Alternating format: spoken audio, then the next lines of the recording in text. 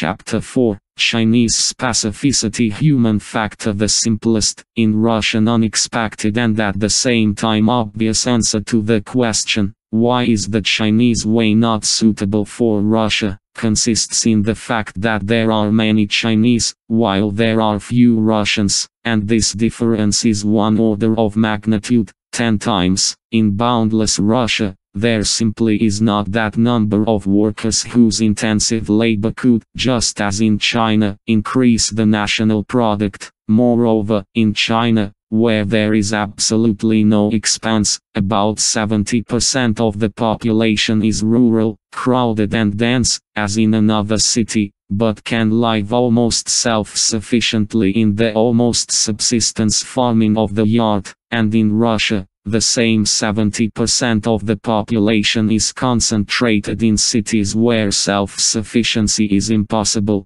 product exchange is required, and more than half of the value is created in the service sector, trade, transport, warehousing and communications. If Russia is the coldest country in the world, then China is the most populous. The huge number and predominantly rural composition of the population determine the Chinese specifics in terms of the economy of the Chinese way, internal sources of accumulation and ways of distributing national wealth, the source of the startup without external loans. Capital accumulation of the country's national economy in China lies, in fact, in the voluntary, mobilized by the interests of the family, intensification of labor of the vast rural population, as well as in the climate, which yields up to 3 crops a year. In Russia, the composition of sources of accumulation is different. In any case, an additional tax on climate and distances to finance an economic miracle in the city from a much less productive and now completely sparsely populated Russian village is clearly not possible. The Chinese leadership, every time they tried on urban foreign ideas, of course, it saw the whole reality of its huge rural population, and therefore, when it was reasonable and did not succumb to the foreign temptations of universal principles supposedly applicable to all times and peoples, it went its own, Chinese way. Another rationale is that China is a national monolith. 95% of the population are Chinese, Han, while Russia is a conglomerate of peoples, where Russians, although 80% of the population, do not have a ruling dominant by blood. In China, it is the Han national cultural dominant that determines the Chinese specifics in politics, namely, the continuous vertical of power of a single Han bureaucracy. In Russia, national and cultural diversity is of fundamental nature, which in the construction of power determines the aristocratic principle of selecting and retaining people in the ruling nobility. In China, there is no aristocracy,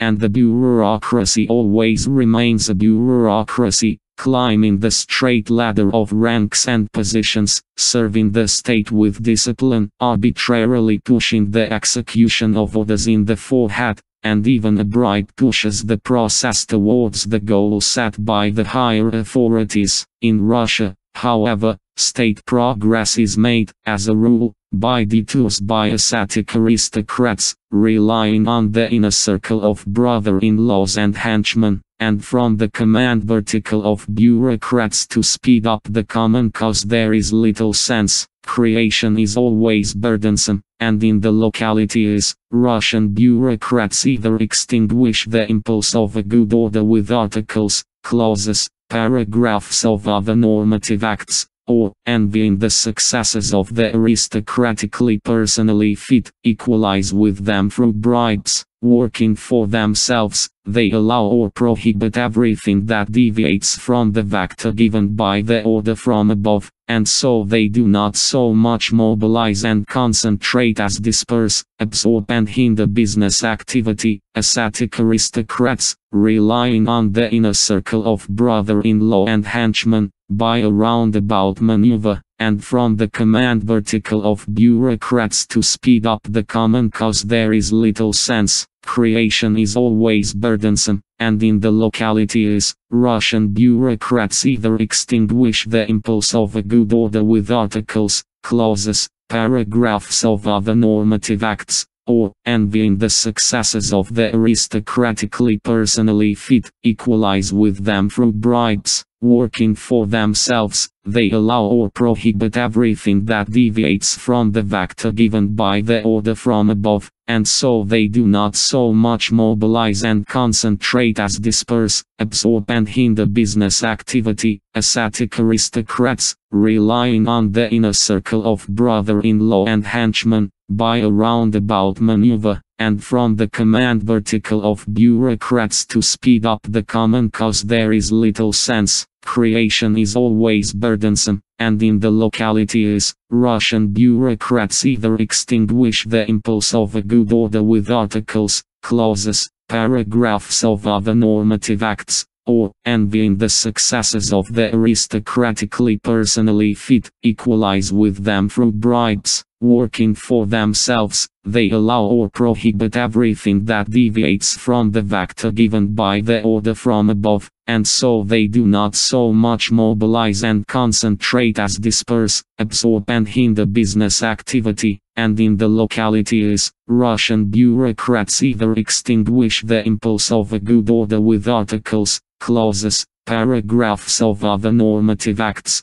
or, envying the successes of the aristocratically personally fit, equalize with them through bribes. Working for themselves, they allow or prohibit everything that deviates from the vector given by the order from above, and so they do not so much mobilize and concentrate as disperse, absorb and hinder business activity. And in the localities, Russian bureaucrats either extinguish the impulse of a good order with articles, clauses, paragraphs of other normative acts, or, envying the successes of the aristocratically personally fit, equalize with them through bribes. Working for themselves, they allow or prohibit everything that deviates from the vector given by the order from above, and so they do not so much mobilize and concentrate as disperse, absorb and hinder business activity. An important feature of the Chinese path has always been a demonstration of strength, the seriousness of intentions to act as a factor and incitement of outwardly directed and spiritual mobilization within Chinese society. Its rallying around power, actual actions with the use of force are secondary. A rifle gives birth to power is Mao Zedong's favorite slogan. The Chinese counter-strike in self-defense against Vietnam on February 17, 1979, that was the beginning of Deng Xiaoping's reforms in practice. In Russia, however, measures are not known, and force is not so much demonstrated as applied, and, as a rule, excessively and only after a very long concentration. Mao Zedong, himself a native of a mountain village, must have understood the peasants well, and in his activities was first of all a Chinese, and only then a Marxist. Mao expanded the European, Western teachings of Marx by adding the concept of building socialism in a semi-colonial and semi-feudal country. He built his theory of democratic revolution and dictatorship of the people, and in fact, the dictatorship of the Communist Party, on a clear understanding of the national realities and traditions of agrarian China, which led to success in practice. The Chinese path of reform and opening up by Deng Xiaoping in 1979 also began in the countryside. The beginning provided for self-sufficiency, reliance on one's own strength. Neither the state nor private investors invested anything in the beginning, only the idea and practice of monster communes with an iron rice bowl for everyone, introduced by Mao Zedong, was replaced in the village with the idea and practice of family contracting with results for their own, carefully, with the preservation of all possible privileges and sinecures. They also replaced the leading cadres of the older generation revolutionaries in the party and the army with an active generation of participants who had come up in age and desired changes, not the heroic long march, but the inglorious great leap forward. After 3 years of hard work promised by Mao Zedong, thus, from the limitless semantic halo of communist symbols, a transition was made to a concrete image of accumulation in a visible perspective. They gave the iron cogs the desired command to accumulate, and the Chinese tend to save for a rainy day, carefully save what is carefully saved, and, as they say, the process has begun. Thus, from the limitless semantic halo of communist symbols, a transition was made to a concrete image of accumulation in a visible perspective. They gave the iron cogs the desired command to accumulate, and the Chinese tend to save for a rainy day, carefully save what is carefully saved, and, as they say, the process has begun. The reforms began with the fact that in the countryside a Chinese peasant family, generations of blood relatives living together on the basis of a collective, small clan, less often individual, contract received land for economic use for a period of 50 years, and very often in the form of a mountain, 80% of the territory China, mountains. If there is at least some soil on the mountain, then it can be terraced with ledges, construct horizontal fields and grow grain. According to the laws of geology, on the slopes of the mountains there are often sources of drinking water necessary for people and livestock. Monasteries in the mountains are everywhere arranged at such sources. Water in the fields, natural precipitation, which is enough. If there is little soil, only stones, then the terraces are planted with fruit trees. If the soil is really bad, then terraces are not made, and the slope is planted with forest. Since the trees grow up to the possibility of their economic harvesting in about 20 years, the 50-year term of the contract opened the prospect for the peasants, even in the worst mountain scenario, for 2 generations of the family who received the land in a row, to achieve at least some, but guaranteed results from the economic development of the mountain. Even under Mao Zedong, during the political classes during the Great Leap Forward and the Cultural Revolution, all Chinese learned by heart his work. Yu Gan moved mountains with the idea not to be afraid of difficulties and the possibility of achieving results through the painstaking work of several generations of the family. Under Deng Xiaoping, the conditions for a family economy, namely, several generations of blood relatives, were created. The cause of reforms in agriculture began, as the mass of peasants became interested in working more intensively with prospects for the future. At first, only the intensive and diligent personal, manual labor of 700 million Chinese peasants, who received the prospect of improving their lives and the lives of their children, without working capital, without mechanisms, without chemical fertilizers, without the help of science, by about the middle of the 80s, allowed the village to feed themselves, and the cities of the Chinese countryside. At least some meager savings appeared for the consumption of modern urban industrial goods. As a result of the reforms, the communes were dissolved, but the land in China remained state-owned and was only given to a family contract for 50, and for some purposes even for 70 years in the fertile warm and humid climate where most Chinese live. The contract has become almost ubiquitous, where local conditions of temperate climate,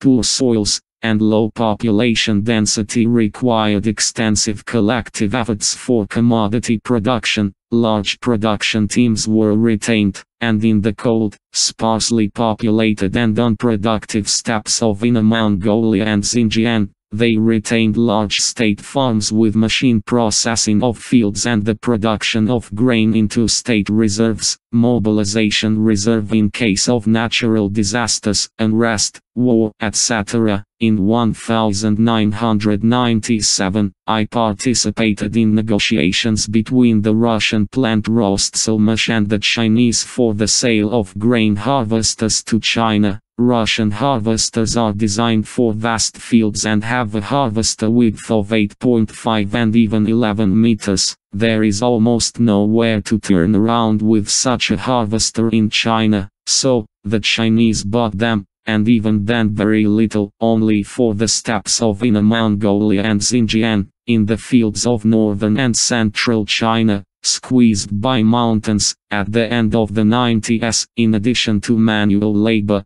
they began to use small grain harvesters of their own production in China with a harvester width of 2-3 meters. I saw such combines regularly, twice a year on the Beijing-Baidahe highway, when they were urgently driven under their own power for quick harvesting of the first crop from one production team to another. Combine harvesters were used in groups, several machines each, on the principle of transferring equipment to field farms for temporary lease. In the relatively flat and most productive eastern and southern China, in rice fields, I saw only buffalo as small-scale mechanization and super-intensive manual labor. This example shows that the more severe the climate, the lower the yield, the smaller the population, the greater the socialization of the means of production and the more equipment in the fields, and where the climate is the mildest, there is the highest productivity, the largest population. There are no state farms, less equipment is used. To be fair, it should be noted that the increase in productivity in China, even with the manual processing of fields with antediluvian tools during the reforms, was largely achieved. Up to 30% of the increase in yield, due to the selection of highly productive seed material and the mass introduction of the world's best varieties of rice and other cereal crops into the fields. An almost universal, regular increase in the fertility of depleted Chinese soil with mineral fertilizers also played a huge role. At the same time, for urea,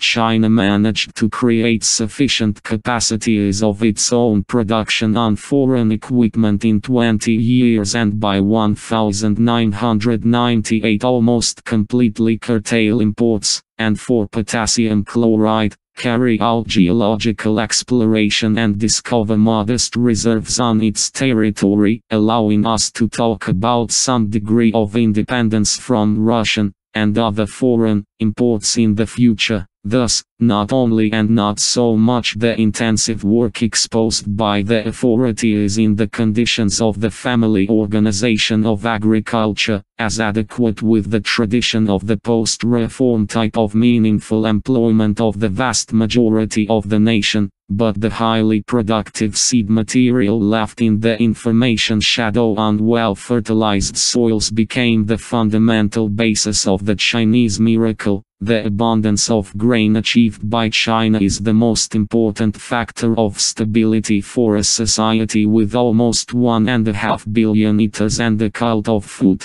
If food is one of the natural factors interconnected with the psychophysiological characteristics of a nation, then the following observations are curious. In the West, food in French cuisine has risen to the refinement of pleasure, and in American fast food it has descended to primitive gluttony. Even the level of the American restaurant has moved to fast food. For contemplative Russians, food is simple and unhurried. The Chinese, on the other hand, have slow and sophisticated food at all levels of the social ladder. Even the poorest peasant somewhere in the province of Shandong will suck cicada larvae and scorpion chitin over a cup of rice without anything for a long time, choosing fresh sweet and bitter sour nuances of taste sensations completely unknown to European cuisine. By the way, the reform gave most Chinese, first of all, the opportunity to increase in their daily diet.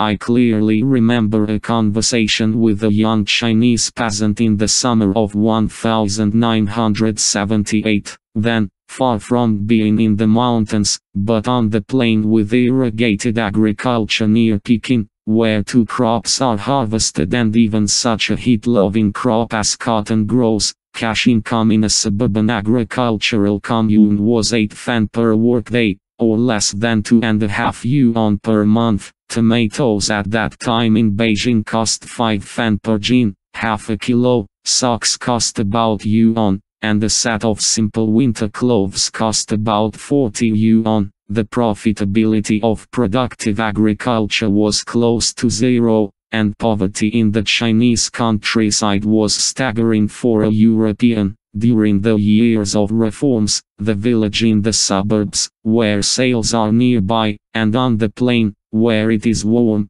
plenty of water and a lot of workers, became rich through intensive work, dressed up, rebuilt with new houses with urban furniture and satellite television. The village has risen especially noticeably in the flat eastern and southern regions, where, according to climate conditions, up to 3 crops are harvested, and water transport along numerous rivers and coastal cabotage, with their cheapness, provide a gain over overhead costs in any land and, especially, mountain transportation. Step by step the course of 4 modernizations, the modernization of agriculture, industry, defense and science, was adopted in December 1978 at the 3rd plenum of the Central Committee of the CPC of the 11th Convocation, course, when, after 9 years, the successes of modernization were evident, the qualitative characteristics of the 4 modernizations began to be supplemented by quantitative ones, and the deadlines for the fulfillment of the Great Plan of Deng Xiaoping were determined to quadruple the volume of the gross national product in 20 years, by 2000. And reach the level of the leading world powers, over 40 years, by 2020. Reforms in the community began in 1984 with public catering and the service sector, which did not require special investments, for the most part, the same family contract as in the village. Serious industrial production required serious startup capital, and modern production required modern technologies. I dare to note that, embarking on the modernization of industry, science and defense, the Chinese leadership was again self-sufficient, because it focused not on other people's abstract brains of foreigners, but on the advice of its own ethnic Chinese who think specifically in Chinese, living abroad. First, at the highest level, the Chinese leadership consulted with the successful Chinese emigration from Asian and Western capital countries. It was consulted on the subject of which directions of development they, ethnic Chinese living abroad, according to their reliable experience, consider promising, and which ones are dead ends. Ethnic Chinese, eminent in world science and foreign business, visited Beijing in the 1980s in a continuous series. In parallel, tens of thousands of Chinese students from the mainland were sent to study in Western countries at public expense. It is noteworthy that emigration from China has never been considered in Chinese society as a betrayal of the motherland, and the vast majority of Chinese in a foreign land retain a sense of filial duty to the motherland and provide assistance to their middle state regardless of personal political and ideological sympathies and feelings for the bureaucracy operating on the mainland. They consider this a duty that must be fulfilled. Serious investments in serious industrial modernization projects in China were the first to be made by compatriots from Hong Kong and Macau, from Taiwan, as well as ethnic Chinese from Singapore, Southeast Asia and the West. Large-scale investments of external Chinese capital in the PRC in the 1990s were, in essence, and probably even formally in many cases, a repayment of the debt with interest. for both in the 60s and in the 70s, the Chinese leadership contributed to the development of Chinese capitalism in Hong Kong, in the countries of Southeast Asia and, possibly, in the USA. The export of Chinese goods from the PRC at bargain prices through Chinese intermediary firms in Hong Kong and other third countries then contributed to the accumulation of startup capital of the overseas Chinese diaspora. Following the Chinese emigrants, the main, non-emigrant foreign capital was drawn to China to profit from the cheapness of labor, low environmental requirements, the proximity of raw materials and the moderation of construction costs. However, few foreigners inside China are able to work one-on-one successfully in business against the Chinese,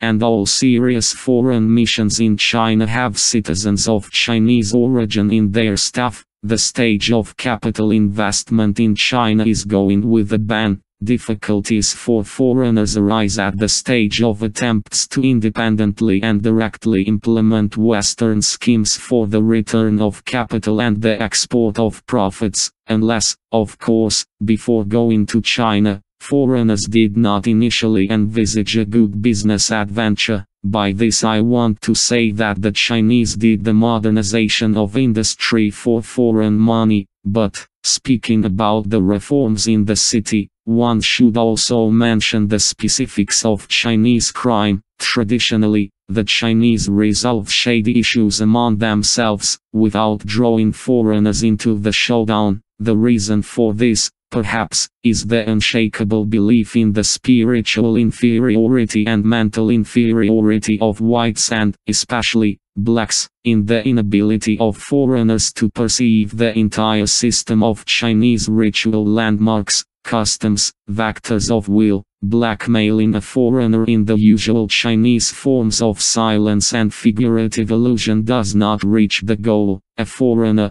no matter how well he knows the language, everything is one in the Chinese ceremonies of stupidity. Of course, he can be primitively robbed, but such a method of action against idiots from the outskirts is clearly below the dignity of organized crime and remains on the conscience of criminal activists acting individually. Over the 7 years of my business practice in China and in large trade transactions and in medium-sized businesses, and I, among other things, managed a hotel and restaurant in a resort where a priori there is shadow revenue, I have not had a single personal and direct encounter with Chinese crime. Chinese crime does not mix with foreign crime either. I have not seen any merging or even coordination of the actions of the Russian mafia with the Chinese triads in China. Attempts by Russian brothers to collect a share from a powerful flow of our compatriots traveling to China for small-scale purchases and to carry out a showdown on Chinese territory did not have serious, primarily by providing weapons on the spot, support from local crime and were quickly suppressed by the Chinese police. Special mention should be made of the specifics of Chinese corruption. Corruption in China, like prostitution, seems to be written down as part of the evil that must be fought, but I did not notice any decisiveness in the fight. Rather, it is a sphere of relationships between people, which is managed without encouragement, only by punishment. A bribe acts as a means to close one's eyes to what actually exists, but does not fit into the framework of the standard, a kind of tool for working in a field that is not regulated by laws. The Chinese bureaucracy initially recognizes that life is wider than that provided by the authorities and its elements exceed human capabilities. It is impossible to foresee all the diversity of life in a consistent way, so the authorities deliberately leave out ways to solve problems that can be solved by law impossible. From the time of scripture in the course of the reforms, hundreds of high-ranking persons of the second plan were punished up to execution. Vice governors, deputy chairmen, mayors, prosecutors. The highest punished official was a member of the Politburo of the CPC Central Committee, Beijing Mayor Chen Zaiton, who was sentenced to 16 years in prison. Of course, the processes of corruption in China take on the parameters of moral decay and decay of the social organism. Socialist ideals are increasingly being ridiculed and trampled on. The extortion of officials and the influence of the mafia are growing. Crime is growing, unthinkable with the triumph of the orthodox ideas of Mao Zedong. However, in China, unlike abroad, it is the representatives of the authorities who play a decisive role in the formation of mafia structures, and the Chinese mafia in its activities relies, in fact, on the Confucian clan tradition. I saw this very clearly in the example of prostitution. In Beijing and at the resort of Baidahe, prostitution was skillfully managed and enjoyed the tacit patronage of some local party and government officials and policemen who viewed it as a source of personal and corporate enrichment. However, in 1996, at the time of the Third World Women's Forum in Beijing, an agreed 2-month moratorium was imposed on all prostitution in the capital, which was strictly observed. That is, until the central government, since the one-party dictatorship in the field of law and the security agency is loyal to the party, hold in their hands the levers of control over the situation on the ground, primarily economic ones. Ordinary criminals have no chance of becoming mafiosi on their own and resisting the state machine. In fairness, it should be noted here the strengthening of repressions of the central government in relation to corrupt officials in the field, which is accompanied by appropriate information support and causes the support of the people. A striking example of Chinese-directed corruption is the story of the importation of expensive foreign cars into the country. It is obvious that if all the Chinese switched from bicycles to cars, then an ecological catastrophe could happen in the world. The process of automobilization in China is growing uncontrollably. To contain it with simultaneous monetary benefit for the state, a regulatory mechanism is used through prices and import duties on cars. After the start of reforms and until 1994, the duty was 210%,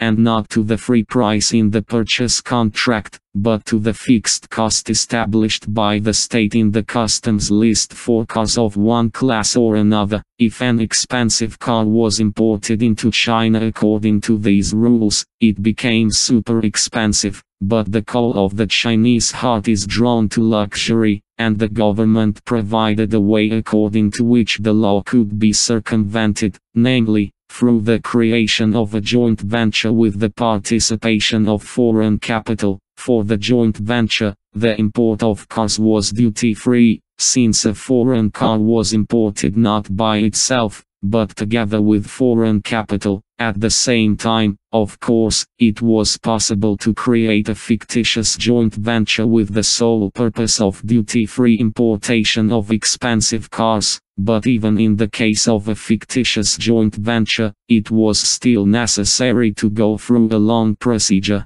register foreign capital, then, after importing cars, withdraw capital from the joint venture and complete many other formalities. It was very difficult to do this without bribes. The duty was not paid, but the costs of the turnover of foreign capital of a fictitious joint venture through China and the inevitable bribes solved the same problem, albeit with lower monetary indicators. In 1994 the order was changed. JV benefits were abolished, but the duty on cars was reduced to 150%. For expensive cars, a side path was again provided. The army and police were exempted from duties. through connections and bribes, now military numbers began to be hung on foreign cars. In 1998, the authorities re-registered military plates and again took bribes to legalize duty-free cars when changing the license plate from military to civilian. It would seem that after 1998 there should no longer be any loopholes in this matter. And no, I know this from my own experience of changing the diplomatic plate on my Mercedes. The police of large cities turned out to have quotas received from Beijing for the registration of foreign cars imported into China duty-free. In my case, through the diplomatic channel, there were no legal import routes or quotas. But if the right connections were found, workarounds could be found and the case turned around without obvious crime. At the same time, there were accounting and control, but receipts for receiving money for the legalization of cars, of course, were not issued. As a result of the loopholes left behind, the streets of large Chinese cities are decorated with the luxury of expensive foreign cars. If there were no loopholes, then the streets would look very modest, and the success rate of the reforms would not be so noticeable to the Chinese eye. And if bribes did not hold back the onslaught of desires, then narrow loopholes would widen into an uncontrolled, growing and catastrophic unrestrained flow. If there were no loopholes, then the streets would look very modest, and the success rate of the reforms would not be so noticeable to the Chinese eye. And if bribes did not hold back the onslaught of desires, then narrow loopholes would widen into an uncontrolled, growing and catastrophic unrestrained flow. If there were no loopholes, then the streets would look very modest, and the success rate of the reforms would not be so noticeable to the Chinese eye. And if bribes did not hold back the onslaught of desires, then narrow loopholes would widen into an uncontrolled, growing and catastrophic unrestrained flow. Some of these leaders revealed themselves and even showed me in confidence their second business cards indicating their ranks and belonging to economic units in bodies or army structures. With me, more than once there have been oddities that are invisible to foreigners who do not speak Chinese well. When for the first time representatives of a Chinese company who came to negotiations for the first time, for some small details of the conversation, turned out to be familiar with Chinese employees of a representative office of a foreign company that seemed to be unfamiliar to them. Yes, and I myself was relentlessly grazed and, in the end, removed from China by the Chinese special services, and not economically through losses or the ruin of a joint venture, not legally by a court, having presented some kind of accusation, but by an act of will, state violence, without comment, through the total control of foreign trade and foreign economic activity by the special services from the inside, from the reverse, and not the ostentatious side of processes and events. Things and interests are better seen as they are, in the aspect of partner-opponent, and not as they are graciously presented outside by contractors, secretly, not always legitimately, but often very effectively. Intelligence is carried out, a wide collection and generalization of market information, influence on prices, opposition to monopoly or dumping, mobilization of efforts on the right product, avant-garde actions on the market and, ultimately, unified state regulation of formerly free business, how they are graciously presented to the outside by contractors, secretly, not always legitimately, but often very effectively. Intelligence is carried out, a wide collection and generalization of market information, influence on prices, opposition to monopoly or dumping, mobilization of efforts on the right product, avant-garde actions on the market and, ultimately, unified state regulation of formerly free business, how they are graciously presented to the outside by contractors, secretly, not always legitimately, but often very effectively. Intelligence is carried out, a wide collection and generalization of market information, influence on prices, opposition to monopoly or dumping, mobilization of efforts on the right product, avant-garde actions on the market, and, ultimately, unified state regulation of formerly free business. New opportunities in the mid-1980s. I had the opportunity to translate into Russian the keynote speech of the then Chinese Premier Zhao Jian on the adopted strategy for the development of science and technology. In the report, against the background of assessments of the state and prospects for the transition of mankind to the stage of the information society, China was faced with the task of rapid computerization of life. The words were used: do not miss the chance, have time to jump into the last car of the departing train. The main obstacle to the widespread introduction of personal computers in Chinese society then was the problem of entering information in hieroglyphic form. In an industrial society, hieroglyphs did not fit well with the capabilities of analog technology. The lever-operated hieroglyphic typewriter with a 2000-character typewriter was a technical monster compared to the compact and fast European letter typewriters. The documented telegraph communication was a complex system of 4-digit plain code, where hieroglyphs were assigned serial numbers from 0001 to 9999. It took a lot of time to print the text on paper or transmit the text by means of communication. The bureaucratic machine of management was slipping and lagging behind life. Under Mao, they tried to solve the problem by simplifying the outlines of hieroglyphs and introducing phonetic transcription, but as a result, they only complicated the matter by adding simplified ones to the full hieroglyphs. When, under Deng Xiaoping, it was decided to switch to computers, the scientific forces that were engaged in the reform of writing under Mao were deployed on the problem of entering information into a computer in hieroglyphic form. A system for entering hieroglyphs into a computer using 5 strokes was quickly invented. A maximum of 5 keys are pressed on the keyboard, and it turned out that the same information in hieroglyphs is entered and processed by the computer faster than in alphabetical form. In the information post-industrial society, the Chinese with their hieroglyphs suddenly got a head start. The issues of computer technology itself were resolved by the deployment of relevant industries in the PRC. The breakthrough in the processing and sharing of information has stimulated progress in other areas. The Chinese space strategy was formulated and implemented, and priorities were set for fiber optic and laser technology, genetic engineering, new material technologies and energy sources. However, the Chinese specificity in the modernization of science is precisely the machine processing of information in hieroglyphic form. His way in computer science and the informational Chinese war with the West were preserved.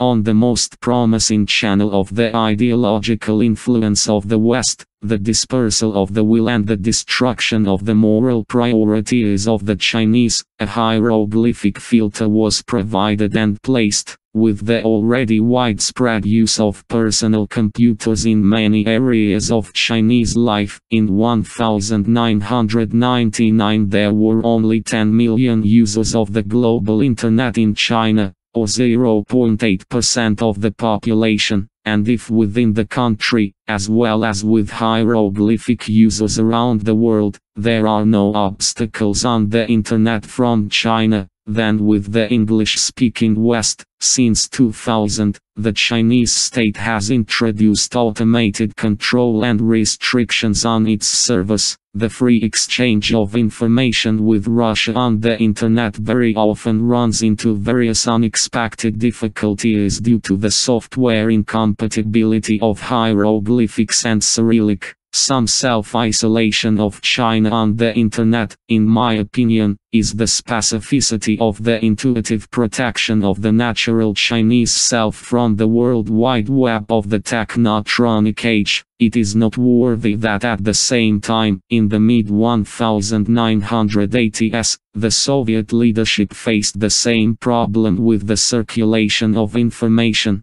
The most acute and radical position on the need for urgent measures for the widespread computerization of the country was held by the then Chief of the General Staff of the USSR Armed Forces V.N. Lobov. However, the foreman of perestroika ignored the call of the times, noticed by the Chinese leadership. As a result, in China, machine accounting has long reached medium-sized street restaurants, and in Russia, large farms entered the 21st century without computers, and the authorities up to the president still work with papers and not with a personal laptop. In the early 1990s, when China could already rely on the achieved results of the modernization of agriculture and industry, when its own science could already have its say, at least in copying foreign equipment and technologies, the defense modernization began. And if the modernization of industry was at the expense of the West, then the modernization of defense for China was largely done by Russia, and not for money, but for free quotas by barter, in exchange for Chinese consumer goods, food products and some raw materials, that is, with taking into account their irretrievable consumption, almost for nothing. Military production in China was founded during the time of friendship and is largely based on Soviet standards. It would be very difficult and expensive for the Chinese to turn technical modernization in a different way. The beginning of the modernization of Chinese defense was laid under Gorbachev, immediately after the normalization of Sino-Soviet relations in May 1989. The first major step was the barter sale to China of a propulsion engine for a large transport rocket. Then, already under Yeltsin, a large-scale long-term agreement was signed, covering weapons and military equipment of all types of armed forces and combat arms. The Chinese bought something in modest quantities in the form of finished equipment, but the main gain for the Chinese was in the transfer of production technologies to them. I will name the well-known, the Su-27 fighter interceptor, the S-300 anti-aircraft missile system, the automated system for detecting, tracking air targets and guiding S-300 missiles for the area's anti-missile defense system, destroyers and submarines for sea defense of the coast, land, air and maritime precision weapon systems, strengthening the greatness and dignity of the country and its citizens through the unification of the nation was assigned as the foreign policy priority of socialism with Chinese characteristics. The return of Hong Kong, Macau and Taiwan to the jurisdiction of the PRC according to the one state, two systems scheme. The specificity here is that the interests of the state the Chinese are ahead of the ideology of society. It doesn't matter what color the cat is, black or yellow, the cat that catches mice is good is the famous ideological formula of Deng Xiaoping.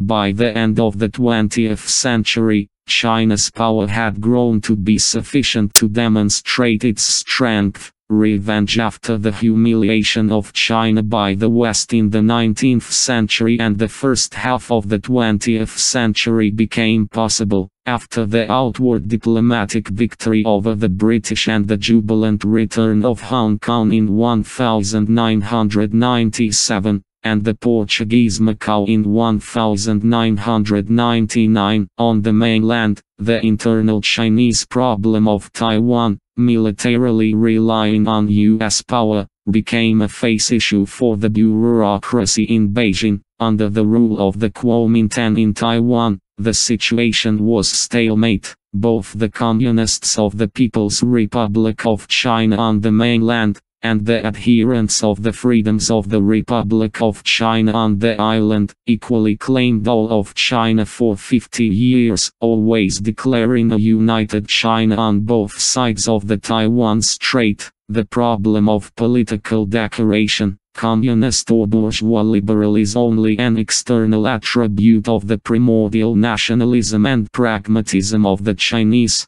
Therefore, both sides in the first and second generation of participants and heirs of the 1949 split could not make any compromise without losing face. The prospect of peaceful reunification of a free, democratic and prosperous China appeared only in 2000, with the election of the President of the Republic of China in Taiwan, Chen Shui-bian, who was born on the island and represents the next, third and free from the dogma of split generation of pure bureaucracy. President Chen came to power with the slogan of the independence of a small, almost tropical Taiwan comparable in territory to Holland, population about 22 million people. In the stalemate of China's unity in the confrontation of doing nothing, with his slogan of Taiwan independence, he showed the energy of about a third of the population of the island, who supported him in the elections, and thus gave the impulse to do, yan, in the balance of forces and threats, and the impulse of doing, in fact, substituted,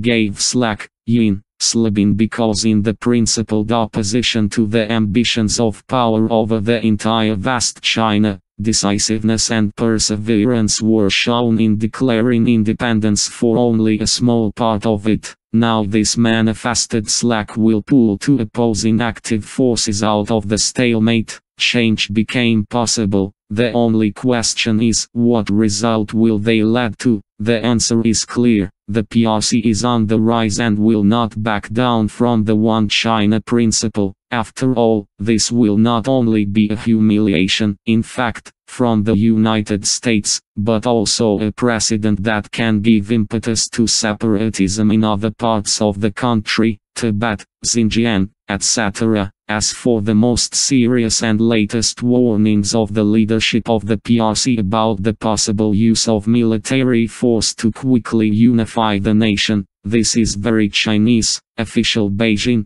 I think, needs only one symbol of its unity of command in international organizations by 2005-2007. Everything else is not important. The compromise of sovereignty between the two governments has been de facto established since 1987. The language and culture are one, and the economies have long complemented each other. For 1999, the indicators are as follows: trade turnover, $23.9 billion, direct, registered and indirect investments from Taiwan to the mainland, more than $40 billion, more than 40,000 Taiwanese enterprises are tied up in business relations with the PRC. Carrying out an amphibious assault on Taiwan is too complicated and not at all doomed to a resounding success. In order to develop a determination to carry it out, the PRC can hypothetically carry it out. The forces of the fleet, missile troops and aviation required for the landing are available, and the necessary air supremacy can be ensured from airfields on the mainland. Strong grounds are needed, visible resentment for humiliation, no offense yet, equal to a bunch of free forces, Taiwan itself, 0, China, enemy, 1, and the United States, friend, 1, according to the canon. Changes will occur in favor of Taiwan, at the expense of damage to the interests of the friend. 1100. The reactive potential of the third force, 0, defeats two active forces, 1-1, translating the bundle of three forces into a mutually beneficial equality of two forces, 0-0, and such a result is only a mathematical record of the political formula of Deng Xiaoping, one country, two systems. Ideology in China has always been an instrument of power and a justification for intolerance and resolute repression of rebels, but it has never constituted a philosophical speculative chasm of contradictions. The main priority of the Chinese bureaucracy has always been state interests,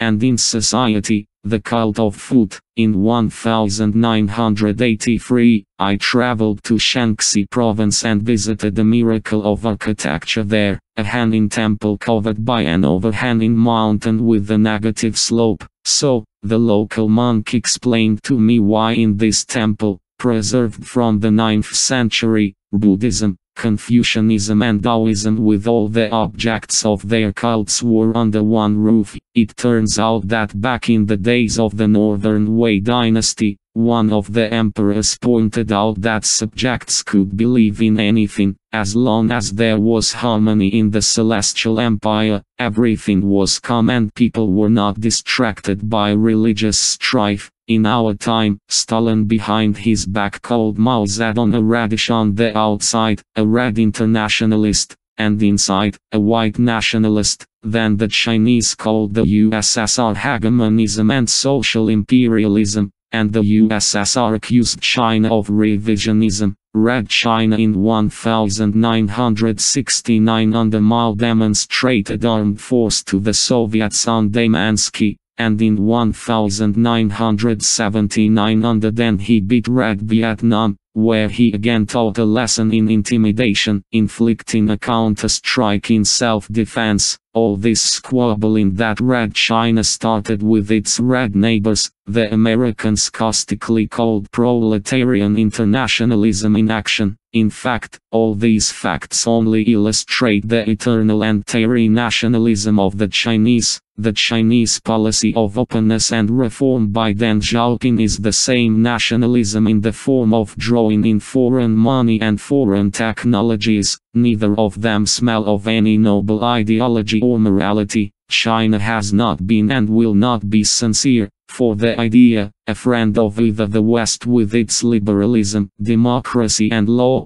or Russia with its totalitarianism, aristocracy and ideals. China is the birthplace of an unprincipled bureaucracy, and if it does something for others, it will be only for a bribe. The Chinese dragon will sit in the center on the mountain, watching how the battle goes on in the outskirts in the valley, how the fear and will of Russia resists the temptation and energy of the West. It will growl to indicate its own importance and its potential strength, but without interfering and not helping. It will only wait for the winning side to give the Chinese dragon a bribe for maintaining neutrality, and the losing side will give a bribe with the expectation of favor. Something like this was the case during the Second World War before the defeat of Japan, when America pumped up the Chinese government of Chiang Kai-shek as an ally in the anti-Hitler coalition,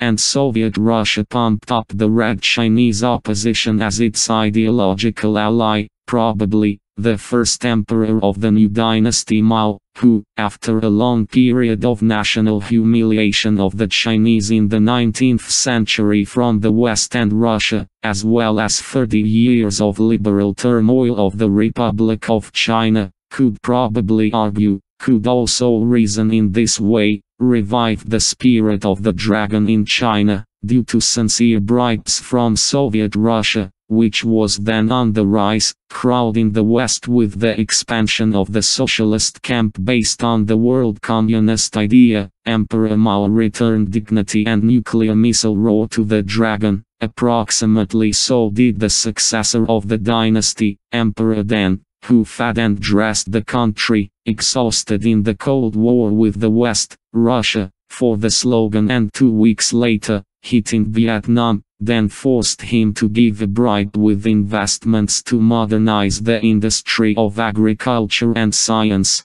This is the meaning of openness and middle state and socialism with Chinese characteristics in the cause of reform and technological modernization, and 2 weeks later, hitting Vietnam, then forced him to give a bribe with investments to modernize the industry of agriculture and science. This is the meaning of openness and middle state and socialism with Chinese characteristics in the cause of reform and technological modernization. Financial model. The specificity of China's openness is best seen in the example of the financial reform policy, and its essence is that and the Chinese economic model is dominated by exclusively national interest. The outside world is only used for national purposes. Concessions to external demands are forced, and by no means caused by the desire for a Western-style market economy. Chinese openness is in fact a door that leads only inward, not in both directions. In fact, this is the closeness of the Chinese market from the Western market without borders, namely, converting dollars to yuan is welcome. Converting yuan to dollars is much more difficult. There is no full convertibility of the yuan. The state only ensures the convertibility of the yuan on current accounts. Unlimited import of currency into China is welcomed,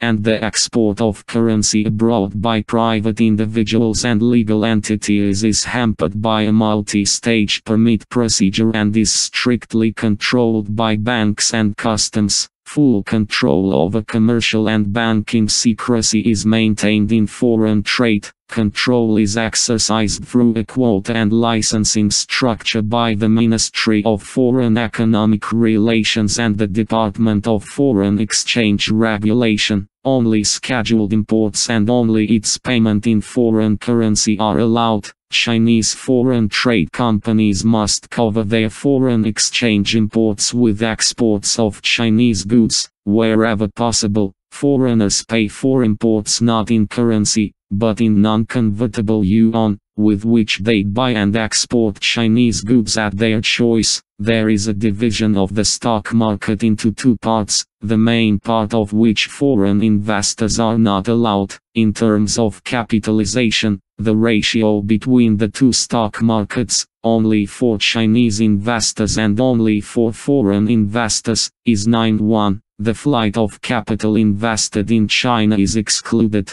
A foreign investor who has invested money, machines, equipment, technologies in production can have a return of capital and profit only in the form of goods produced. Moreover, according to the law on enterprises with the participation of foreign capital, 70% of goods must be exported from China, and only 30% can be sold for yuan in the domestic Chinese market. Thus, the renewable resource of the materialized labor of the current generation of Chinese workers is sent abroad, while the cost factors of production capital, compensation for its loss from depreciation and accumulation, remain in China. I learned the charms of Chinese currency regulation for the Chinese when I urgently needed to pay for the international freight of a vessel under a contract for the carriage of Russian cargo by sea en route through China to Vietnam. It was enough to once go through a long procedure of agreeing and processing a legal currency payment abroad from the account of my joint venture, Chinese legal entity, in order to continue to transfer all currency settlements to Hong Kong,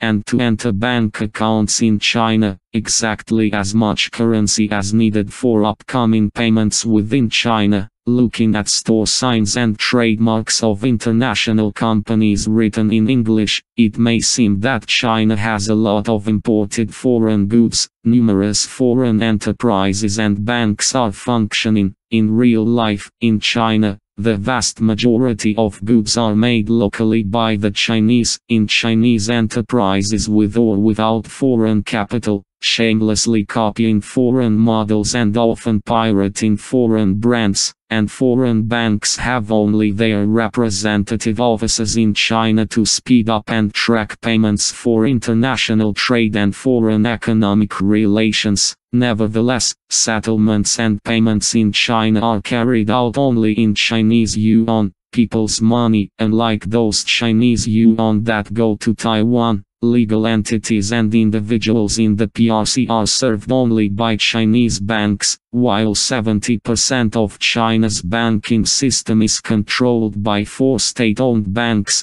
and the financial sector as a whole, probably 90%, remains today in the hands of the state. Socialism with Chinese characteristics not only implements complete foreign exchange regulation in the country, but also through this regulation provides a complete guarantee of foreign exchange and yuan deposits of the population. For 20 years of reforms, the authorities have never deceived the people. By protecting the savings of the population from depreciation, the Chinese state has thus managed to create conditions for the accumulation of financial resources necessary for the emergence and development of private business, from the savings of citizens, that is, from domestic resources. Lending to reforms was also carried out. At the same time, the state took upon itself the reimbursement of the risks of bad loans, reaching 20-25% in China, while the critical norm of the Western market is 8%. By the end of the 90s, the problem even arose of how to force citizens to spend the accumulated savings, since deflation was indicated for a number of consumer goods, a decrease in domestic prices by 1-2%, as follows from an analysis of the practice of the 9th Five-Year Plan. The Chinese leadership regulated finance by lowering the rate of return on term deposits in banks from 9 to 3% per annum, then an increase in the volume of cash in circulation by 16% per year, then a significant up to 40% increase in the salaries of employees. These measures avoided both sharp inflation and deflation, kept the yuan stable, steadily increased the consumption of all Chinese and increased production. As follows from the statements of officials, the yuan will be stable in the 10th Five-Year Plan, 2001-2005, and there is no reason to doubt that this task is impossible. After all, the financial levers are in the hands of the state, a guarantee of stability and peace, and the responsibility for the results of economic activity has already been largely shifted from the state's shoulders to the shoulders of enterprises that, as legal entities of any type of property, have independent property rights, a guarantee of business activity. These measures avoided both sharp inflation and deflation, kept the yuan stable, steadily increased the consumption of all Chinese and increased production. As follows from the statements of officials, the yuan will be stable in the 10th Five-Year Plan, 2001-2005, and there is no reason to doubt that this task is impossible. After all, the financial levers are in the hands of the state, a guarantee of stability and peace, and the responsibility for the results of economic activity has already been largely shifted from the state's shoulders to the shoulders of enterprises that, as legal entities of any type of property, have independent property rights, a guarantee of business activity. These measures avoided both sharp inflation and deflation, kept the yuan stable, steadily increased the consumption of all Chinese and increased production. As follows from the statements of officials, the yuan will be stable in the 10th Five-Year Plan, 2001-2005, and there is no reason to doubt that this task is impossible. After all, the financial levers are in the hands of the state, a guarantee of stability and peace, and the responsibility for the results of economic activity has already been largely shifted from the state's shoulders to the shoulders of enterprises that, as legal entities of any type of property, have independent property rights, a guarantee of business activity. As follows from the statements of officials, the yuan will be stable in the 10th five-year plan, 2001-2005, and there is no reason to doubt that this task is impossible. After all, the financial levers are in the hands of the state, a guarantee of stability and peace, and the responsibility for the results of economic activity has already been largely shifted from the state's shoulders to the shoulders of enterprises that, as legal entities of any type of property, have independent property rights, a guarantee of business activity. As follows from the statements of officials, the yuan will be stable in the 10th five-year plan, 2001-2005, and there is no reason to doubt that this task is impossible. After all, the financial levers are in the hands of the state, a guarantee of stability and peace, and the responsibility for the results of economic activity has already been largely shifted from the state's shoulders to the shoulders of enterprises that, as legal entities of any type of property, have independent property rights, a guarantee of business activity. The Chinese financial system is built in such a way that it provides the economy with financial resources for development from domestic sources and creates a fairly effective regime for the absorption of free funds and their redistribution in the interests of the real sector. This is how the market is credited. It is noteworthy that in Russia the private sector received almost all of its capital for nothing, against the supposed efficiency, and so far, for the most part, it has successfully demonstrated only the ability to eat it up. In China, the private sector received almost all of its capital under the obligation to prove its effectiveness by working off a loan received at interest. This, among other things, turned on the mechanism for selecting entrepreneurs. Those who managed to effectively manage the loan went uphill, and those who failed to do so fell out of the economic ranks, punished by the economy. Citizens of the PRC have every right to freely receive dollars from abroad, or get them where they can, keep the currency in their personal bank accounts, and, if necessary, give it to the state permanently, exchanging it for the people's yuan. But the Chinese state does not allow the free exchange of yuan for dollars and, thereby, for many years protects its economy and the living standards of citizens from rapid inflation. In this way, socialism with Chinese characteristics does not allow the US to drain its American inflation to China in the form of the virtual value of portraits on green papers, but collects these green papers from citizens and companies and sends them back abroad in the form of payments for real imported goods. Foreigners working part-time in China, except for employees of foreign missions, whose monetary support in foreign currency comes from abroad, like the Chinese, they receive remuneration in yuan. It makes no sense to drag the people's yuan earned home, and they must either legally spend it in China and export goods, or change a significant part of the yuan on the black market for dollars, risking getting a dull. There are no official free currency exchange points. Hong Kong is the world's seventh largest seaport in terms of cargo turnover and the largest financial center in Asia. Since 1951, when the UN imposed an embargo on trade with China due to the Korean War, it has been acting as an authorized intermediary of the PRC in trade, investment and technology exchange with China. Abroad, about half of China's foreign trade and foreign exchange payments pass through Hong Kong. Therefore, before the return of Hong Kong by Great Britain to China, the Chinese authorities routinely for many years, almost 10 years, slowly and smoothly depreciated the yuan against the US dollar almost exactly to the exchange rate of the Hong Kong dollar for the US dollar, and for 5 years now, since 1995, for 100 Hong Kong dollars, the Chinese give 106-108 people's yuan. Now the financial link between mainland China and its Hong Kong Special Administrative Region,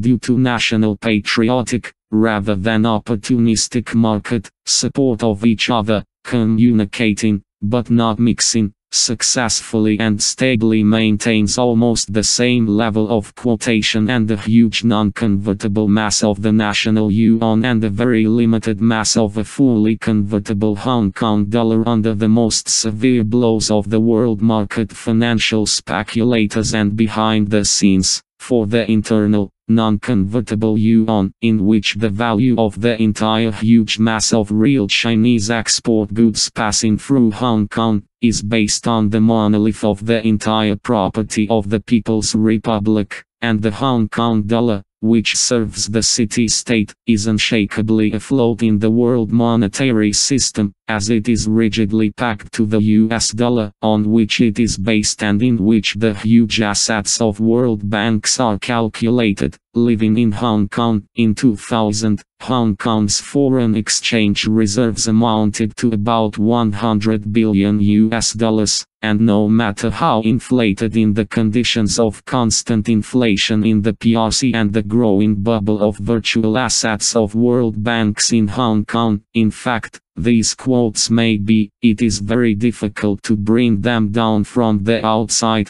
because for this it is necessary that both pillars of the financial bond be shaken at the same time, and this is so unbelievable. The result of Chinese openness only inside China is expressed in the accumulation by the state of foreign exchange reserves of the country's economic independence, the ability to regulate domestic prices and curb inflation, which is difficult, since the reforms inevitably led to an increase in the urban population, whose cost of living in cities has to be subsidized. Such Chinese specifics in finance could be usefully applied in Russia. During the years of reforms, by 1999 China's foreign exchange reserves amounted to almost 150 billion US dollars, while Russia accumulated approximately the same amount in public debt. There is nothing uniquely Chinese in it. All that is needed is the Russian door to the world market, open in both directions, freely open only inwards. Tiananmen phenomenon. A side effect of the Chinese course of openness was the penetration of Western liberal ideas of democracy into Chinese society, which came into conflict with the Confucian bureaucratic tradition, human rights with which the West seduced the Chinese society, using the policy of openness and reform, almost launched the virus of anarchy into the body of 1 billion people of the nation. This virus was destroyed by reform architect Deng Xiaoping in Tiananmen Square in 1989. If the Chinese leadership had then succumbed to the temptation to liberalize the life of Chinese society, if it had not resorted to resolute suppression of dissident demonstrations in Peking by armed force, then it would certainly have received approximately the same thing that happened in Russia. And if Gorbachev's perestroika led to the erosion of all the foundations of Soviet life at once, dismemberment, destabilization, bloody clashes on interethnic grounds, refugees, economic ruin on the ground, weakening of the central government, regional separatism, misfortunes and upheavals far beyond the borders of the USSR,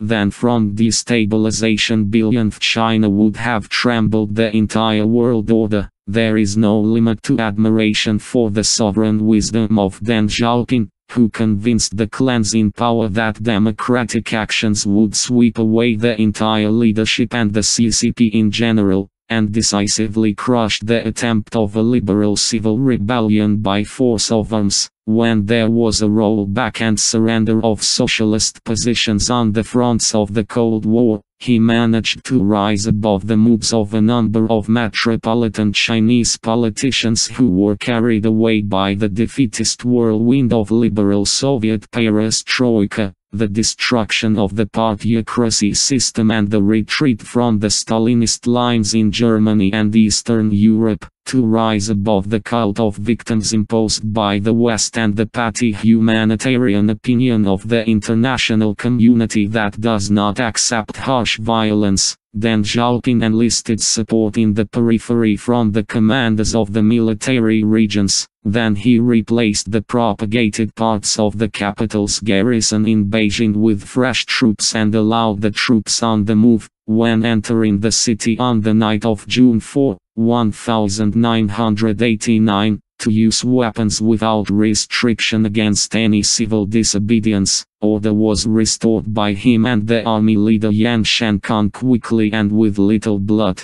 I was in Beijing at the time. It all started in mid-May under the visit to China of the main rebuilder of orthodox socialism in a universal way, the destroyer of the core of the system, the power of the party, M.S. Gorbachev, and the official restoration of Soviet-Chinese relations during this visit. Already during the visit, May 15-17, it was almost impossible to pass through Tiananmen Square, occupied by students. Decisive actions by the authorities to suppress liberal speeches during a truly historic visit could not be taken because of considerations of loss of face. This played into the hands of the participants in the peaceful rebellion. The delay in taking action strengthened the victorious spirit of the rioters. The scale of speeches grew. Rallies of rioters and their barricades of buses and trolleybuses spread to the main intersections of the Second Ring. Then there was a nightly massacre of troops over the rebellious crowd in the city center.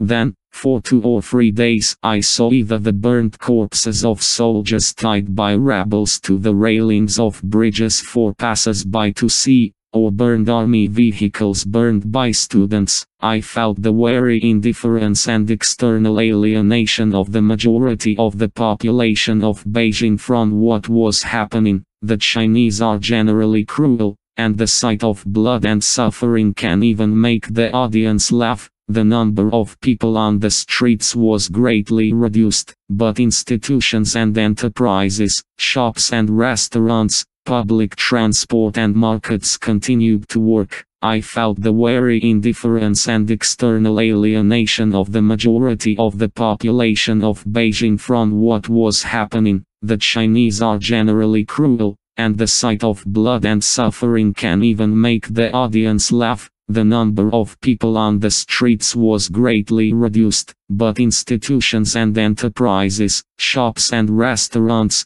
public transport and markets continued to work. I felt the weary indifference and external alienation of the majority of the population of Beijing from what was happening. The Chinese are generally cruel, and the sight of blood and suffering can even make the audience laugh. The number of people on the streets was greatly reduced, but institutions and enterprises, shops and restaurants, public transport and markets continued to work. According to the official data that slipped then, more than 1,000 soldiers died on the part of the troops. The numbers of casualties among the rebels were not reported, but among the unarmed rebels, the death should have been an order of magnitude higher. Even if 10,000 people died during the suppression of the rebellion, but on the scale of the vast population of China, this is so small that a significant figure by European standards fades before the possible number of avalanche of victims and misfortunes of the people in the event of chaos and anarchy spreading in the country. The memory of the days of the Cultural Revolution was fresh. Supporters of liberal reforms in the Chinese leadership, rightly giving the prospect of youth and relying on it during a civil revolt, made a mistake regarding the veterans of the Cultural Revolution, assigning them the pitiful role of unskilled and uneducated ballast, unnecessary for modern Chinese society. Socialist-minded older generations have moved away from active roles to retired consultants, but the generation now in their 40s and 50s is naturally at the helm of Chinese society. Generational change is an objective factor. All command posts are now occupied by managers who have gone through the upheavals of the Cultural Revolution and who remember well what confusion is and what order is. In my joint venture, both the Chinese chairman of the board and my Chinese deputy general director were active participants in the Cultural Revolution.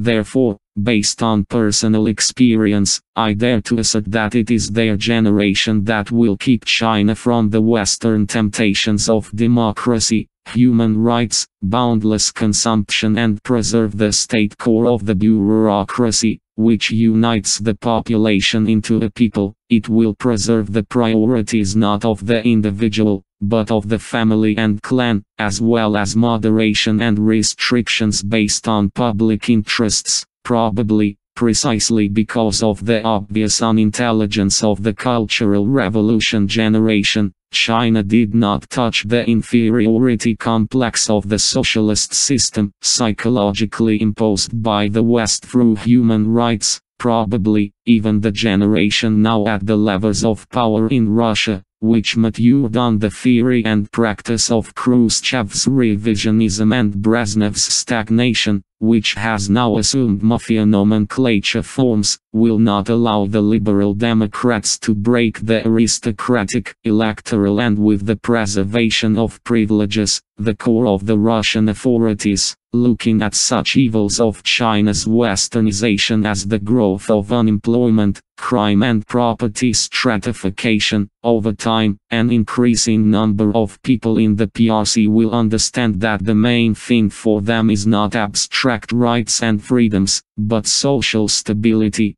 and that for China there is no path based on compromises and concessions called for by the liberal bourgeois elements. After the disruption of the disastrous undertakings of the Chinese liberals in 1989, the West is again trying to let monolithic China infect individualism and universal humanity through the religions of Protestant and Catholic branches of Christianity that feed capitalism. This newfangled Western stream, just like human rights, erodes both the communist ideology of Red China and the foundations of traditional Confucian ethics. The Chinese leadership is making titanic efforts to prevent this stream from spreading. I know from my own experience. My joint venture in the Chinese seaside resort of Baidahe had a Russotel hotel located about where in 1887 the rector of the 18th Russian Orthodox Ecclesiastical Mission in Beijing, the first bishop of Beijing and China, Innocenti Figorovsky, built a summer cottage and a church in honor of the Transfiguration of the Lord. Then at this place during the time of friendship from 1954 until the beginning of the 60s there was a sanatorium for Soviet specialists, and since 1994 I took over the baton. The dacha and the church were demolished back in the 30s, but there was an ancient well under a chic century-old pine. In 1997, on the occasion of the centenary of the official presence of Russians in Baidahe, I built a bow pole with the icon of the Transfiguration of the Lord near this well TSZ, from old grey brick according to the old technology, on white lime. Such poles in Russia were placed on the coachman's tracts for travelers so that they could pray from misfortunes on the road, and my post was designed for visiting Russian tourists, not the Chinese at all. However, it stood for only a week and was demolished by the authorities without warning and without any discussion, as I was later told, for ideological reasons, an attempt to stake out the spiritual presence of the Russians, with the hope that a hand would not rise to destroy a simple pillar without inscriptions, was suppressed with the same decisiveness with which 222 Orthodox parishioners from the Chinese were killed during a mission in Beijing, when in 1900 the Yaichani were smashed by all foreign. Indeed, in the 1990s, the Chinese authorities allowed some places in large cities to open Christian churches left over from missionaries from the 19th century, but this can only be considered the creation of valves to relieve the pressure of pro-Western Chinese dissidents in the safest direction. However, it stood for only a week and was demolished by the authorities without warning and without any discussion, as I was later told, for ideological reasons, an attempt to stake out the spiritual presence of the Russians, with the hope that a hand would not rise to destroy a simple pillar without inscriptions, was suppressed with the same decisiveness with which 222 Orthodox parishioners from the Chinese were killed during a mission in Beijing, when in 1900 the Yaichani were smashed by all foreign.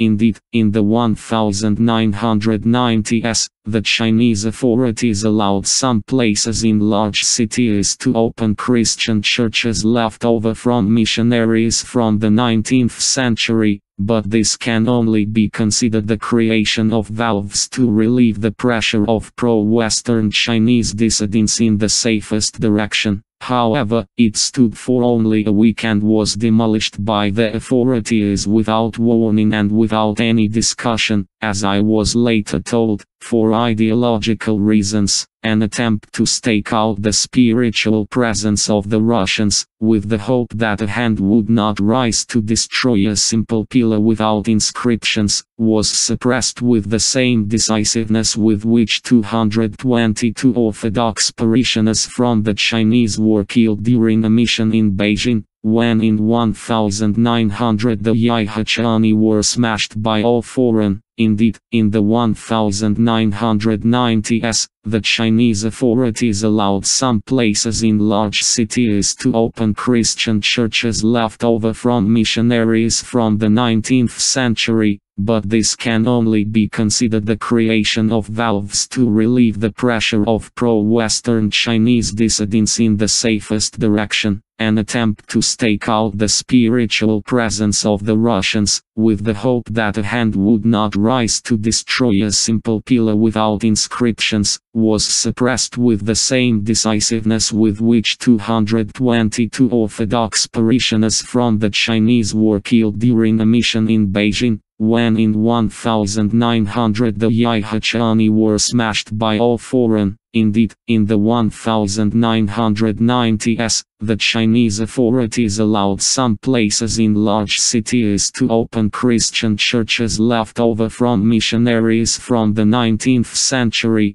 but this can only be considered the creation of valves to relieve the pressure of pro-Western Chinese dissidents in the safest direction, an attempt to stake out the spiritual presence of the Russians, with the hope that a hand would not rise to destroy a simple pillar without inscriptions, was suppressed with the same decisiveness with which 222 Orthodox parishioners from the Chinese were killed during a mission in Beijing, when in 1900 the Yaichani were smashed by all foreign. Indeed, in the 1990s, the Chinese authorities allowed some places in large cities to open Christian churches left over from missionaries from the 19th century, but this can only be considered the creation of valves to relieve the pressure of pro-Western Chinese dissidents in the safest direction. When the Army in 1900 smashed everything foreign, indeed, in the 1990s, the Chinese authorities allowed some places in large cities to open Christian churches left over from missionaries from the 19th century, but this can only be considered the creation of valves to relieve the pressure of pro-Western Chinese dissidents in the safest direction. When the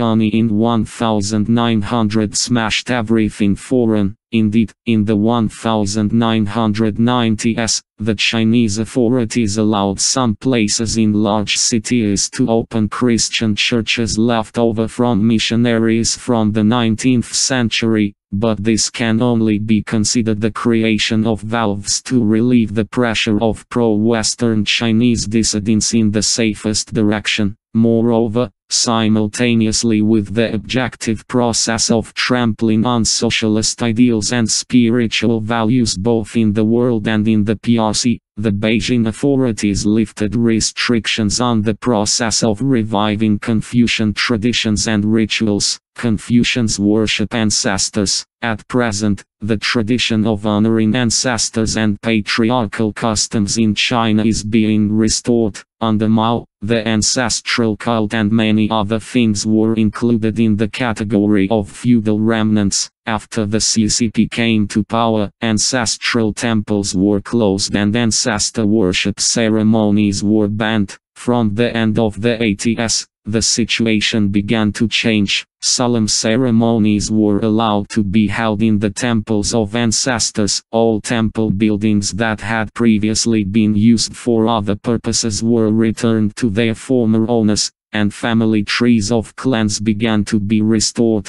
This process is most active in the countryside, where the majority of the population lives and where the roots of Chinese culture are strongest. But you can also notice this in Beijing, at the corner of the former anti-revisionist street in front of the main gate of the Russian embassy. Since the beginning of the 90s, a traditional Chinese tea house, rather poor by Western standards, has been restored and operates near a nearly collapsed Confucian temple. China is a Pacific country, and one of the specifics that should be mentioned was the opening in 1984 to the outside world of 14 coastal port cities. In these cities, areas of land were allocated, called zones of economic and technical development, within which an attractive investment regime was introduced for tax incentives, fees and duties. To illustrate the results of arranging these points of growth, I will tell you about the geographically closest city to Russia, open to the outside world, the city of Dalian, the fourth largest commercial seaport in China in terms of cargo turnover. Let's start with the fact that Dalian and nearby Elshan are the cities of Russian glory. Dalny and Port Arthur. From the military annals of the defense of sea fortresses, the Port Arthur epic is comparable only to the defense of Sevastopol. Port Arthur for about a year kept completely cut off by the Japanese from the main Russian forces. Far, like Harbin, was founded during the construction of the Chinese Eastern Railway 100 years ago in 1898 by Russians. The Chir is part of the Great Trans-Siberian Railway,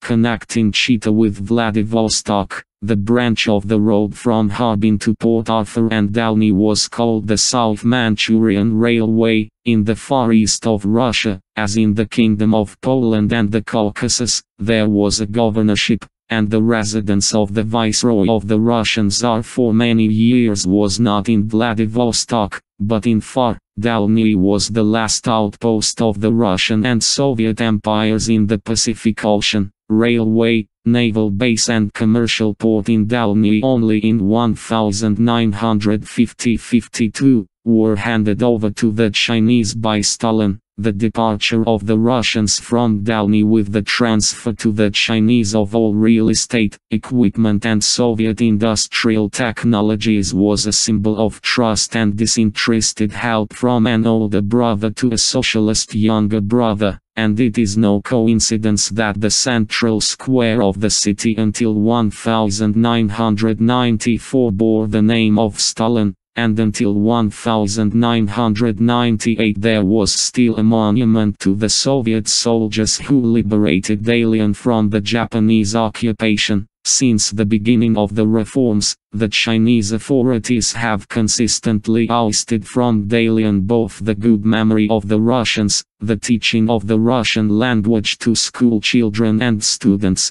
and the Russian trade and economic presence. Stalin Square was renamed, and the monument was moved from the main square to a distant cemetery. On the other hand, no one moved the huge Japanese obelisk on the mountain that dominates Lushan. For today's Chinese youth, this obelisk symbolizes not only the victory of the Japanese over the Russians in 1905, but also the current victory of Japanese industrial capital, which has almost completely replaced the Soviet industrial technology of the friendship era in the modern economic zone of Dalian. Dalian was occupied by the Japanese for 40 years, 1905–1945, for 8 years, from 1937 to 1945. The Chinese waged a war of resistance against the Japanese. The humiliation from Japan is not forgotten by the Chinese, but the development of Dalian in the past 20 years has been carried out mainly due to successfully attracted Japanese money, and the new container terminal in the port of Dalian is focused not on Russia at all, but on Japan, and serves the port mainly this cargo flow. With the bribe received from the Japanese, the current Dalian has been turned by the Chinese into a beautiful and rich city with modern economic technology, a kind of northern Hong Kong.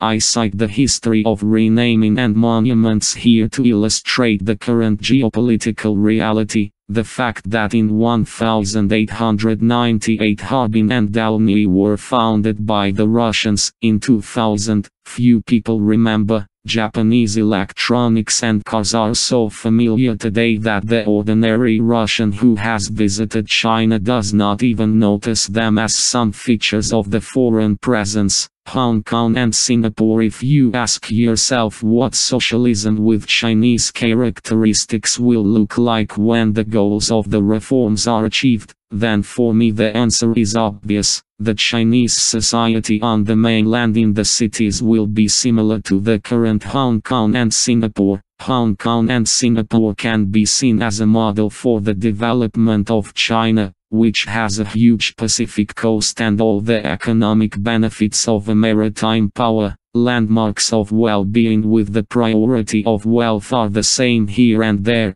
Confucian, exact copying is a primordially Chinese feature, determined by the concreteness of hieroglyphic thinking, and copying and adopting knowledge and skills from their own Chinese, who have achieved visible wealth in Hong Kong and Singapore while maintaining harmony and virtue, is much easier than from foreigners. Hong Kong and Singaporean Chinese, of course, differ from mainland Chinese, but only in that, in 1995–99, I was in Hong Kong and Singapore quite often on business. I flew there mainly as a sworn inspector to transfer cargo in the port during sea transportation. In both Hong Kong and Singapore, the first thing that impresses is the rapid pace of life, everyone's efficiency, the dynamism of trade, economic activity and purposefulness, the cubic shapes of bizarre skyscrapers and the metallic glow of the decoration and illumination of silver,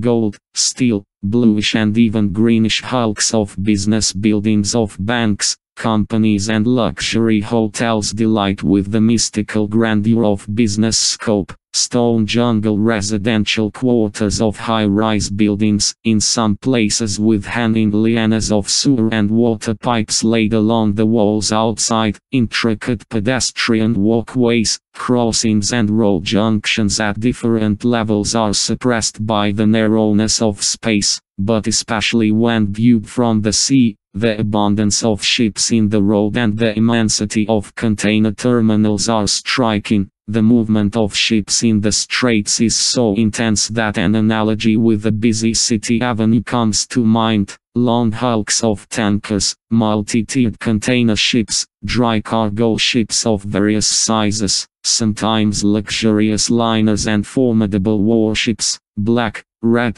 green colors, on the endless blue of the sea. The sparkling whiteness, the caustic rust, or the dirty grayness of the row of ships leave no room for them to look at. Sea transport and its cheapness compared to land transport is probably the root of the well-being of these island megacities, engaged in re-export and monetary and financial transactions at the crossroads of world trade routes. The general impression of the local society is an example of modern Confucianism, built by Chinese emigrants on a British colonial foundation. Singapore is an example of Chinese expansion in the 20th century, when Chinese coolies, who fled from the mainland at the beginning of the century, swallowed up the island in several generations and created a Chinese state on it. In the organization of society, life and customs, a strict system of subordination. Nationally, the Chinese are older and the non-Chinese minorities are younger. Public morality is elevated to the rank of an established order, which is supported by the state by measures of strict coercion. Especially in Singapore, all more or less antisocial manifestations of personality weaknesses are prohibited and ruthlessly punished. Order and purity, as a necessary organization of the life of the collective, clearly triumph over the freedom of manifestation of instincts, identity and uniqueness of individuals. The standard of living is very high, both globally and, in particular, by the standards of the closest Asian neighbors from the ASEAN countries, but life is also expensive. Technological progress is noticeable at every step.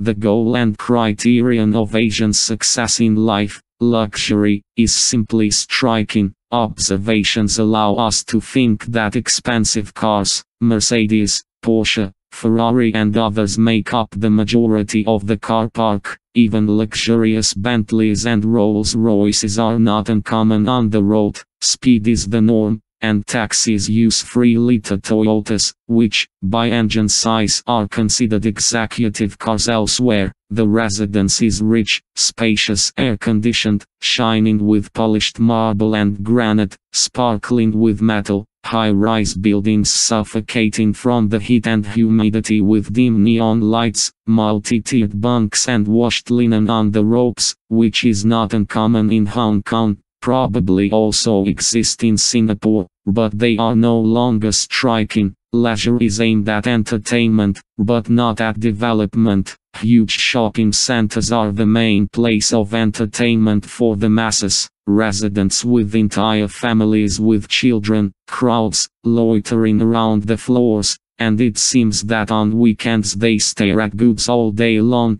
buy something, and eat here. The Chinese are very gambling, and entertainment for the rich is the casino, but since everything is prohibited in Singapore, the way out is as follows. Casinos operate on passenger liners, and the game starts after going to sea. Offshore, Hong Kongers with the same goals travel across the bay to Macau. The leisure of the Chinese on the mainland is still more in a restaurant than in a store. Food is the main value of Chinese civilization, and an indicator of wealth on the mainland is the composition of dishes ordered in a restaurant, and leisure is the same. Mahjong, cards, bath with massage. In Hong Kong and Singapore, for the mass Chinese, the main entertainment is the store. Food is much less refined and varied than on the mainland, and much more expensive. probably because the vast majority of products are imported, the consumption of goods is highlighted, and this is from the West, and the food is being introduced quickly, which is not in Chinese, since the taste is worse and more monotonous. In Singapore, the almost complete external absence of hieroglyphs is striking. Pointers, main signs and inscriptions, advertising entirely in English, reflecting on the reason for such an anti-hieroglyphic practice through the Chinese state. I came to the conclusion that, outwardly avoiding hieroglyphs, Singapore overcomes the centripetalism of Chinese civilization by speaking emphatically in English in the official part, drowning out the voice of blood and the call of the Chinese heart, and retaining external independence. By avoiding hieroglyphs, the authority is by default want to overcome the concrete in thinking and as much as possible for a Chinese to abstract in a Western way, stick out the individuality of the individual before belonging to the clan. This purpose is also served by European names with Chinese surnames such as Duniwan or Ursula Im. In Chinese names, the family hieroglyph comes before the proper name. I saw a Catholic church in Singapore during the Sunday service. The cathedral was filled to capacity, which speaks of the penetration of Western values into the Chinese soul, and if wealth is a primordially Chinese landmark, then humble repentance,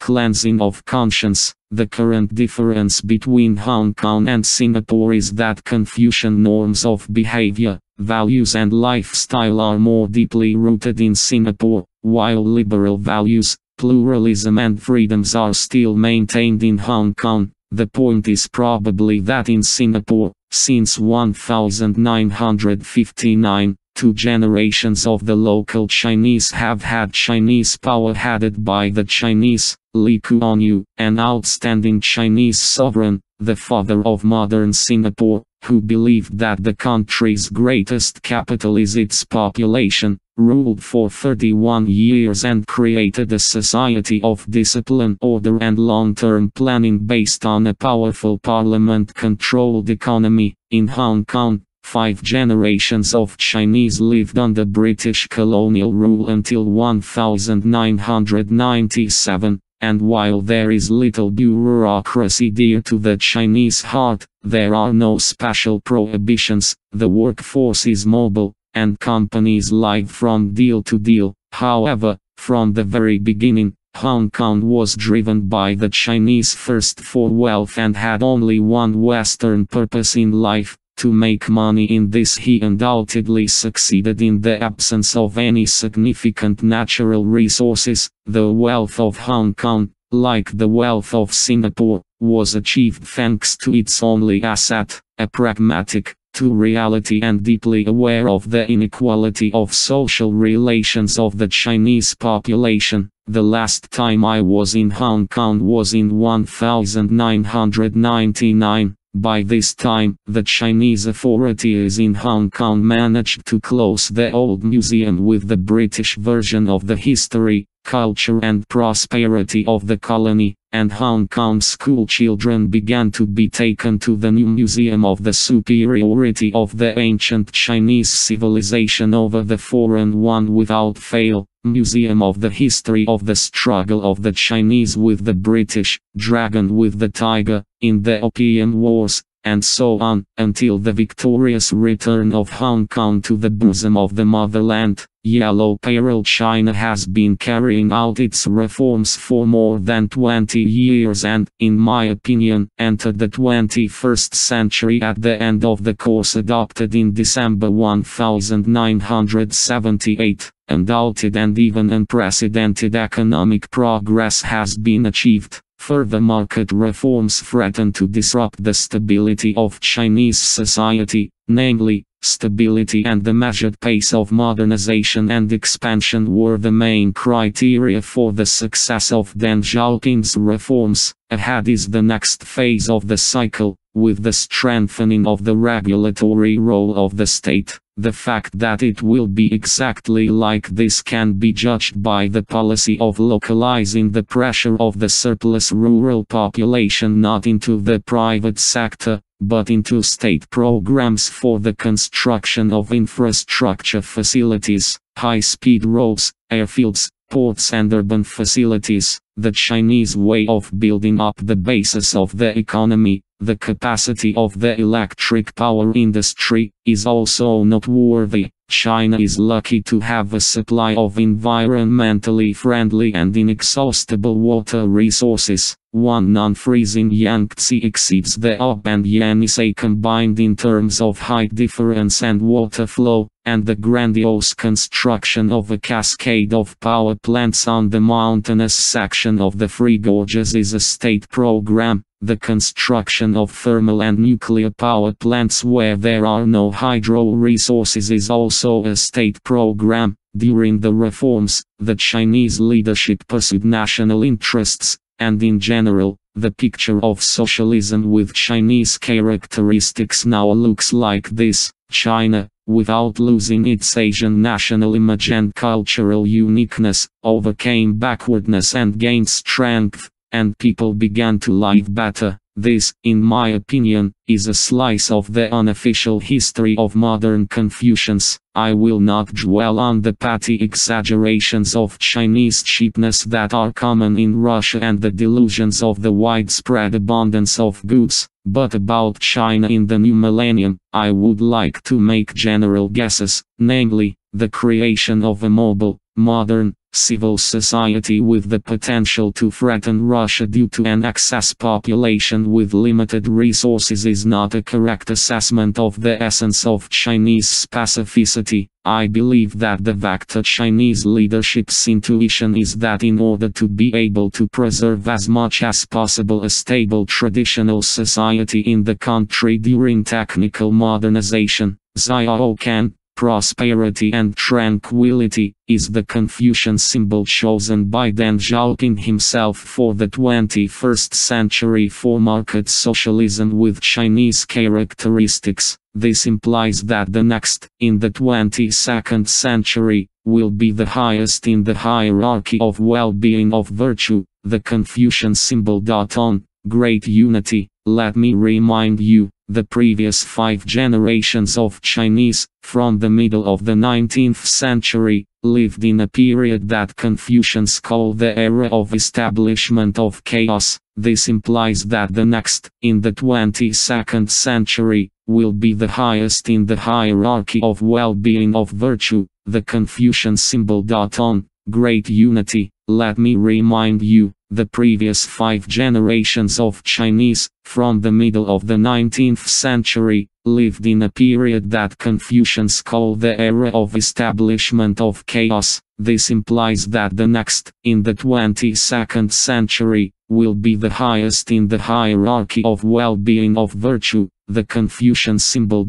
On great unity, let me remind you, the previous 5 generations of Chinese, from the middle of the 19th century, lived in a period that Confucians call the era of establishment of chaos. As for the threat potential of China, if it is directed somewhere, it is not to the cold north, but to the warm south. From the north, from the time of Emperor Qin Shi Huang to the present day, China was fenced off militarily by the Great Wall, the Wall of Genghis Khan, and the fortified areas of the Beijing defensive line, brought to perfection under Mao Zedong. But to the south, Chinese expansion has been moving peacefully for a long time and steadily. In Siberia, it is both cold for life and expensive for production. For the Chinese, Haler is already the pole of cold, and there have been no voluntary and mass resettlement of Chinese in Inner Mongolia for centuries, and it is even colder in Chita, not to mention life in the much more northern zone of the Baikal-Amur main line, where the really richest resources supposedly attractive for development and desired by capital are located.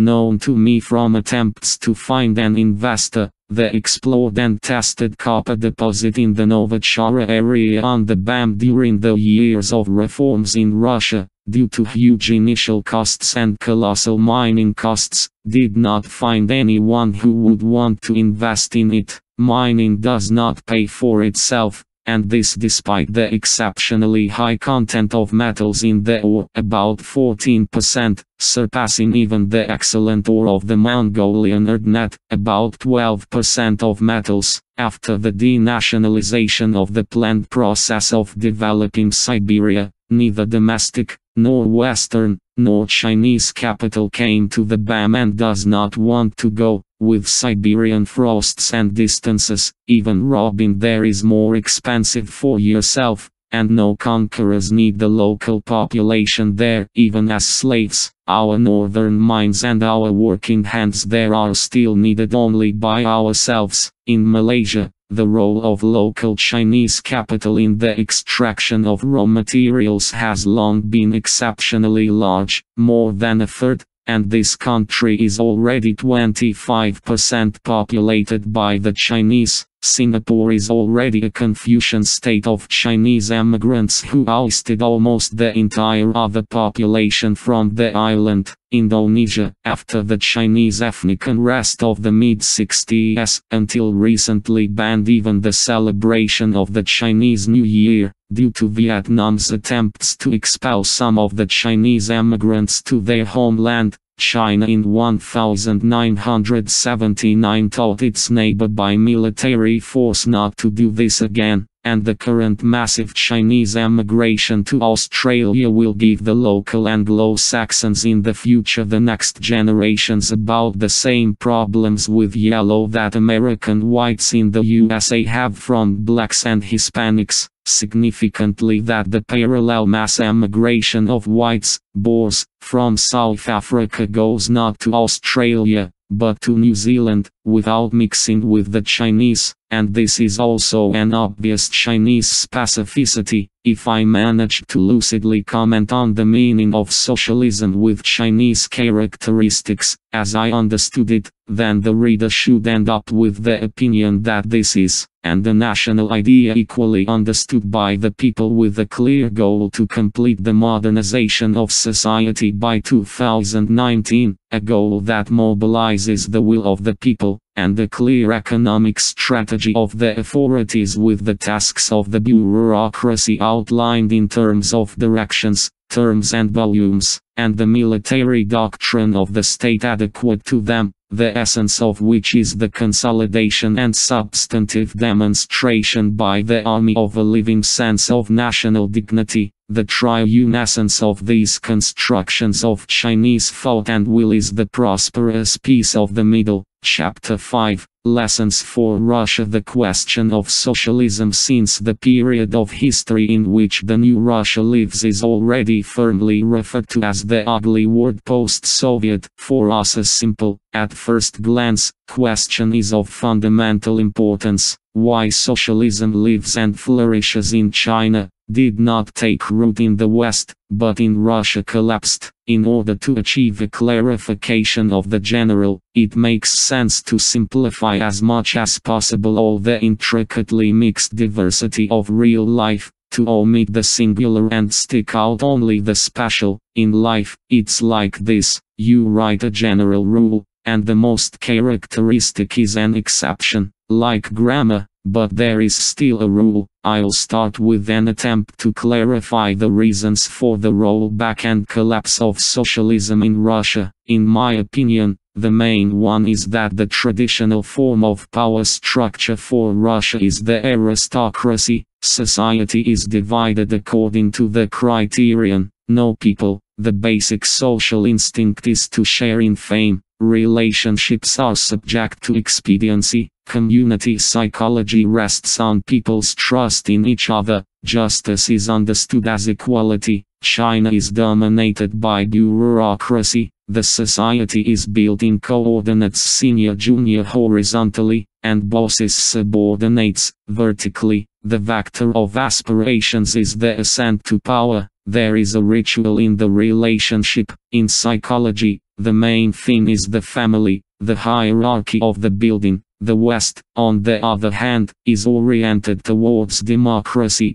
dividing society according to the active-passive principle. The value orientation is the acquisition of money. Relationships are regulated by law. At the center of psychology is personality, the fetish of freedom. In Russia, the upper and lower classes are terribly far from each other and have been living separately for centuries. The people, one who was born on its own, to direct participation in power by the nobility, noble, was never allowed and therefore more isolated than in the West. So it was under the princes, and especially under the empire after Peter I, so it was under the Soviet regime. A characteristic feature of the aristocracy is not the class division inherent in the West and described for the 19th century by K. Marx in Great Britain, but the class division of society. From this point of view, Soviet socialism is just one of the historical forms of unification and harmonization of different parts of Russian class society by its nature. But for me personally, in order to understand this, it turned out to be necessary to completely move away from the usual coordinate system of my thinking. In this regard, a trip to Chinese Tibet turned out to be absolutely priceless. View from Tibet. It so happened that I had a chance to visit all the continents of the old world, and today, comparing what I saw in Siberia, the Gobi, Tibet, the jungles of Vietnam, the deserts of Arabia and the Kalahari, I can say with full confidence that three main factors have a decisive influence on the life and culture of an ethnic group: soil, climate and food. In Tibet, in their totality, they are probably the most severe in the world. Here we are faced with such uniqueness that against its background the specific features of Chinese, Western and Russian civilizations are most clearly visible. I came to Tibet in November 1998. In 2 weeks I drove a jeep almost 1,000 kilometers. The highest pass on the route exceeded 4,900 meters above sea level. There was no point below 3,600 meters,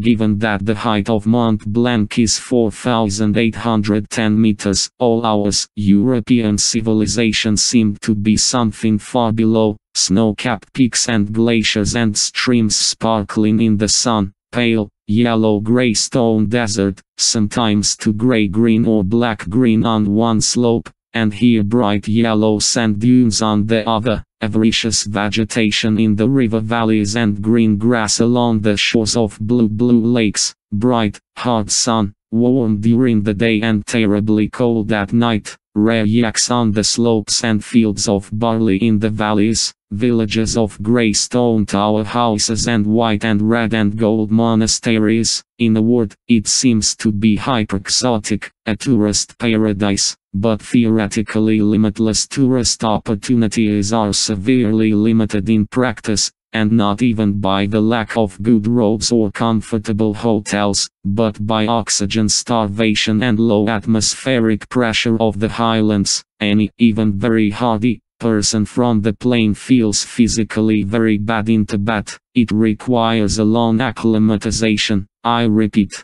during the years of reforms, the Chinese village in the suburbs, where markets are nearby, and on the plain, where it is warm, plenty of water and a lot of workers, became rich through intensive work, dressed up, rebuilt with new houses with urban furniture and satellite TV. The village has risen especially noticeably in the flat eastern and southern regions of the country, where, according to climate conditions, up to 3 crops are harvested, and water transport along numerous rivers and coastal cabotage, with their cheapness, provide a gain over overhead costs in any land and, especially, mountain transportation. However, even 20 years after the start of the reforms, in 1998, just 300 km from Beijing, I saw with my own eyes the mountain villages between Taiyuan and Shijiazhuan, where extreme poverty has not changed for the better over the years of reforms due to the lack of suitable for living in those mountains, tillage. In Tibet, I saw grain distribution cards in circulation, but even then only in the Chinese garrisons that were at the allowance of the state. The Tibetans themselves, even with radio telephones, computers and email that appeared here and there, have lived in a subsistence economy, and they live, since it grows in local conditions, and even then it is very bad. Only barley, local fuel is done made from barley straw and yak manure, and any intensification of movements due to rarefied air and oxygen starvation leads to rapid fatigue and complete exhaustion of physical strength. As at climax, vegetable food is coarse, limited to barley, which is sometimes chewed directly in the form of a grain, boiled meat, butter preserved in chunks in a sewn-up mutton's stomach, curdled milk, flat bread, broth with dumplings and tea with milk. That's all pickles. No abundance is possible here due to the natural conditions themselves. There is no polygamy in Tibetan society, since one man is not able to support several wives, but, on the contrary, polyandry still flourishes. When several men support one woman and her offspring, the local productivity of the economy is so low, and the surplus product is so negligible, that all the accumulations over many centuries have been concentrated in monasteries, and there, apart from the golden statues of Buddhas and silver arcs of lamas, decorated with cobblestones of turquoise and jade, there are practically no other savings donations. Historically, largely due to the labor of serfs, there is nothing to collect any taxes from, and there is simply nothing to support the aristocracy, bureaucracy or democracy. Democracy is for the well-fed, for the hungry. Only a theocracy headed by a spiritual ruler can do it. No other way of economy, except for subsistence, has its own internal base in Tibet. Capitalism in Tibet is impossible due to the lack of the possibility of capitalizing something of one's own. Socialism is impossible due to the lack of the ability to distribute something of one's own. The intensification of personal labor beyond the limit due to oxygen starvation is impossible either with a thick whip or with the sweetest carrot. Apparently, this is why the Tibetans have long since replaced the priority of material wealth with spiritual values.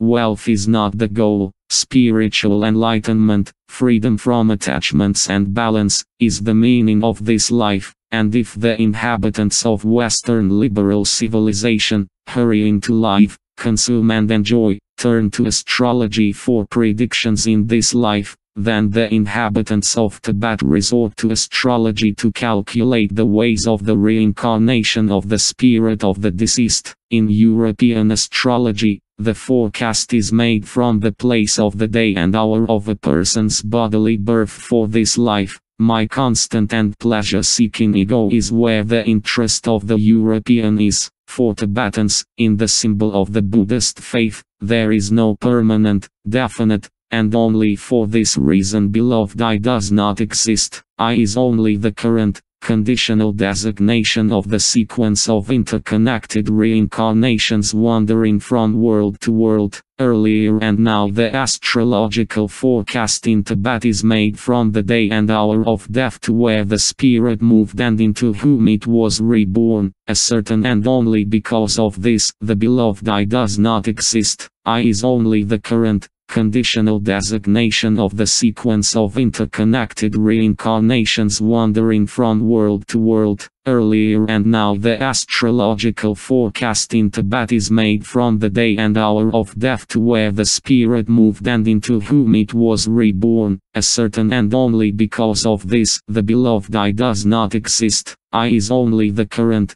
conditional designation of the sequence of interconnected reincarnations wandering from world to world. Earlier and now the astrological forecast in Tibet is made from the day and hour of death to where the spirit moved and into whom it was reborn. The most striking difference from Europe is the usual ritual of a simple Tibetan funeral performed to this day. The bodily is perishable and insignificant, the spiritual is imperishable and significant. The corpse of the deceased, probably, is carried by the whole village to the top of the mountain and dismembered. The arms and legs are cut off, the insides are taken out, then the parts of the corpse are scattered in different directions. A flock of eagles is waiting for the people to leave. The body of the deceased is the last gift of mercy to feed the hungry. This is a terrible sight for a European, but if you see how furry Tibetan dogs every day eat human shit from hunger,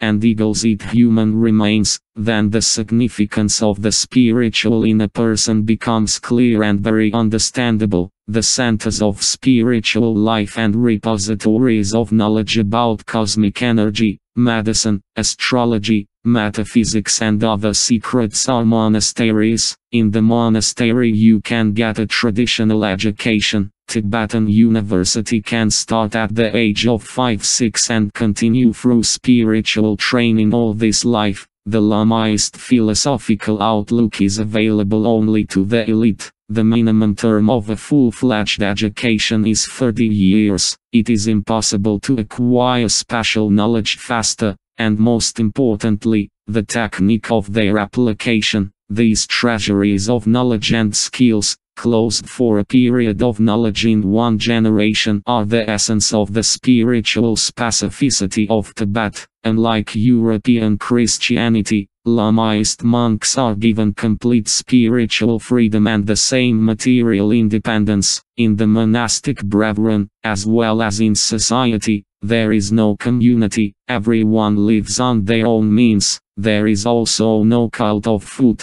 In the cold of the highlands, meat is necessary to maintain bodily life, and the monks eat meat, but in the most disgusting and smelly dried form, which excludes the enjoyment of food. Leisure, which appears in the winter with the forced cessation of field work. Tibetans spend on a pilgrimage from monastery to monastery, traveling and learning, not entertaining. In front of the image of the Buddha, they never ask for anything at all, because the Buddha is beyond the world of desires. Before the Buddha, they make vows, express their aspirations, make decisions. On the faces of people, I did not see despondency, envy, malice, but more humility, meekness and joy. They look happy with what they have, although, of course, they do not refuse the amenities and benefits of the civilization of the plains, especially in the capital Lhasa, but they do not suffer particularly. For in the traditional ethics of Lamism one calmly shies away from the desire to necessarily have goods. Without tempering the desire, one cannot put an end to the suffering from unfulfilled desires,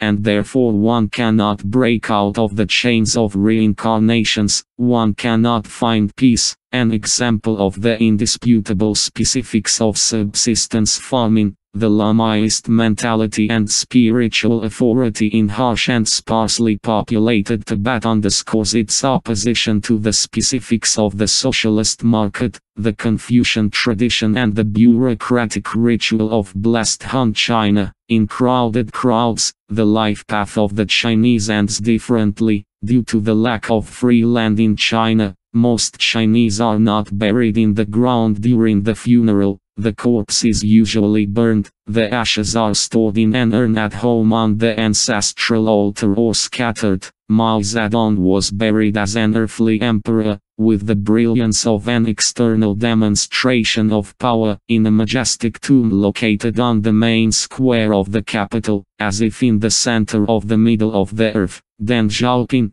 having bequeathed to scatter the ashes through the air over the waters of the sea, followed by Zhu Enlai, shows another, non-ceremonial version of the funeral of the ruler with the symbol of rebirth from the ashes in the affairs of his followers. This responsible attitude of the Chinese to their state affairs also extends to those regions of the PRC that we used to call national outskirts in Soviet times. The meaning of the name is great. Behind seemingly random names, invisibly for the time being, fans of meanings diverge, which break into reality in due time. The Soviet national outskirts eventually became such. The Chinese do not attach much importance to the ethnic characteristics of the territories that make up the Celestial Empire. The Chinese character for the name Tibet, Zizan, refers to the meaning, Western fount of true, intact, spiritual values. It is quite noteworthy that the clade is fenced off from the rest of the world from the south, as if by a fence of the Himalayas,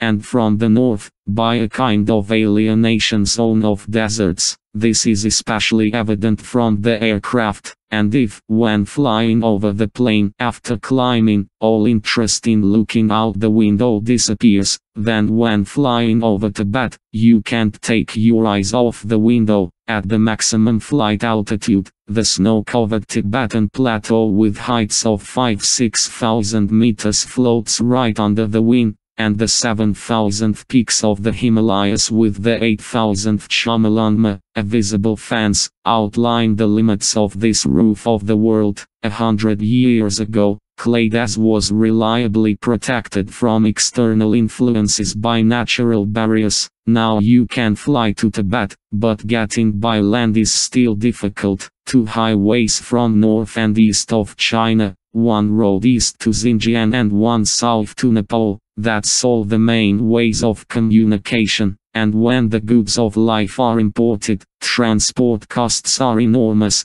and it is impossible to significantly increase the volume of cargo traffic. The social and economic development of Tibet becomes extremely costly. Nevertheless, the PRC government, largely with the help of the army, supplies and develops Tibet. The construction of the Qinghai-Tibet Railway is planned for the 10th five-year plan, which will solve the problem of communication with Tibet in favor of Greater China. Tibetan separatism, fueled by the West, is not a path to wealth and development, but to poverty and regression. In 1988 in Lhasa, the first modern three-star hotel Holiday Inn was built by the Americans, almost for show, but even 10 years later, in 1998, it alone was more than enough for the entire flow of wealthy foreign tourists arriving in Lhasa from the capital of Nepal,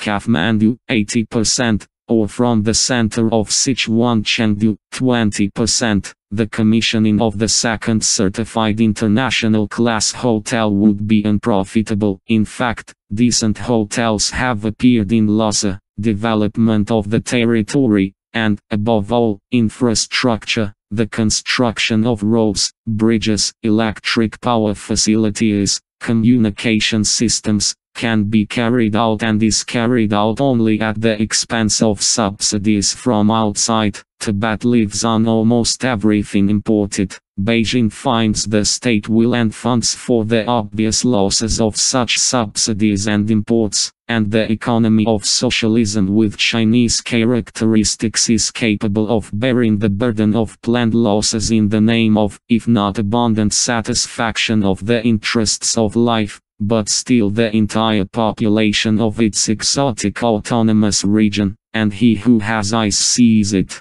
The temptations of European values, comfort, claims, human rights, for political anti-Chinese purposes are warmed up by the West and pushed into Tibet through the local intelligentsia. In the conditions of the barren mountain desert, cold and oxygen starvation of Tibet, which cannot be eliminated by any human reforms and technological progress, the local intelligentsia in their Western knowledge compares the incomparable, envies the impossible, blames the Chinese for all the difficulties, although they only need to be thanked for the cause, suffers morally and wishes never unfeasible. The symbol of Tibetan separatism is the now living omniscient Dalai Lama, the 14th. In his youth, having fled from China to India, he chose the monastery of Dharamsala as his place of residence. These are the southern foothills of the Himalayas. It is warm and humid there, bananas grow, there is no hint of the harsh and hungry stone desert of the highlands,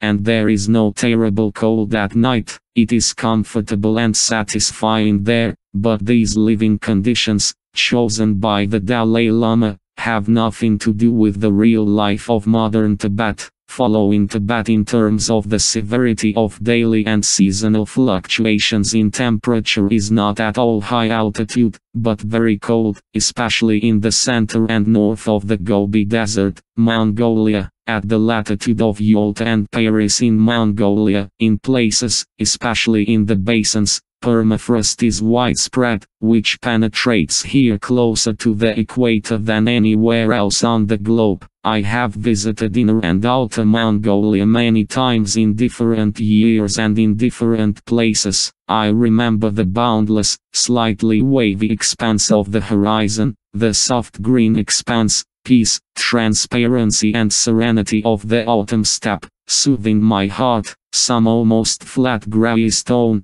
sometimes whitish crater landscapes of the central part of Mongolia can probably be compared with a trip to the moon. In the Gobi, perhaps this is the effect of the center of the Eurasian landmass. The low starry sky is striking, which is within easy reach. I have never seen such a visually dense with stars, bright and contrasting in the glow of the night sky anywhere else. The similarity of the harsh climate, soils and food of Mongolia and Tibet complements the spiritual commitment of their peoples to Lamism. In Mongolia for the last 300 years, until 1924, as in Tibet, there was a spiritual feudalism with the theocratic ruler Bogdo Gagan, a living embodiment of the mystical energy of the blessed light. Nevertheless, living conditions in Mongolia are much easier than in Tibet. The vegetation is much more diverse, there are many livestock, and the Mongols in generosity and courtesy are noticeably superior to the Tibetans.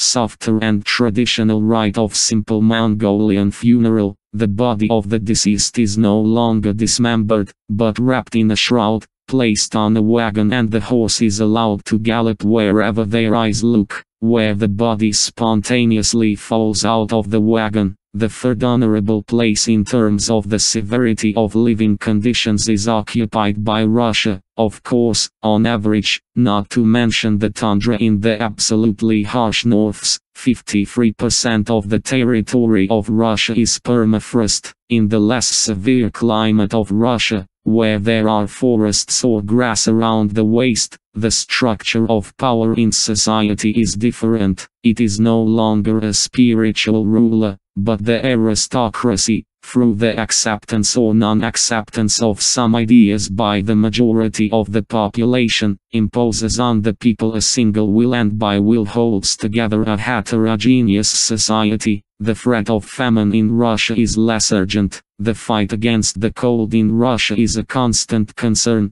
and it is most urgent of all. Already not only spring barley, but also many other grain and vegetable crops feed the people. However, of the winter crops in Russia, only rye is stable, and there are no two harvests anywhere. Less harsh living conditions, another and the rite of the last journey, a wooden coffin. There is no more free human will, a funeral service, seeing off a departing soul, a grave in the ground, the return of the flesh to dust, from which the first man was created by the Creator, a tombstone, a sign of hope for resurrection after the last judgment, a cemetery, edification of the living about the need for good deeds in this life for salvation. Orthodox burial no longer provides for the mercy of the body of the deceased to hungry creatures in a constant series of reincarnations of the spirit, but reminds the living only of the chance of salvation and resurrection from the dead in soul and body, subject to observance of the commandments and repentance for sins. The past is the backbone of the future. The West, in its cozy comfort, is morally rational. Atheists, for the most part, they are not looking for ascetics, but for enjoying life to the last end. Western democracy. What is Western democracy, which widely operates with the concepts of middle class, upper class, bourgeoisie, etc.? So,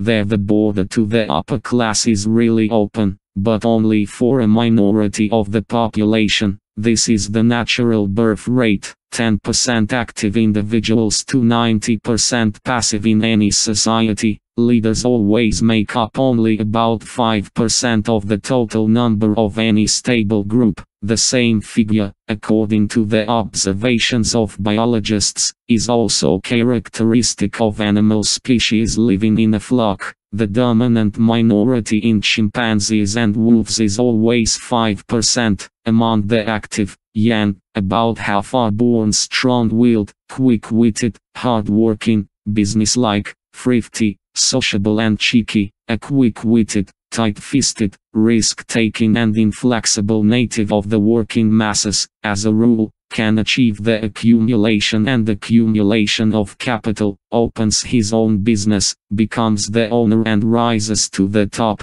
Gifted with talent, stubborn and persistent in obtaining scientific knowledge and high-tech skills, smart people are now striving to cobble together a knowledge capital, put it into circulation and also rise to the top. The other half of the active and assertive are self-satisfied, mismanaged, wasteful, lacking business sense, naive dreamers. In economic activity, they are stupid and fruitless. They cannot achieve financial success in life, and the energy thrown out for nothing throws them into the category of losers and embittered envious people. It is precisely because of the birth-given business and personal qualities within the bourgeoisie that it is impossible to be a successful entrepreneur by tool, and the accumulation of father's capital is often accompanied by the ruin of mediocre and negligent heirs. They, if there is very little money left for debts, go down to the middle class, making room at the top for a new active. The mobility of class boundaries relieves tension in society, providing the active with the opportunity to express themselves and rise to the top. However, among the active there is another very small group. These are selfless, unpretentious, undemanding to worldly blessings, wholly righteous. The remaining 90% of society is a passive majority, yin, without outstanding qualities, unstable in their moods, following the active ones, adjoining one of the above-mentioned groups depending on the pressure of the material conditions of their life and the spread of this or that idea of happiness in society. A reasonable man in that part where he is an animal man, a part of nature, is subject to the influence of the environment, living space, and in the part where he is reasonable, the image of God,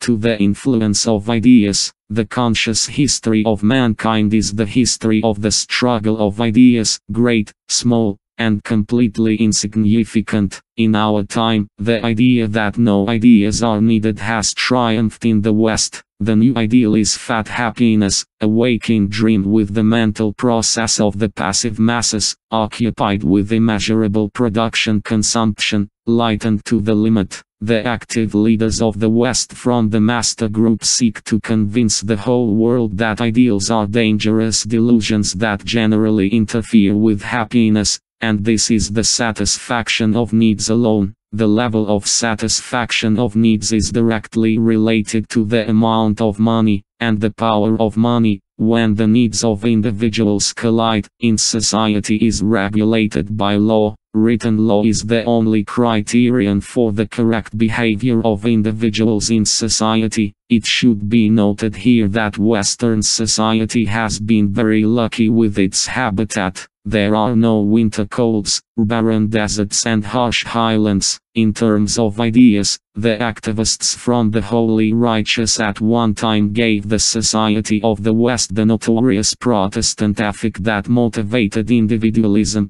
capital accumulation and allowed credit. Other branches of Christianity were then irreconcilable to usury, driven by the conviction that personal material well-being, wealth, is a sign of righteousness and pleasing to God, and emphasizing credit activities. Activists from the group of owners in the natural conditions of the West, which are comfortable for the economy, became rich through hard work and hard wars. After a long struggle in the 19th century between the idea of private property, based on the contagious example of active members of the masters group, and the collectivist idea of the ghost of communism that roamed Europe, preached in the West by activists from the groups of dreamers and wholly righteous, passive, the majority of Western society joined the idea of private capital as a criterion of wealth and social status, having staked on the accumulation through private capital of materialized labor and knowledge of previous generations. The accumulation of capital and the formation of the bourgeoisie as the ruling class proceeded successfully primarily in Protestant Holland, England, Germany,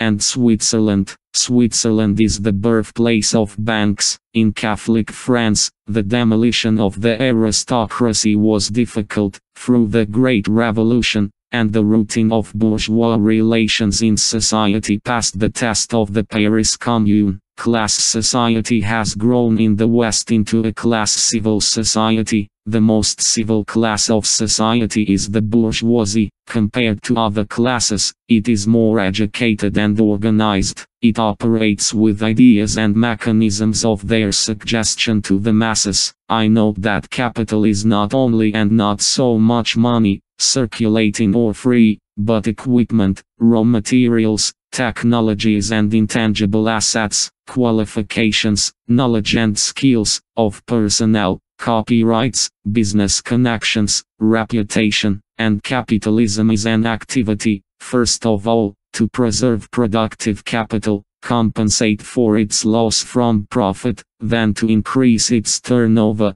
and not eat up, and only then to pay for consumption. The essentially urban production capital of the West, however, now moved in search of more profitable areas of the world, primarily in terms of cheap wages and costs for the ruthless exploitation of nature, and in the West itself there remained mainly environmentally friendly and secret production of weapons, complex equipment and unique technologies, and the banking capital of the West, primarily American, as the closest to the goal of a democratic society. The acquisition of money began to dominate not only at home, but also in the world, collecting a gigantic harvest of interest from borrowers of money, profits from the sale of sophisticated equipment, high-tech products and intellectual information products, and, most importantly, the super profits of the banking capital of the West, received from trading money with the rest of the world, allow them to be redistributed to a high standard of living for their society. Its productive agriculture is forced to be subsidized by the state. Food, especially steamy and fresh, must be its own.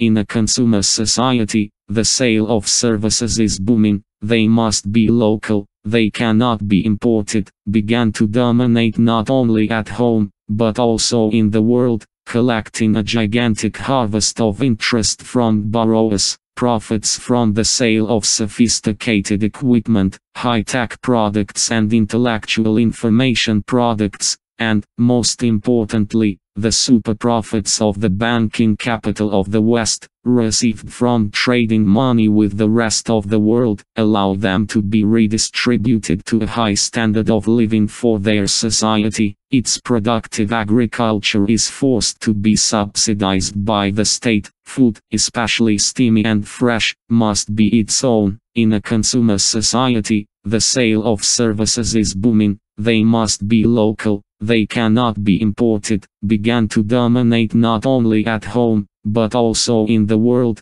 collecting a gigantic harvest of interest from borrowers, profits from the sale of sophisticated equipment, high-tech products and intellectual information products, and, most importantly, the super profits of the banking capital of the West, received from trading money with the rest of the world, allow them to be redistributed to a high standard of living for their society. Its productive agriculture is forced to be subsidized by the state. Food, especially steamy and fresh, must be its own. In a consumer society, the sale of services is booming. They must be local. They cannot be imported. The excess profits of the banking capital of the West, obtained from trading money with the rest of the world, allow them to be redistributed to a high standard of living for their society. Its productive agriculture is forced to be subsidized by the state. Food, especially steamy and fresh, must be its own. In a consumer society, the sale of services is booming. They must be local. They cannot be imported. The excess profits of the banking capital of the West, obtained from trading money with the rest of the world, allow them to be redistributed to a high standard of living for their society. Its productive agriculture is forced to be subsidized by the state. Food, especially steamy and fresh, must be its own. In a consumer society, the sale of services is booming. They must be local. They cannot be imported. The state structure of a society rich in capital and living in comfortable natural conditions was packaged in populist forms of democracy. Democracy is possible only in well-fed countries. It is a luxury of the rich, like a Rolls-Royce. Economics can only replace politics where it is a powerful economy and can, having fed the people to their fill, plunge them in a hot dream after dinner. Notes E. Limonov, quoting W. Shakespeare. Only about 10% of the working population in the West have very low incomes or are capped on the diet of unemployment benefits, which is a necessary condition for prosperity for the remaining 90%. People with low incomes live in conditions unsuitable for the average level, and with this position they put moral pressure on the middle class, strengthen its competitive spirit, and do not allow it to relax. Middle-class professionals are trained with a stick and a carrot in order to serve the upper class of post-industrial Western society with hard, productive work. The motto of Western society is tradition, national democracy, representative human rights. Capitalism, tradition, i.e., history, is subjected to a moral revision. Yesterday in history was terrible with poverty, suffering and wars. From the past, pre-capitalist, barbaric, contemptible, it is pushed back into the prosperous present day, and it is painted in one emotional color of national hyper-pride for the level of technology, consumption and comfort that has now been achieved by the talent and work of the last 3 or 4 generations of compatriots. The climax of the story, nothing else on the roads and in the museums of the history of England, Canada. I have not seen Australia. The democratic system of electing power by direct voting fully corresponds to the interests of 10% of the active. It allows the upper class to hold on to power, to control the information mechanism with money,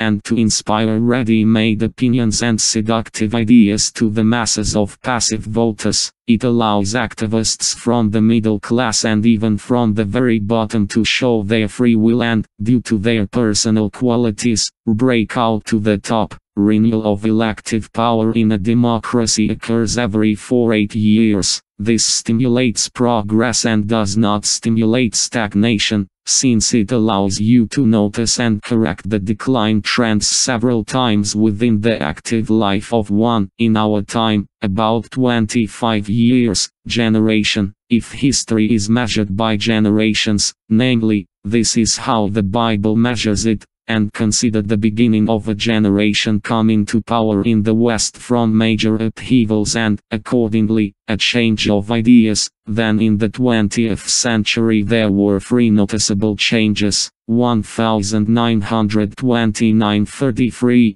the world economic crisis in the countries of capital, decline, 1962, Caribbean crisis, balance phase, 1991, the collapse of European socialism, the peak of the greatness of democracy as the power of capital. The phases of change in a democracy roughly coincide with the change of generations. By historical standards, capitalist democracy is very young. She is only 2 centuries old. The full cycle of wealth change in a democracy is not yet clear. Wars, as the resolution of the contradictions of power, war is a continuation of politics, and politics is a question of power in the wording. Who is the enemy, cannot be in the cycle of changes either the peak of growth or the peak of decline. ATS of the 6th century, for the first phase of the rise, contradictions are everywhere resolved in favor of capital. There are no wars among large countries. The first decade of the 20th century for the second phase of the balance, and the 30s of the XX century for the first phase of decline,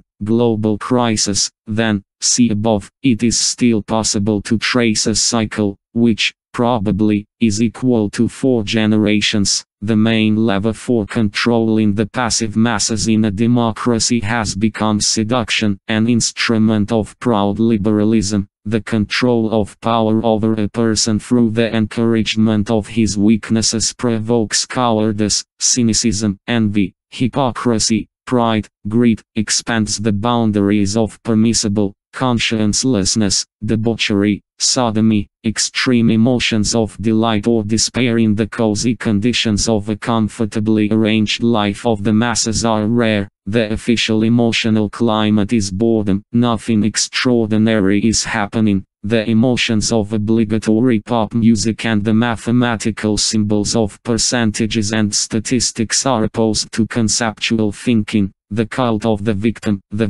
because of the instilled moral complex of guilt, especially for the Holocaust, is higher than the cult of the hero, the winner of an open fight. Dual employment and law-abidingness are the main social virtues. The loss of a job is perceived as a tragedy, and not at all the joy of freedom to live on a quite tolerable allowance. The concept of freedom is fizzling out. The old democratic freedoms, speech, press, assembly, have been achieved and secured, but in the conditions of inequality in the circulation of ideas in society, primarily access to television, obviously lose their meaning and are replaced by human rights. Observance of the latter without contradictions and mutual clashes of the rights of many people results in a constant increase in restrictions and prohibitions. Information technologies, brainwashing, make it possible to gently plant stereotypes of consciousness and behavior, to control the flow of thought. The expedient model of perception of the world imposed on society in the flows of redundant information is too complicated for individual people, who increasingly find themselves helpless in making even the simplest everyday decisions on their own. Society is increasingly subject to universal, by no means liberal, control of citizens' spending through the system of credit card payments. Even street counters for parking a car are transferred from cash to a credit card. The psychology of the active-passive society is also expressed by American primitive, fast food. Only in France, under the aristocracy, the cuisine rose to sophistication, and the only wish pronounced when drinking, "Cheer up, do not be discouraged." Individualism is not conducive to attention to others and toasts are usually not pronounced. In a narrow place they give way, pass and maneuver singly. Russian aristocracy. Now about Russia. Until the February Revolution of 1917, the structure of life in the empire remained class-based one. The border to the ruling class is closed. Rights and obligations in the estates are inherited, regardless of business and personal qualities. privileges are passed from generation to generation among the higher nobility, while duties are passed on among the lower ones. It is very difficult for a person from among the personally fit but not noble to prove himself, change his position and rise to the ruling class. Even the richest merchants were disadvantaged in their social position in comparison with the nobility. The legal way to the top under the Tsars lay through the career of an official. So, if the grandfather and father in the table of ranks for the service life were able to rise to personal nobility, then the grandson had the right to ask for hereditary nobility for himself and subsequent generations. In the heredity of the privileges of the Russian bureaucracy, under Soviet rule, the party nomenclatura is its fundamental difference from the classical bureaucracy. Because of this, there is a dislike for the tops among the people. Long-term peace and harmony in society are maintained by the communal idea of trust, life in conscience, and justice, and the natural replacement of the passive by the active takes place abruptly, by a decisive action, by way of a revolution within the aristocracy, and proceeds quickly, like a miracle. Consciousness in Russia is traditionally orthodox. Within the meaning of correctly glorify God, the idea of orthodoxy also implies participation in the divine glory, which the ascetics are honored with. The orthodox in heaven have a kingdom that is an aristocracy, not a democracy. Glorious among the Russians are people of spiritual, moral fit, martyrs for an idea, and heroes of worldly service, especially among the army. Participation in divine glory for the Orthodox is a means of saving the soul. If you measure soul for soul, then glory will be the Orthodox yardstick. Glory is the grace of God. If, however, souls are measured by money or power, then, according to Dostoevsky, Russians develop not only envy, but there is some unbearable feeling of moral inequality, too caustic for the common people. Only those who made them themselves, the merchants, could be proud of money. But here, in contrast to the West, the Orthodox merchant, according to the representative of the famous family of Old Believer merchants, V.L. Ryabushinsky, realized himself only as God's trustee for the management of property, and not at all the absolute manager of his own wealth entirely and exclusively for personal interests. The individual Protestant entrepreneur in the West, English, German, Dutch, American, was not constrained in enterprise by a sense of responsibility before God, risking. He saw only profit, only himself and his wealth. The Russian owner,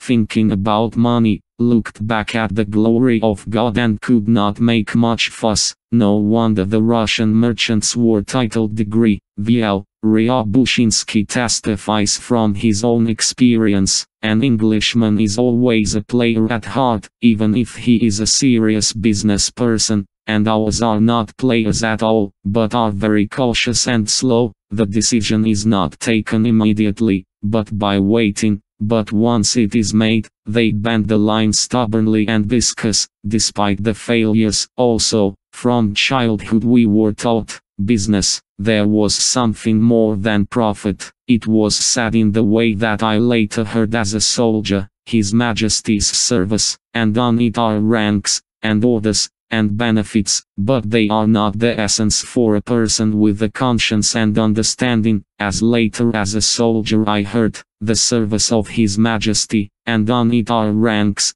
and orders, and benefits, but they are not the essence for a person with a conscience and understanding. As later as a soldier I heard, the service of His Majesty, and on it are ranks, and orders, and benefits, but they are not the essence for a person with a conscience and understanding. In Russia, the ideal came first, and then the needs, the value orientation of orthodoxy, not on prosperity on earth, but on communion with the glory of God as the ideal of happiness, and the recognition by society of only glory as a worthy measure of distinction, limited the amount of wealth to the moral limit of contentment and prosperity, pleasure. The great ascetics of the old believers, the only ones on earth who managed to organically combine piety with wealth, preferred the change of ideals, self-immolation by the whole family and entire villages. The orthodox code of conduct did not give a strong incentive to the slow accumulation of profit,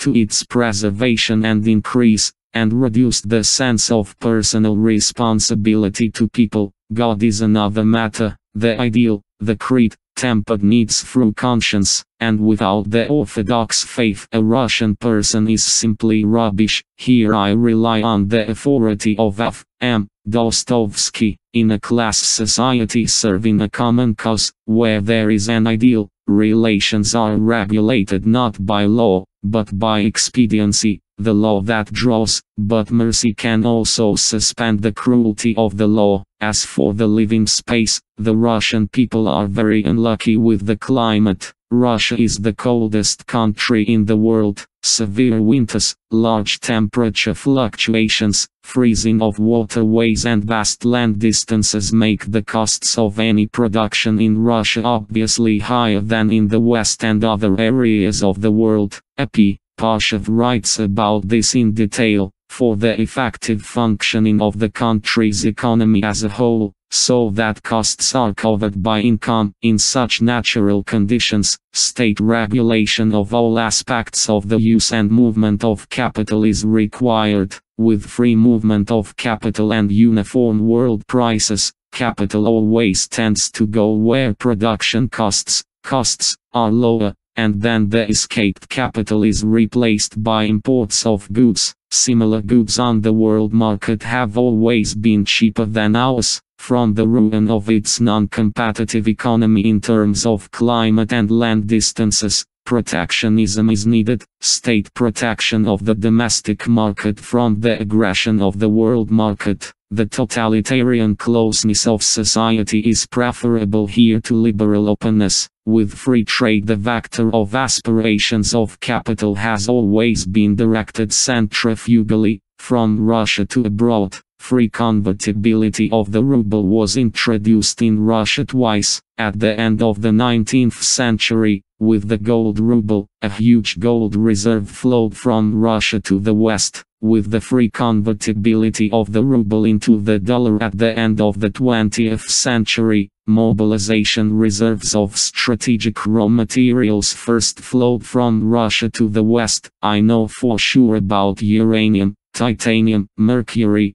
niobium, osmium. Non-renewable resources are constantly flowing, and solid foreign exchange earnings remain in the West. And then and now their economy collapsed, and foreign investment in Russia did not go, given the costs in Russia, which are obviously higher than outside it, and the increased risk of losses for an external investor. There is no attraction for foreign capital investments in our economy. Only a loan came to Russia, and only under the guarantees of either a pledge of Russian liquid assets or state obligations to pay interest and repay the debt. As a result, the West has enriched itself, in conditions of openness, which means the flight of capital from Russia and the ruinous import of foreign goods. Greed flourishes in the economy, and solid capitalism, with business and social stability, cannot, of course,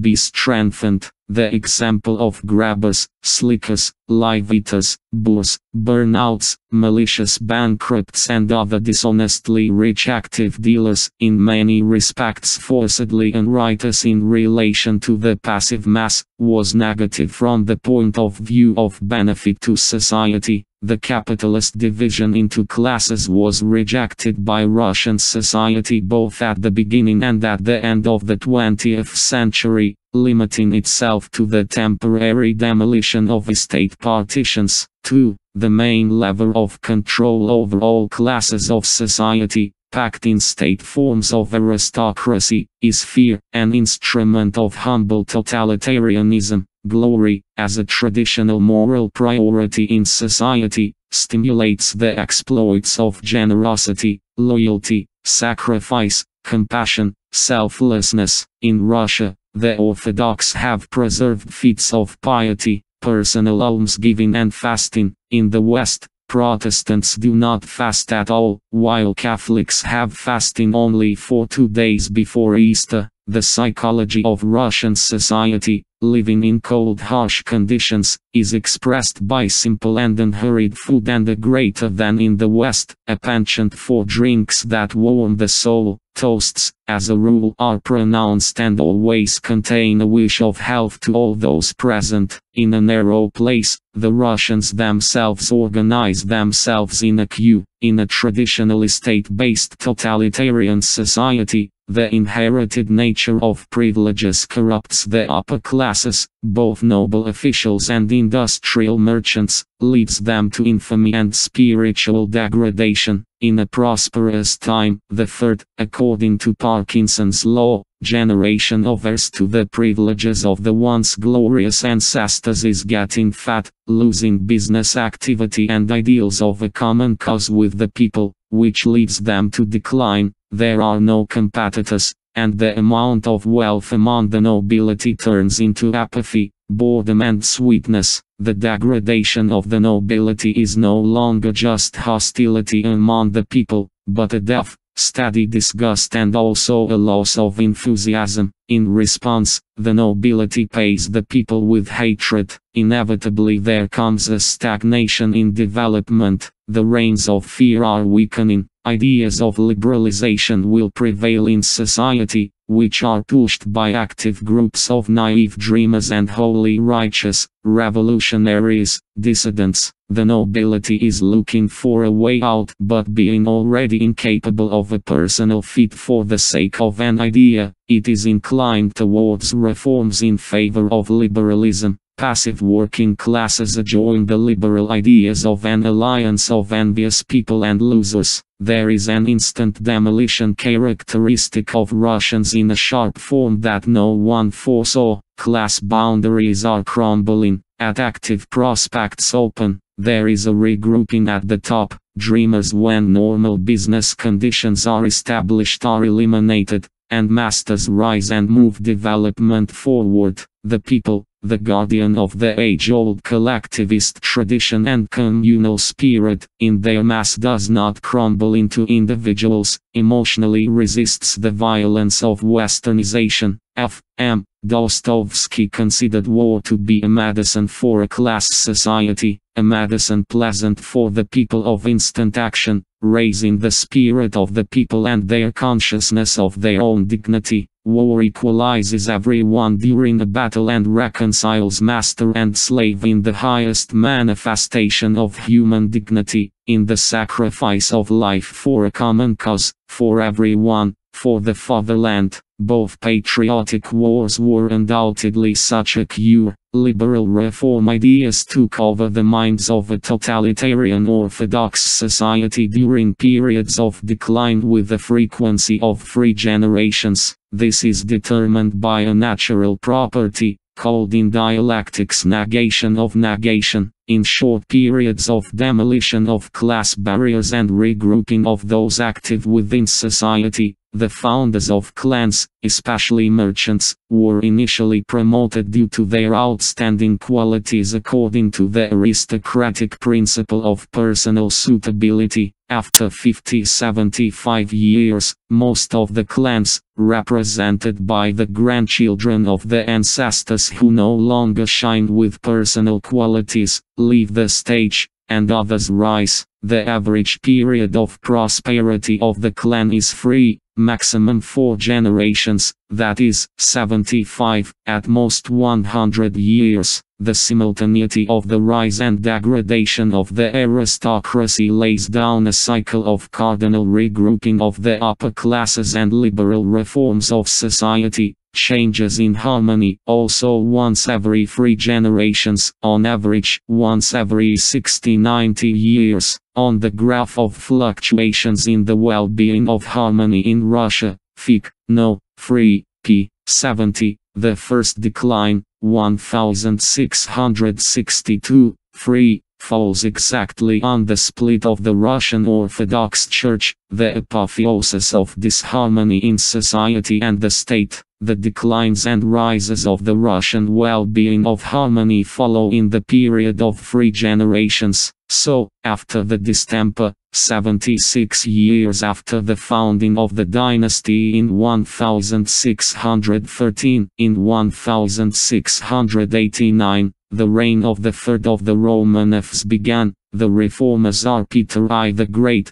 who shook society by force in a Western manner, 73 years after the beginning of the reign of Peter I, as a result of a coup to power. Since 1762, the wife of his murdered grandson, Catherine I the Great, was erected as a guard, who carried out reforms and formalized the class privileges of the nobles. After 63 years in 1825, the Decembrists, aristocratic Masons, tried to regroup society, but were suppressed, and this happened only in the 4th generation from Catherine the Great under the liberal reforms of the Tsar Democrat Alexander I the Liberator, ruled since 1855, and abolished serfdom in 1861. 3 generations later, in February 1917, also aristocratic Masons, by agreement with the West, overthrew the Orthodox Tsar. The 300-year-old Romanov dynasty fell. Avalanche liberalization lasted only 8 months and ended with the Great October Revolution, when the Bolsheviks seized power. An insignificant but most active political faction of representative power, whose sublime heroic ideas and grand design carried the masses away and ensured its victory in the Civil War. And after another 3 generations, 74 years, in 1991, the party Tsar himself with the bourgeois Spartocrats, under the moral pressure of the West, finally betrayed the totalitarian dream of justice for all and gave power to the liberals. There was another demolition of class boundaries in the traditional form of a coup. Avalanche liberalization lasted only 8 months and ended with the Great October Revolution, when the Bolsheviks seized power. An insignificant but most active political faction of representative power, whose sublime heroic ideas and grand design carried the masses away and ensured its victory in the Civil War. And after another 3 generations, 74 years, in 1991, the party Tsar himself with the bourgeois Spartocrats, under the moral pressure of the West, finally betrayed the totalitarian dream of justice for all and gave power to the liberals. There was another demolition of class boundaries in the traditional form of a coup. Avalanche liberalization lasted only 8 months and ended with the Great October Revolution, when the Bolsheviks seized power. An insignificant but most active political faction of representative power, whose sublime heroic ideas and grand design carried the masses away and ensured its victory in the Civil War. And after another 3 generations, 74 years, in 1991, the party Tsar himself with the bourgeois Spartocrats, under the moral pressure of the West, finally betrayed the totalitarian dream of justice for all and gave power to the liberals. There was another demolition of class boundaries in the traditional form of a coup, whose sublime heroic ideas and grand design captivated the masses and ensured her victory in the Civil War. And after another 3 generations, 74 years, in 1991, the party Tsar himself with the bourgeois Spartocrats, under the moral pressure of the West, finally betrayed the totalitarian dream of justice for all and gave power to the liberals. There was another demolition of class boundaries in the traditional form of a coup, whose sublime heroic ideas and grand design captivated the masses and ensured her victory in the Civil War, and after another 3 generations, 74 years, in 1991, the party Tsar himself with the bourgeois Spartocrats, under the moral pressure of the West, finally betrayed the totalitarian dream of justice for all and gave power to the liberals. There was another demolition of class boundaries in the traditional form of a coup. The reason for the commitment of Russian society to the aristocracy, its resistance to complete official bureaucratization,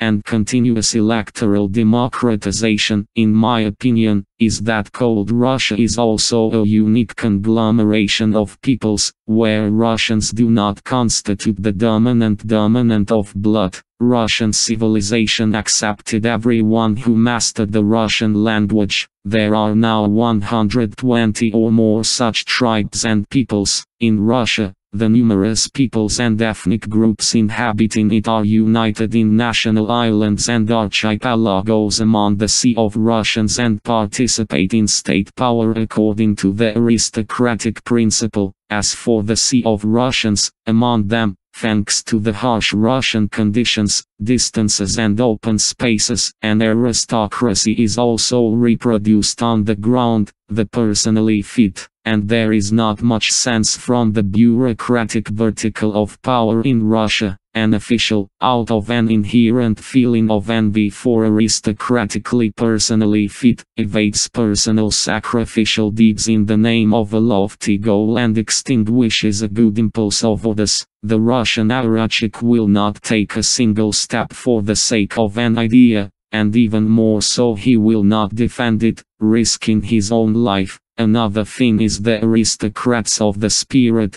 driven by the will, preceded by the presentation of the goal, aristocrats of the spirit, for whom the idea determines desires, and desire turns into a volitional act of action. In this regard, the remark of the Supreme Commander is characteristic. The ruler of Russia during the Civil War, Admiral Kolchak, he wrote, "I'll tell you frankly, I am directly amazed at the lack of decent people in our country." The same thing with Denikin. I recently received a letter from him. The same with the Bolsheviks. This is a common Russian phenomenon. No people. The worst enemies of the government are its own employees. Let us also recall the tragic death of Kolchak himself, and of many other ascetics of both the white and red ideas among Russians. The Varangian Scandinavians stood at the origins of Russian statehood, and then, at all times,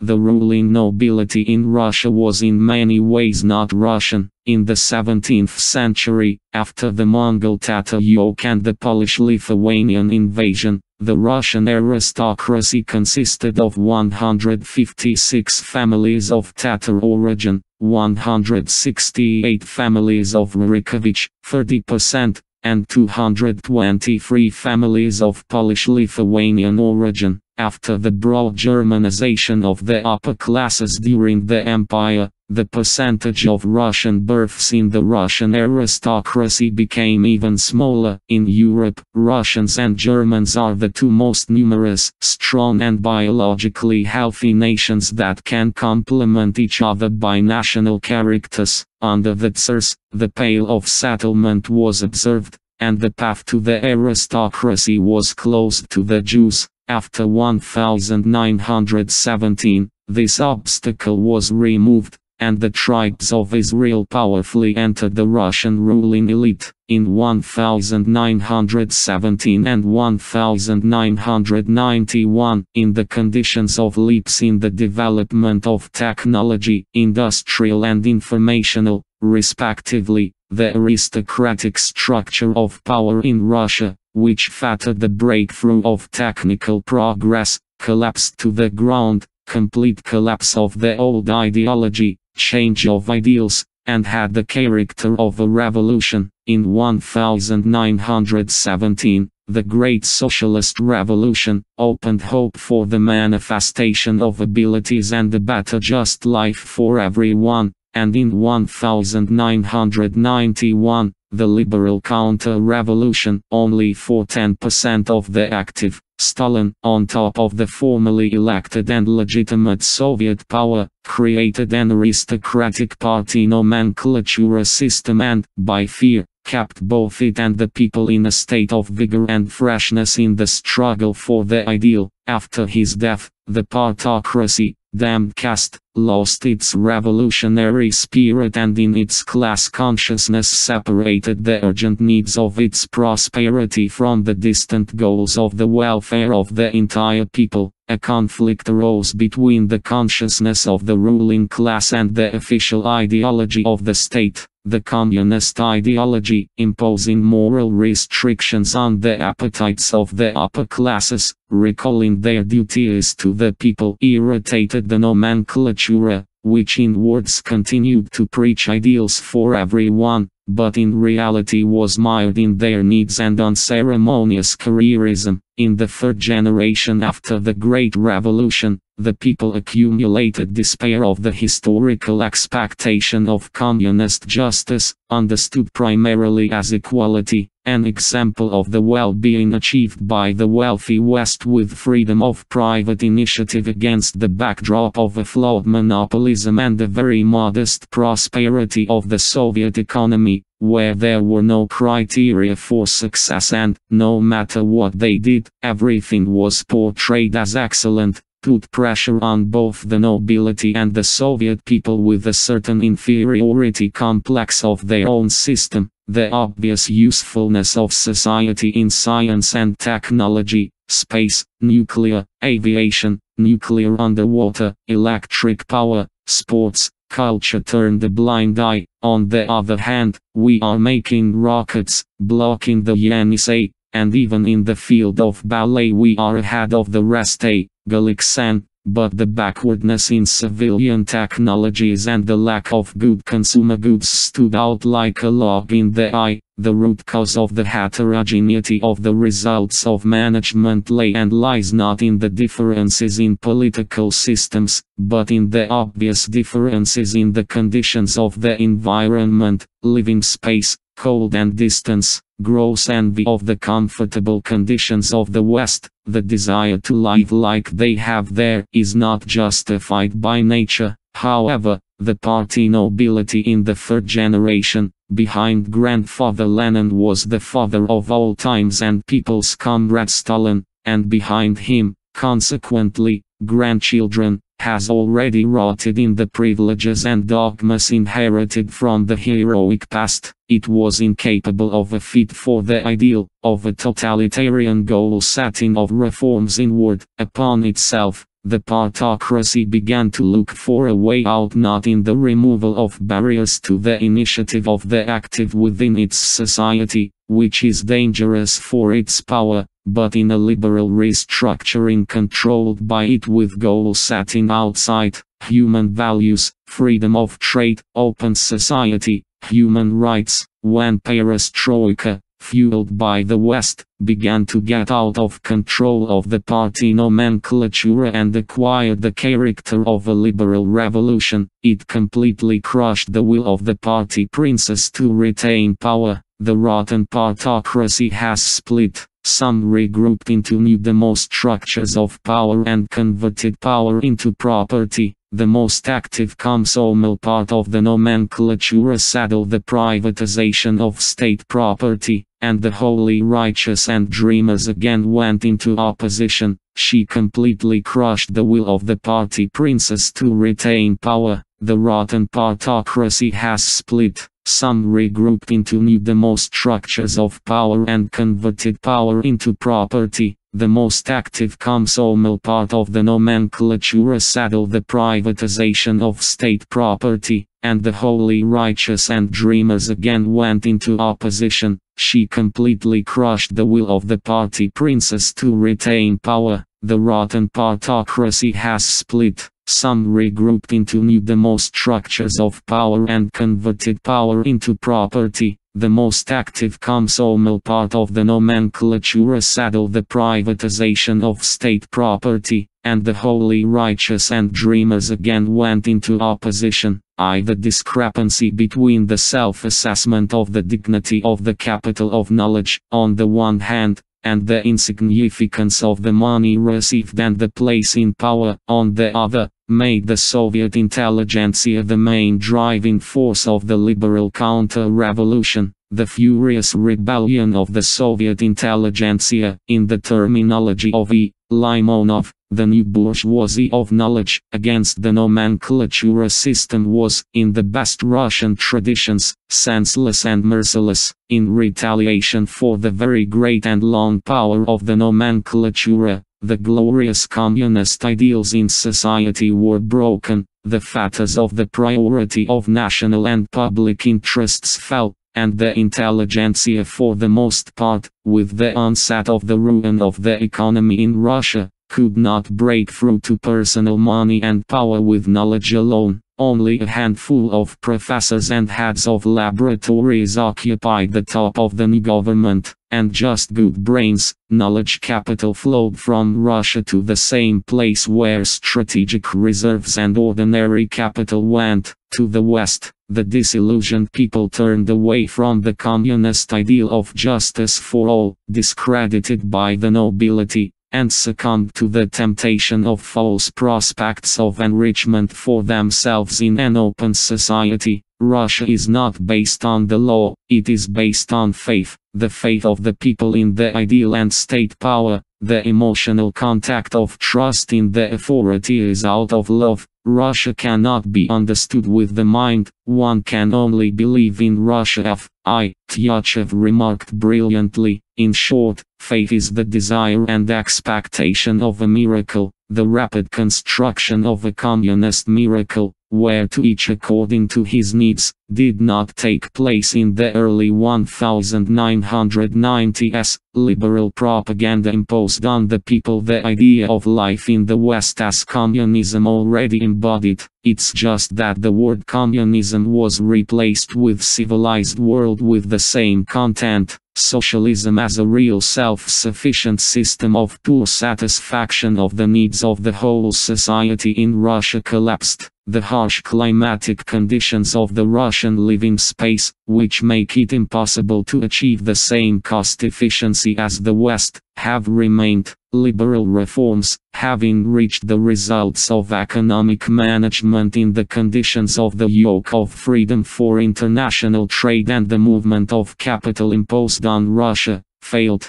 A very small number of predominantly unique productions turned out to be profitable in Russia. Only these few industries are able to pay decent wages. Only those who are active are capable of displaying private initiative in obtaining independent income. In the ruins of the Soviet economy, a significant part of its own population was excluded from contentment and prosperity. Capitalism turned out to be flawed only for its own, and rests on the absolutely blind traditional Russian public trust in the seductive pictures of Western prosperity in the democratic media. Potential capitalists turned out to be nothing more than deceived investors. Shareholders are not protected from arbitrariness, their rights do not excite either uncontrolled company managers or uncontrolled administrative authorities, still proceeding from expediency. The purpose of performances of the transfer of power in the scenery of democratic elections has nothing to do with revealing the will of the people. The mafia nomenclature, closed aristocratic, seizure of power is carried out with a heavy hand by injecting fear of losing the existing level of well-being and total manipulation of the consciousness of the people. Not democratic electoral contests and no appointment through attestation and bureaucracy examinations, but imposition without revealing who is the best according to aristocratic principle, without the risk of losing in open competition with other active ones. Liberal capitalism in Russia is opposed not by the communist opposition,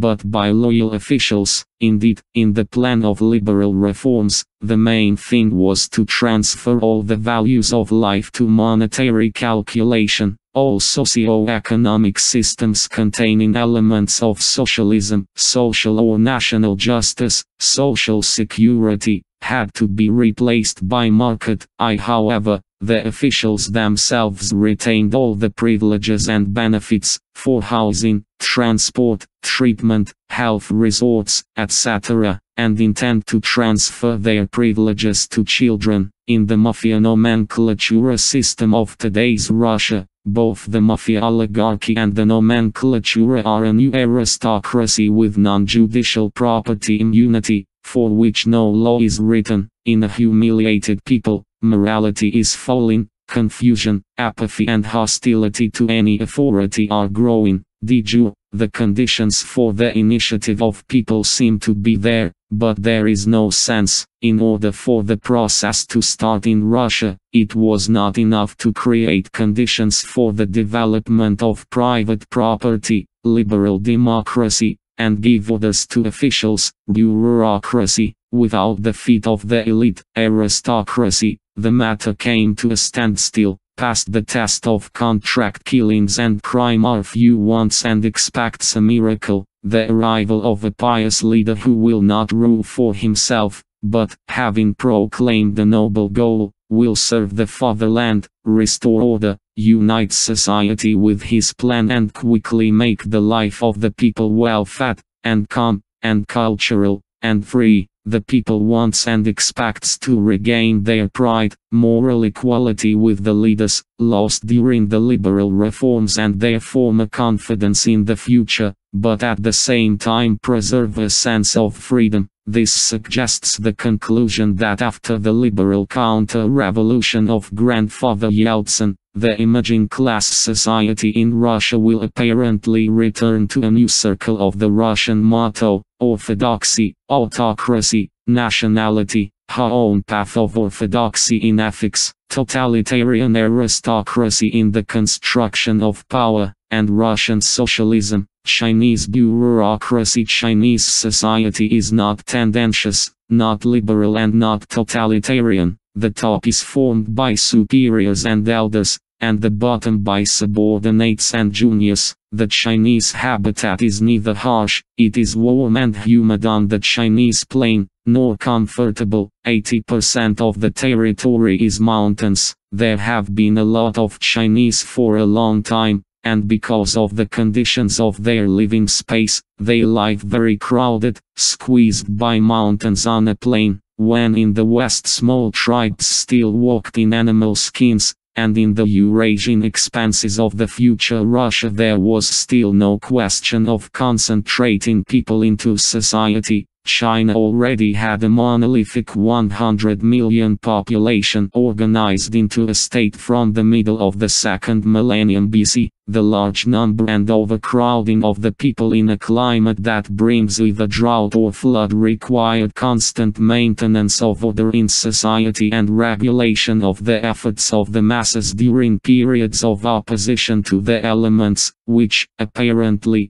led to the birth of such a form of state structure of Chinese society as bureaucracy. There has never been an aristocracy as a system of power in China. The management of society was separated from the court with all its positive, and more often negative qualities accumulated over generations and decades. It was carried out through the plenipotentiary representatives of the emperor in places, more often worthy and smart. The vertical of power in the Chinese bureaucracy was made up of appointed officials, civil and military. The path to the top in officials and further career to the very top of power was open to all active people. The only formal obstacle was passing exams, which could be overcome by diligent mastery of management knowledge and a bribe. But, one way or another, only educated people could hold an official position.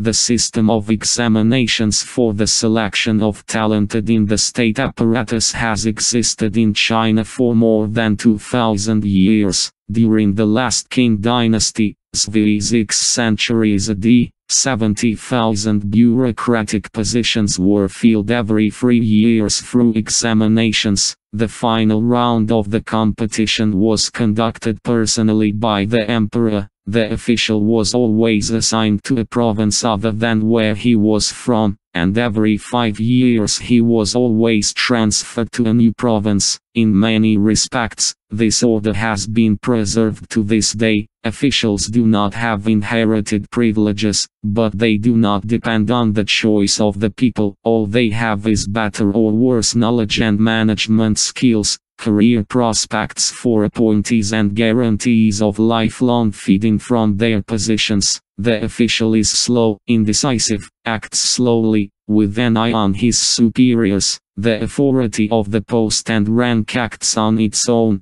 preventing anarchy, slipping into chaos. This is a hierarchy, social centrism. What reigns in society is not a law that regulates the clash of needs of individuals, not expediency based on an ideal for everyone, but a bribe, a means of conjugating the personal interests of subordinates with the personal interests of superiors into what is commonly called the state interest. An individual person in China is not an individual person and not a cell of a community, but an iron screw of the state machine, and a bribe is necessary as a lubricant. Corruption in China is much more developed than in the West and in Russia, but it has a fundamental difference, because during the period of growth it lubricates the movement of what corresponds to the line of the state. The agreed line is zealously followed by clans that develop through life in one generation of peers who know each other,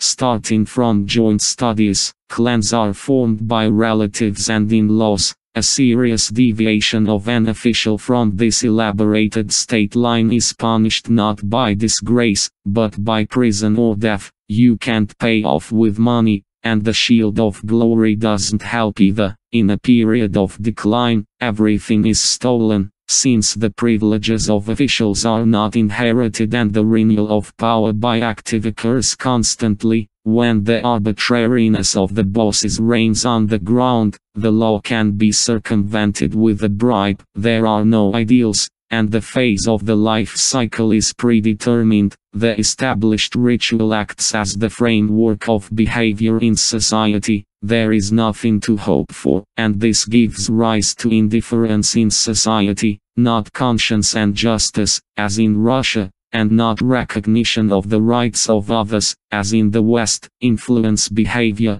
but only the desire to save face. It is not temptation or fear that manages to manage a huge passive mass, but a demonstration of soulless strength, the symbol of the emperor, a dragon, visible strength and brilliance. In the Chinese society of hierarchy, the indicator of social status and level of wealth is not energetic capital. The Chinese symbol for energy is the tiger, and not pious wealth. The square of mind and will is the snake, but sparkling, external, ceremonial luxury, dragon. The psychology of the Chinese is expressed in sophisticated slow food. The main wish is the wish for happiness. Traditional happiness consists of 4 well-being. Symbolically, these well-beings are depicted by male figures, which, from left to right, are arranged in the following order: longevity, wealth, always the main figure; virtue, harmony. Happiness through well-being is achieved in the family, which consists of simultaneously living generations of blood relatives. The Chinese are good merchants, because the logic of the Chinese merchant follows not the search for individual profit, and even less the ideal, but the interest of the family and clan. Unlike Europeans, the family hieroglyph of the Chinese precedes the proper name, first the clan, then the individual. Personal interest is secondary. The toasts are always pronounced among the Chinese, and at the common table are often separate from those present, relating only to the elder at the table. In a narrow place, the Chinese immediately huddle together. The public consciousness of the Chinese is Confucian. Confucianism for thousands of years, from the 2nd century BC, was the state ideology of China, the essence of which is not the aspiration to the ideal, but the ethics of behavior. Religion, as faith, as the expectation of a miracle from the Creator and Omnipotent, did not take root, since the Chinese deified earthly power, a living person, an emperor, the pinnacle of the bureaucracy, who is above everyone, and therefore with heaven, was presented as the Son of Heaven, who received the mandate of government on earth. The tradition of deifying the highest leaders, whether they call him the Son of Heaven or the chairman of the CPC Central Committee, has deep roots in Chinese society, and the role of Confucianism in this cannot be overestimated. The earthly emperor, the Lord of the earth, the living icon of the heavenly emperor, occupies a unique place in Chinese piety. He is the center of tradition, and the motto of his reign is a milestone in the historical self-consciousness of the Chinese, religious consciousness, of the invisible world,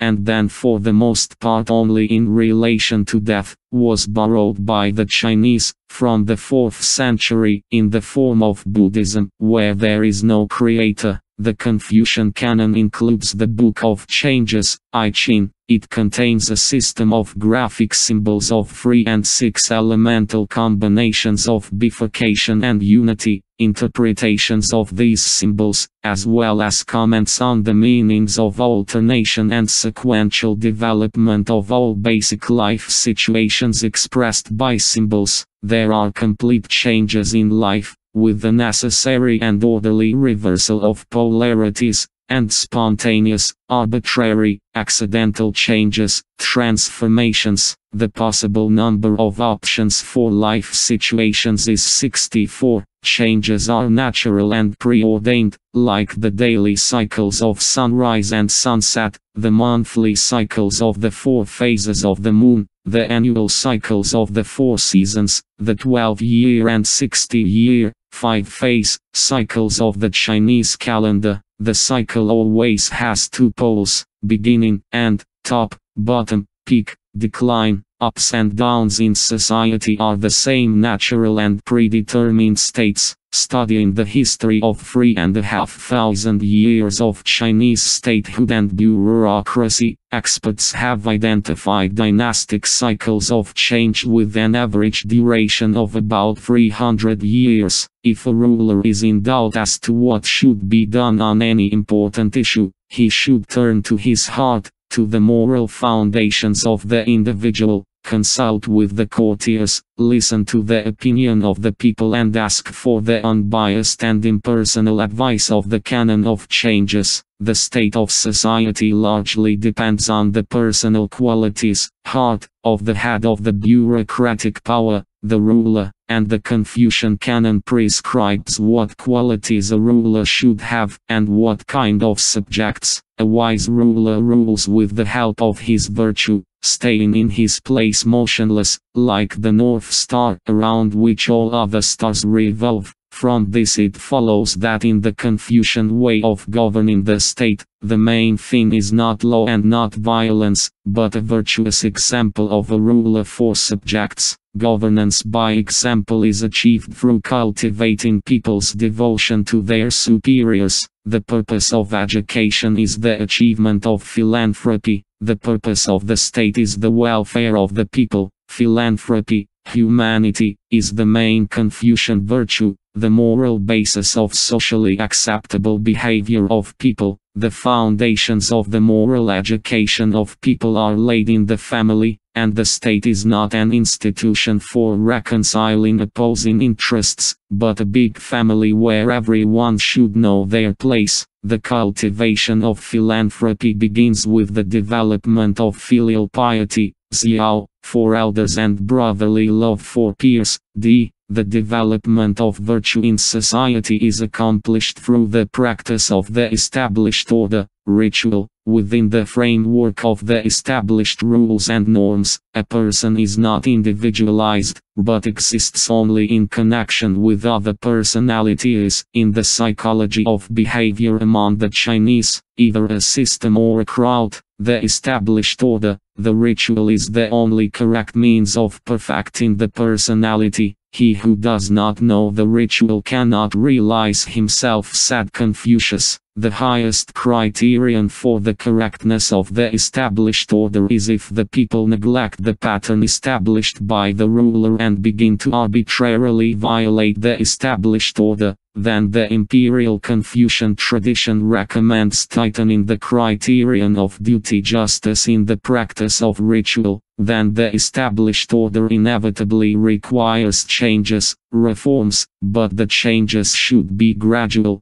and not a sharp break with the past. The improvement and streamlining of virtue in society makes it possible to eliminate people's moral claims to other people's rights and manage inaction. With the lack of virtue in society, no matter how hard the government tries, chaos and violence will still reign in the country. The cycle of virtue must begin again. A new dynasty is coming. If the people neglect the pattern established by the ruler and begin to arbitrarily violate the established order, then the imperial Confucian tradition recommends tightening the criterion of duty justice in the practice of ritual. Then the established order inevitably requires changes, reforms, but the changes should be gradual, and not a sharp break with the past. The improvement and streamlining of virtue in society makes it possible to eliminate people's moral claims to other people's rights and manage inaction. With the lack of virtue in society, no matter how hard the government tries, chaos and violence will still reign in the country. The cycle of virtue must begin again. A new dynasty is coming. With the lack of virtue in society, no matter how hard the government tries, chaos and violence will still reign in the country. The cycle of virtue must begin again. A new dynasty is coming. With the lack of virtue in society, no matter how hard the government tries, chaos and violence will still reign in the country. The cycle of virtue must begin again. A new dynasty is coming. A perfect society is a society where a person achieves the realization of philanthropy. Family relations are regulated by virtue. Chaos in the state is ordered by ritual. There is no crime. Violence is not needed. Peace and tranquility reign. A brief definition of this doctrine by Confucius himself is as follows: let the ruler be the ruler, the minister, the father, the son, the son. In the 19th century, the ideas of Western liberalism, on the one hand, and communism, the ghost of which roamed Europe, on the other, caught Chinese society in a period of complete decline. The disorder of the state of the Qing dynasty, the decline of virtue in society, the national humiliation of technical backwardness and the powerlessness of the bureaucracy to resist the invasion West and Russia to China. For 5 generations of Chinese, the fate of the era, called by Kan Yu in the spirit of the Confucian tradition, the era of establishment of chaos, from the defeat of China in the First Opium War and the taking uprising of 1851–1864 to the beginning of the reforms of Deng Xiaoping in 1978, that is, practically 127 years, the destruction,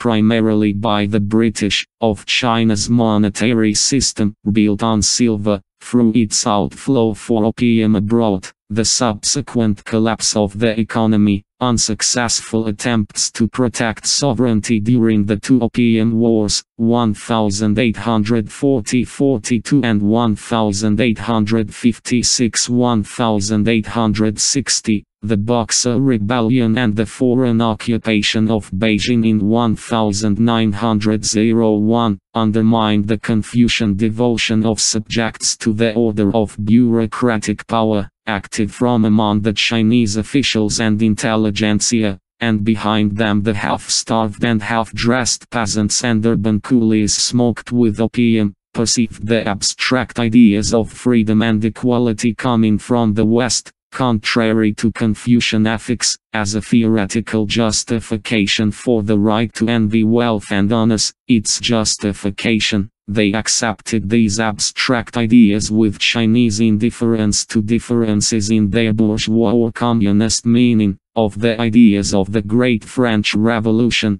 The only idea of brotherhood is fully consistent with Confucian ethics, for a blood brother can be either an older or a younger one. In 1912, the active swept away the 300-year-old Qing dynasty and its bureaucracy. Liberal reforms followed, which only finally knocked out the bureaucratic vertical of power of the center, led to the disintegration of the country and the separatism of the provinces, stimulated individualism, further shook the virtue and humanity of the superiors, instilled ruthlessness, enriched the active, but in no way solved the problem of hunger for the half-billion masses. Against this background, the moral authority of the communists in society, which combined Marxism with the Confucian tradition of rejection of individualism, increased. Communist ideas of justice and the Confucian good of the people accumulated in the remote rural and mountainous liberated regions of China, on the shoulders of the Red Army, which in 1945 liberated the northeast of China from the Japanese and their puppet Manchukuo. With the help of captured weapons received from the Russians, the Chinese communists came to power in 1949. The liberals of the Republic of China retreated to the island of Taiwan. Mao Zedong unified the country and, as stated, revived the spirit of Chinese greatness. He declared the priority of public values over personal ones, established an anti-imperialist and anti-feudal dictatorship of the people, practically the CCP, restored the central bureaucratic vertical bosses, subordinates, introduced a hierarchy of 25 categories of personnel workers. He brutally suppressed his rivals and became the founder of a new Red dynasty under the conditional motto of his reign, liberation and rebirth. The ideas of radical communism, having been tested by the extreme of virtue in the form of complete equalization, a guaranteed iron bowl of rice for everyone, were transferred to a moderate phase by the second Red Emperor Deng Xiaoping with the restoration of family values and the senior-junior hierarchy. The hardness has been removed, virtue is ordered, chaos has been overcome. A new motto of the reign was proclaimed, uniting the nation, modernization and growth. For modernizations and quadrupling of the gross product, the traditional coordinates of Chinese society have been restored. The upswing phase that began under Mao continued in the form of socialism with Chinese characteristics. The era of establishing chaos is over. The next cycle of virtue, 5 generations, called Little Prosperity or Xiaokan, has begun. An indisputable indicator of the growth of virtue in Chinese society is the increase in the Chinese family, that is, the growth in population. And here it is noteworthy that during the previous periods of little prosperity and great unity, 10 generations, 1641–1851, the population of China quadrupled, grew from 100 to 400 million people. In the midst of the chaos,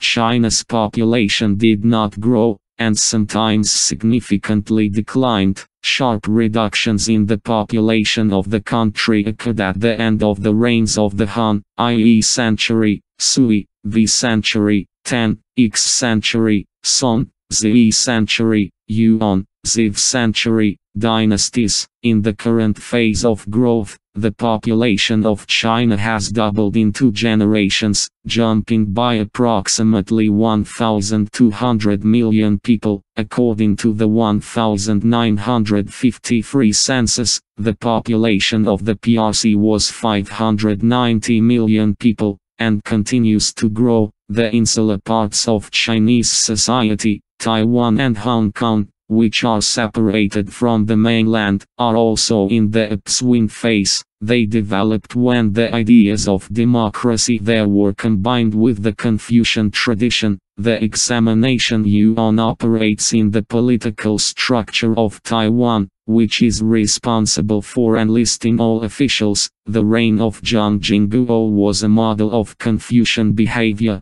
and Confucius's birthday, September 28, in Taiwan public holiday, and in Singapore, the state of Chinese immigrants. In my opinion, an exemplary Confucian society has now been built. There is no street crime, smoking, littering, drinking, chewing gum, paying attention to women and many other manifestations of individuality in public places and just on the streets are prohibited. Achieve the rare Asian cleanliness, neatness and a high standard of living for all. In relation to modern Chinese millionaires in Hong Kong and Singapore, the Confucian doctrine can be interpreted as follows: only a coolie can become a millionaire, only a coolie can be a coolie, only a very rich person can afford to live like a rich man. We are witnessing the rapid growth of the level of industrialization, commercialization and informatization of Chinese society, which go hand in hand with the restoration and establishment in the minds of the people of the national system of spiritual values based on virtue. Emperors who ruled with cruelty and pacified chaos with brutal violence had a short lifespan of 1 or 2 generations in Chinese history. The return to virtue as a coordinate system suggests that Chinese society has entered a period of stability and prosperity, and if experts on dynastic cycles are not mistaken, then the Red Chinese Empire has at least 10 more generations, 200-250 years, ahead, until the next longevity change. The art of winning. What kind of maneuver does Russia need to quickly get out of the pit of a systemic crisis? I will answer right away. It is necessary to start with the economy, and the government would be congenial if it resolutely transferred all external debt to domestic debt, and all exports from dollar-denominated to ruble-denominated. Both debt maneuvering and the counter-strike in exports are possible due to the indisputable fact that even in the conditions of the freest market without borders, the printing of paper money and government securities is exclusively the main financial function and monopoly of the state, planned and carried out by command. The point, therefore, is not with armchair macroeconomic scholarship, but with the art of winning. The point is with the nucleus of only in the field of economics. Let's start with debt. External debts crush the authorities with the burden of obligations for settlements with foreign creditors in their own foreign currency. Budgetary funds for this are barely enough to repay only the waves of accruing interest on loans taken by the predecessors. The 9th wave of interest payments, as knowledgeable people scare, will run up very soon, in 2003, and the currency must somehow be accumulated through taxes and fees on the export of energy and raw materials, selling gas and fuel oil in priority and en masse abroad to the detriment of the needs of their own population and domestic producers. The internal state debt to its individuals and legal entities does not press at all, since it is repaid with its own wooden money, which you just need to print with an accurate calculation. The current world champions in economic competition, the United States of America, with a federal budget of about $1,700,000,000,000 of its green paper money with portraits, has an internal public debt of about $5 trillion, and neither the government nor the people are groaning under the yoke of a seemingly huge unpaid debt. The same is with the winners of economic growth, the Chinese. By stimulating domestic demand with paper yuan and lending to 5-year construction projects, they brought the domestic public debt to almost 20% of the gross domestic product, and ordinary people at the same time live better and better. The Russian government, on the other hand, prides itself on the fact that domestic debt is small. With a gross domestic product of about 200 billion, it is only about 20 billion and is covered by the central bank's foreign exchange reserves. In this case, the calculation is in foreign American banknotes. For some reason, the people are not happy with this circumstance, because the beautiful balance of the central bank does not affect their lives in any way. External debt weighs about 150 billion on both the government and the people deprived of heat and fuel for the sake of exports. The burden could be eased by converting the external dollar debt into domestic ruble debt, but how can this be done? Bright minds certainly could come up with different original ways. The answer is in the domestic old believer practice of combining piety with wealth, namely, it is necessary to scale up the assessment of business benefits from short-term momentary transactions to guaranteed income of the next generation. That is, the calculation should be made for at least 20 years, bearing in mind, first of all, the security of children in their homeland and their own departure from fear of losing the inherited bride as property, the risk of sudden changes in legislation and forced flight abroad, not an abstract national idea that warms the senses from the mind, but only a worthy goal mobilizes the wavering will, makes decisions based on perspective, justifies the efforts and sacrifices to overcome difficulties. The undoubted successes of the 20 years of Chinese reforms are determined precisely by the grandeur of the goals set in 1978 and the clarity of the tasks designed for 40 years, 2 generations. As applied to the Russian government, this means that from the idea of the pyramid of state short-term obligations that collapsed on August 17, 1998, which attracted money to the treasury with fast fabulous interest, one should move on to the idea of long-term state obligations in the amount of public debt. Obligations for a period of 20 years, 1 generation, at a decent 10–15% per annum, but 100% guaranteed by the value of state-owned assets, primarily in the fuel and energy complex, production of industrial raw materials, transport and communications. In other words, instead of further fussy bargaining for the privatization of still significant state property,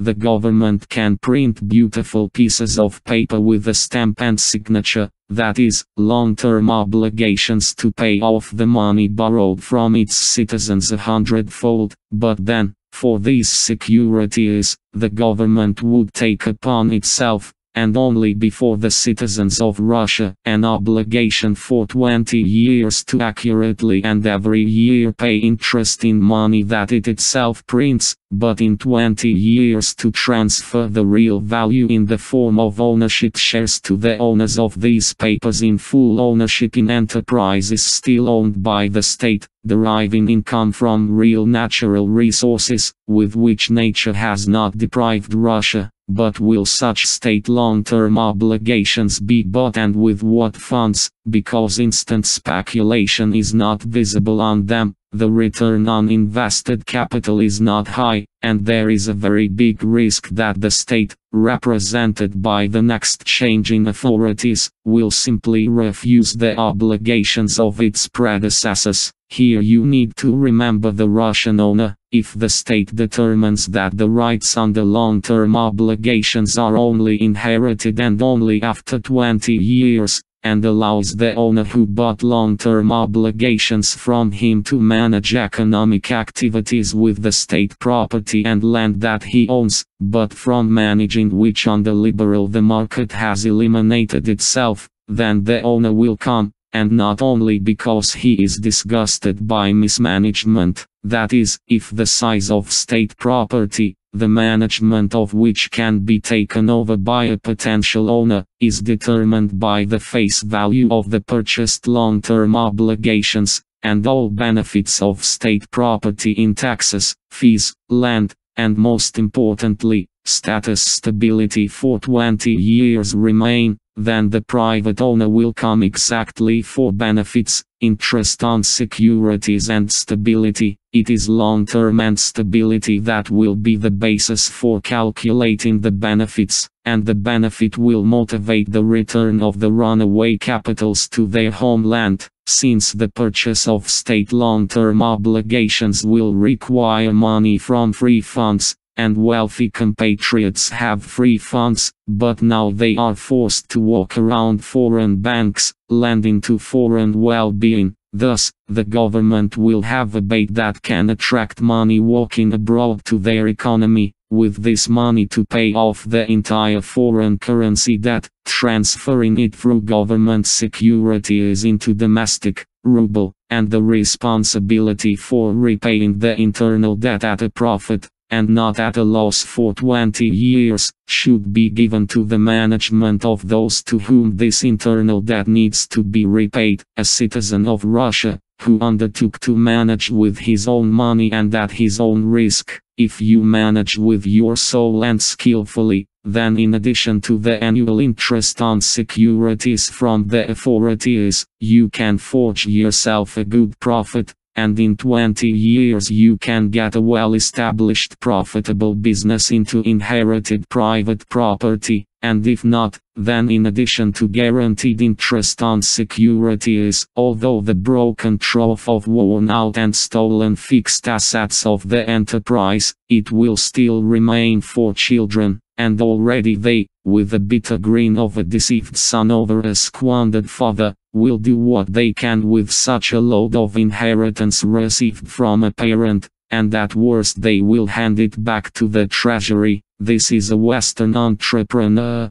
a player charged with quick financial success, and a real Russian owner is able to stubbornly pull to his chosen goal, regardless of the deadlines. A speculator and opportunist for a period of 20 years and for his own money in a row will not take on management, no matter what benefits are drawn at the end of the term. But no one will buy state long-term obligations without observing an indispensable condition, a stable or, even better, strengthening ruble, and the lever for strengthening the ruble is in the hands of the government. This is currency regulation. A vivid example of the skillful use of this lever is given by the Chinese with the unshakable exchange rate of the yuan from 5-year plan to 5-year plan, and this despite the constant domestic inflation caused by the need to subsidize the growing urban population, the blows of international financial speculators and the machinations of the backstage, as well as the commodity, slippers and racks, export structure, which requires significant efforts to overcome the barriers of protectionism that cover foreign markets. In the current Russian situation, the government could use the Chinese experience in expanding the printing of paper money while maintaining a stable artificial exchange rate, and to maintain and strengthen the exchange rate of its currency, it is enough to convert all Russian exports into rubles. Fortunately, Russian exports, mainly industrial raw materials and energy carriers, significantly exceed imports, mainly foodstuffs, consumer goods and components. To do this, it is enough to calculate the price of goods exported from Russia in the obligatory and now passport of the transaction not in US dollars, but in rubles, that is, to force a foreign buyer of Russian goods to pay Russian companies in rubles, and to do this, first buy rubles in Russian banks for their foreign currency, make the transaction two-stage. On the first one, to sell wooden rubles for a specific contract product, the issue of which is planned, the state is always able to maintain and regulate the deficit of rubles for foreign buyers. On the second one, to sell goods for rubles, the supply and demand for which will be determined by the free market. In this case, the inflow of foreign currency into Russia from exports of raw materials will not decrease, and the ruble exchange rate will rise to its real market quotation. Such a counterattack in exports is also seen as successful because more than half of Russia's foreign trade turnover now falls on Europe and only a few percent on the United States. Turning the ruble through the European currency, the quote will be based on the real flow of goods, and not on the emptiness of the huge US foreign trade deficit and the bubble of virtual assets of world banks, calculated in US dollars, a bubble that is bound to burst someday. As for the strengthening of the ruble, this is good for the country. It is obviously too early to create conditions for high profitability for the export of Russian grain, meat, milk and other food products by an undervalued ruble. There is no need to break through the wall of foreign protectionism to export raw materials and energy resources there. He is so desirable. Just come on. The export of weapons is determined not so much by their quality and cost, but by political support. Everything else Russia, one way or another, while imports, the development of, for example, the domestic automotive industry and aviation is more than provided by the internal needs of the transportation market, provided that the price of domestic equipment is slightly higher than the level of customs duty on imports of foreign equipment of the same type,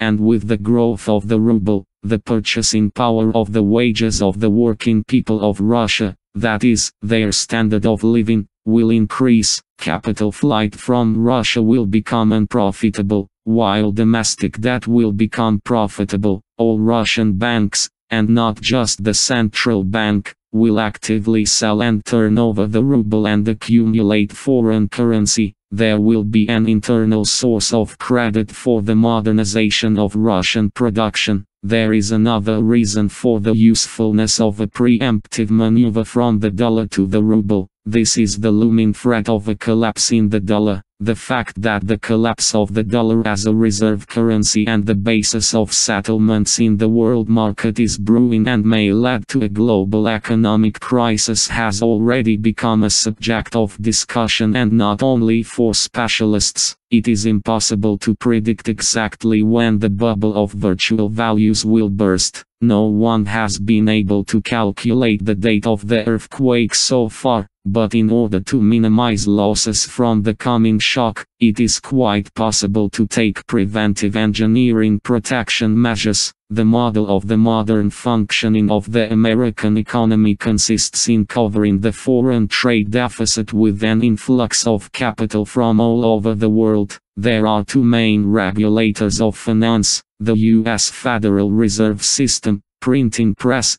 and the New York Stock Exchange, vacuum pump. Dollars received from the sale of resources to America through the exchange, stock market, are invested in the same America. At the same time, the import of capital into the United States is provided by their expanded export of their inflation and economic instability in general abroad, in the form of cash and non-cash dollar mass. The permanent threat hanging like a sword of Damocles over the US in these conditions is the reduction of the attractiveness of the dollar as a world currency. In the event of a loss of attractiveness, and this will happen when the bubble of fictitious assets of the new information economy ceases to inflate. A massive dumping of euro and China will begin, dollars serving the settlements of the world market, that is, calculations of the real value of goods in contracts, bank guarantees and letters of credit will be made not in US dollars, but in euros and yuans. The American economy will begin to choke on the excess of the dollar mass for the needs of the US itself. The dollar will fall, an accumulator of excess live money. The stock market will begin to deflate and lose virtual assets,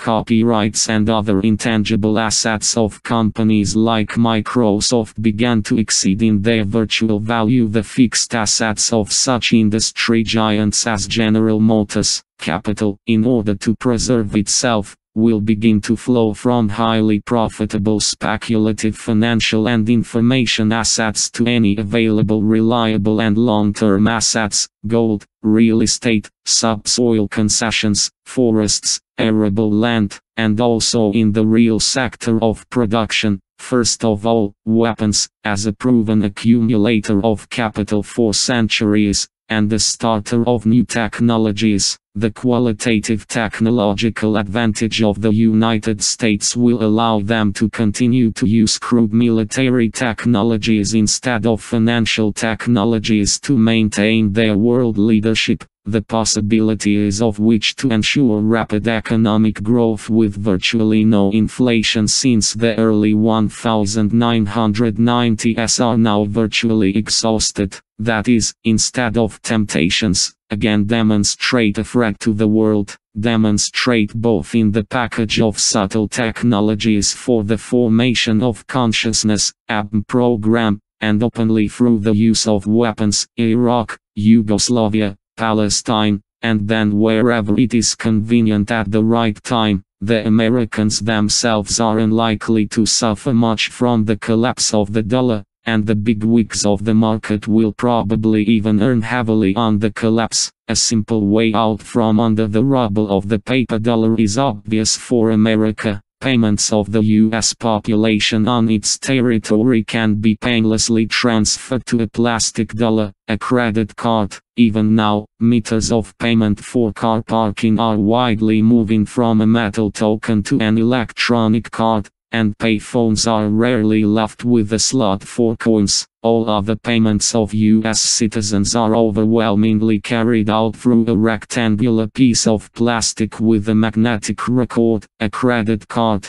Therefore, the abolition of the paper dollar for payment will burden only the holders of large amounts of cash, and the people will not be affected. A smooth transition to the electronic dollar in the United States is all the more possible due to the fact that that money in domestic circulation is now backed not by gold itself, but by commodities, that is, ultimately, social relations, and information technologies make it possible to create these relations, bypassing the commodity stage, by the very fact of using money as a service that has a value. The collapse of the paper dollar is unlikely to hurt the Chinese too much. The people in China live on the yuan. There are no currency exchange points, and the people's state, most likely, has long been preparing for the imminent changes in the global financial sector. In my 17 years of work in China, I have come to the personal conclusion that the official information of the Chinese authorities, aimed at foreigners, is, if not pure disinformation, then an elegant strategic disguise built on foreign stereotypes of thinking and Western values.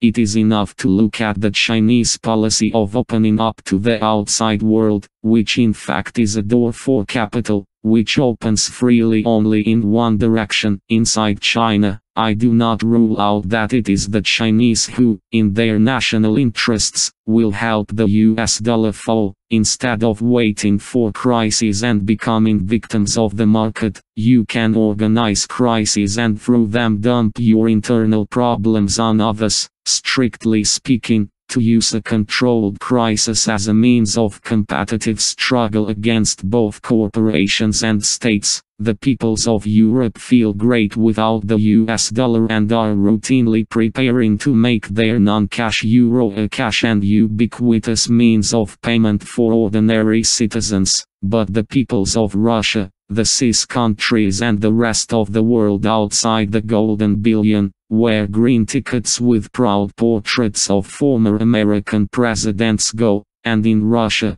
besides, the state reserve of the central bank, mostly in dollars, is placed abroad at interest, may suddenly be unpleasantly surprised, and they are even amazed when they are informed through the media that the gray-green tickets they have in their hands, signed by the US Treasury, to enter the world of real values in connection with the replacement of the performance are no longer valid today, and the funds spent on the purchase of these tickets will be reimbursed only at the theater box office, only on a credit card of an American bank, and only within a month. There is an opinion among experts that the main resource of the United States is not even high technology, but the formation of standards of thinking. In any case, in today's Russia, economists, as a rule, argue only in the categories of wealth ruin inherent in the West, and wealth itself is associated with only one of its forms,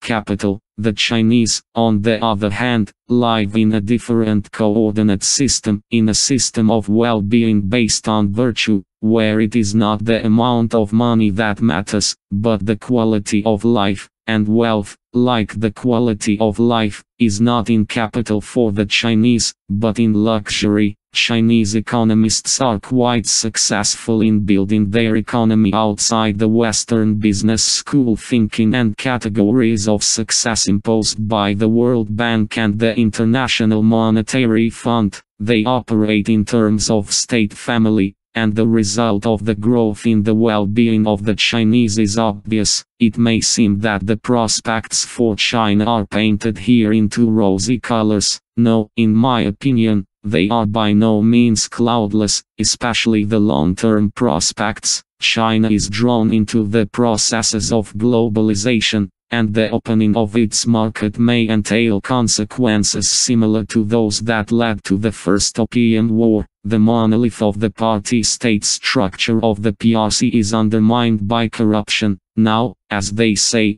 there are already 10,000 corrupt officials of various ranks under investigation. Here and there, the bridge falls, then the department store, due to embezzlement during construction. At the same time, Beijing's policy, taken in its pure, laboratory form, as it were, contains both flexibility and farsightedness, which is obvious. The revolution led by Mao Zedong made it possible to cement the pile of sand, which Sun Yat-sen once likened to the Chinese people. Won't the successful operation of market mechanisms, with appropriate orchestration from across the ocean, led to a new transformation of the monolith into a pile of sand, to the reproduction in the Chinese expanses of what happened in the Soviet expanses? Market reform has rescued China from chaos, but will more chaos be its end result? According to the theory of the three periods of the Chinese cycle of rise and fall of prosperity, everything will be so. New chaos will also come, but this will not happen very soon. At least the beginning of the recession is not expected until 2019. If for the West prosperity lies in wealth,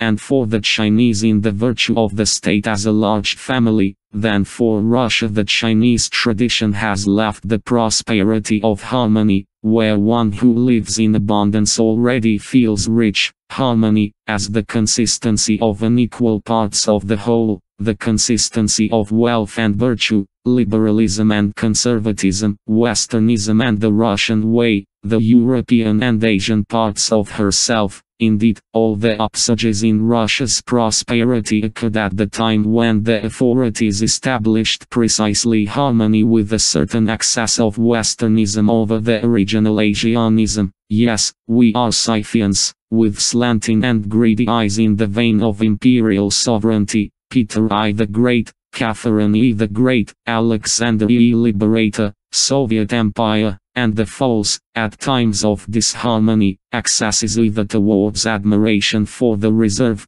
Biranism under Anna Ionovna, democracy under Yeltsin, or towards Eastern Orthodoxy, Nicholas I Palkin, Holy Sovereign Nicholas E Bloody. Russia's trouble now, in the standard of thinking of the Chinese tradition, is connected precisely with disharmony and excess of policy in the direction of Western liberalism. By virtue of the education system, Russians have long become spontaneous carriers of Westernism. Now, the complete ideological pluralism in society adopted by the authorities and the depoliticization and statization of the army and state apparatus associated with it have removed conservative patriotic counterbalances, which, given the one-sided liberal bourgeois propaganda course of the media, has made this tilt to the limit. The exit of the Russian civilization from the pit of falling prosperity has already begun, and it is quite obvious that he is following the path of building up Eurasian harmony in the statehood. The role, which had been dangerous as a complete catastrophe, slowly began to straighten out, and if so, then the financial policy of the Russian state, which provides for the strengthening of the ruble and the displacement of the dollar from internal circulation and the composition of debts, will lead to an increase in the well-being of the peoples of Russia. In the Western rational standard of thinking and calculating possible gains or losses, Russia's foreign debt should either be repaid quickly, or the final settlement should not be rushed, but one way or another, dollars should be accumulated. In Russian thinking, as in Sambo, the path to profit lies through a maneuver that defeats both the direct pressure of force and the well-established scheme in an irrational and asymmetric response, and if the maneuver from the dollar to the ruble is proactive, then the losses from the maneuver of the dollar itself from paper to plastic will be compensated. One way or another, Russia needs to manage independently and in an original way,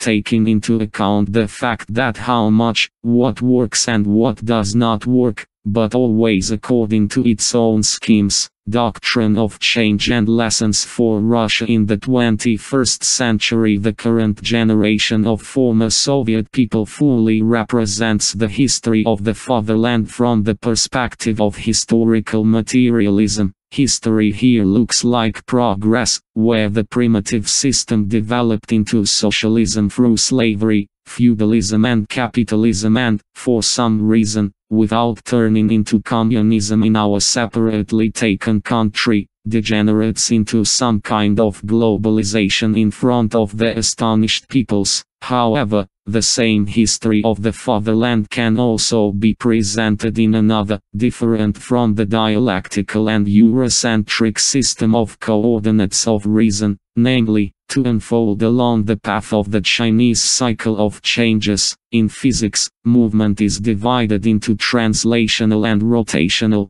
and the movement of time can be represented as a progressive development forward and upward, as progress, downward, will be called regression, and as a rotational development in turns along the rings of change. If the coil of changes in vertical projection is expanded into a line, then a sinusoidal wave will be obtained, like a line letter S, and progress in the cycle is that straight upward section of the wave that connects the curves of the two semicircles of change, the failure of the fall and the rise of triumph. The Western coordinate system of the mind is characterized by the perception of time only as progress, as a straight line that has two ends, a beginning and an end, but the rhythm of ups and downs present in the progress is associated with the pendulum that pushes or pulls in a straight line the struggle of two opposites, friend-foe, nobility-mob, labor-capital. Struggle is necessary here, because without it the movement will stop at a dead point of rest, and this initial, final, point of movement is designated by 0. In numbers, the algebra of thought, the methodology for rational understanding and interpretation of the law of development in magnitudes, has been expounded from ancient times by the Jews in Kabbalah, but this is a secret encrypted tradition, and the Jews keep it a secret, up to 40 years old, and unmarried people in general. Kabbalah, as a rule, is not taught, and the course of Kabbalah is taught to 36 chosen ones in 5 years, a kind of academy of higher mathematics of the divine. Europeans, including Soviet people, have been educated since childhood in the methodology of the formal logic of the ancient Greeks, that is, not in number, but in the word. Some have mastered dialectical logic, but numerology is alien to the ordinary consciousness of Europeans. Although Pythagoras correlates the number with both sound and color, there are 8 gradations in total. There are few universal methodologies, paths to correct knowledge, for constructing a doctrine. This is logic, formal Aristotle, and dialectical Hegel, geometry of Euclid, and descriptive numerology in the version of Pythagoras, the numerology of Kabbalah, and the unparalleled in the world and far from being solved numerology of the barcode of changes Yijingzu. That's all. The methodological status of numerology as an alternative to formal logic has been known for a long time, but is in the part of secret knowledge. On Earth, everything can be divided into 2, and the meaning of the number is also divided into 2, in the aspects of odd even. So, the beginnings of knowledge were given to people about 5,000 years ago and recorded in 2 places. Among the Chinese in the descriptive symbols Ge,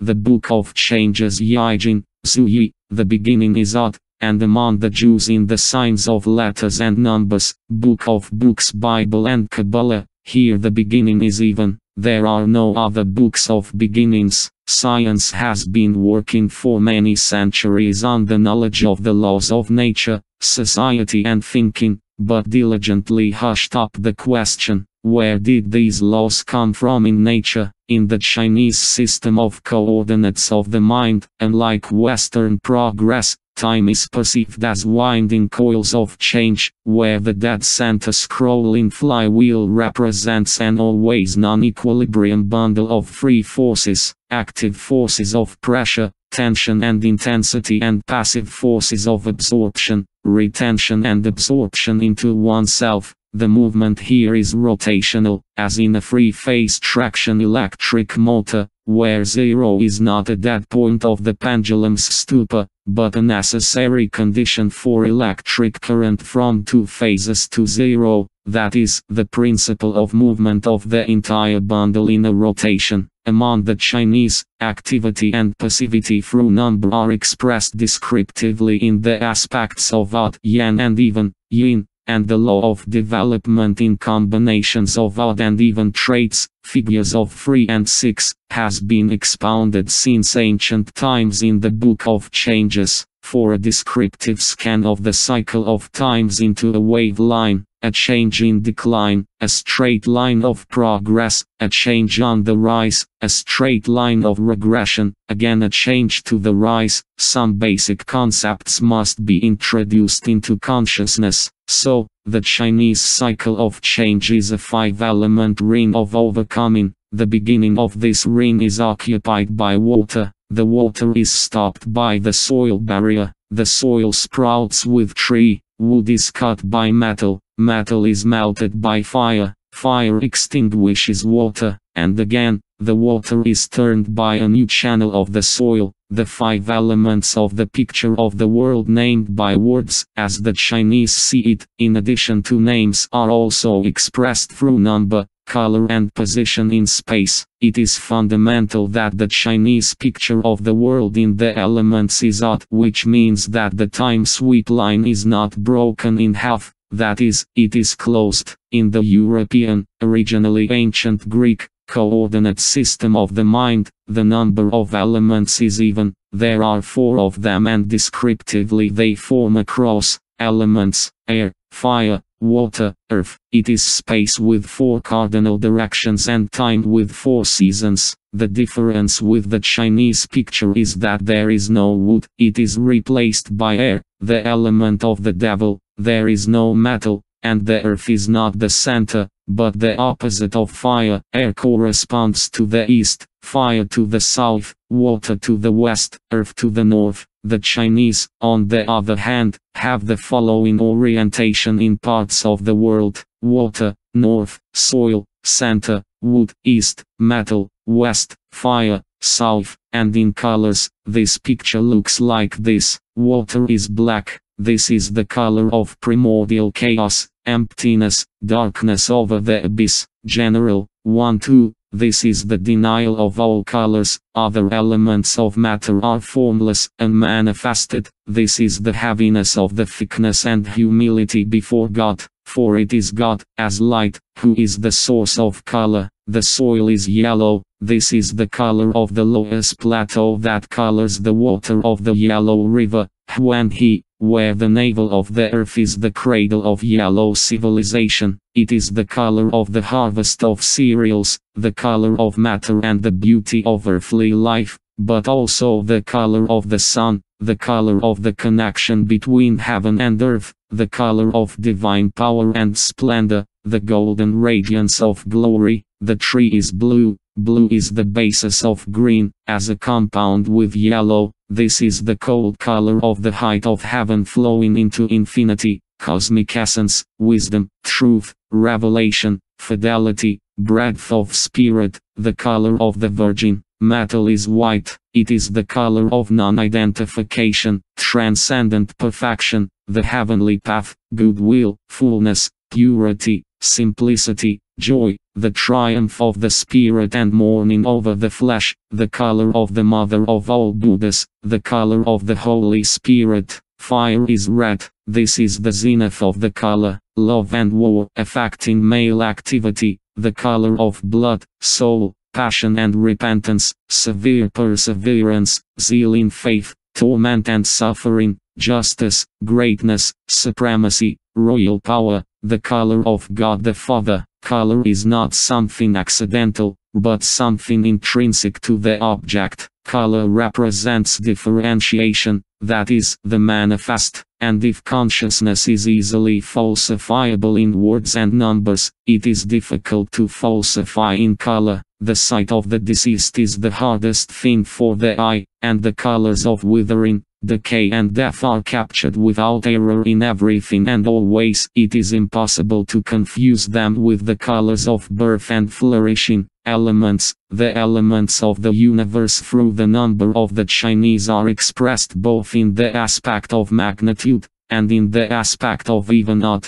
The magnitude of the number symbolizes either the generative or formative role of each element in the cycle of change. The numbers 1, 2, 3, 4, 5 express the meaning of generation on the path of things. The ordering principle is Tao, and the Chinese translators translated the first line of the Gospel of John. In the beginning was the Word, in the beginning was the way, Tao. The numbers 6, 7, 8, 9, 10 express the meaning of the good manifesting force, D, which forms things. Chinese Tao and Ti are about the same as the divine way and grace in Christianity. 5 elements, intersecting between heaven and earth, are expressed through 2 numbers each. 5 in 2 hypostases makes 10. That is, each element is expressed through 1 generative and 1 formative number, and in aspects opposite in even and odd. The odd number symbolizes the heavenly pushing aspect of the element,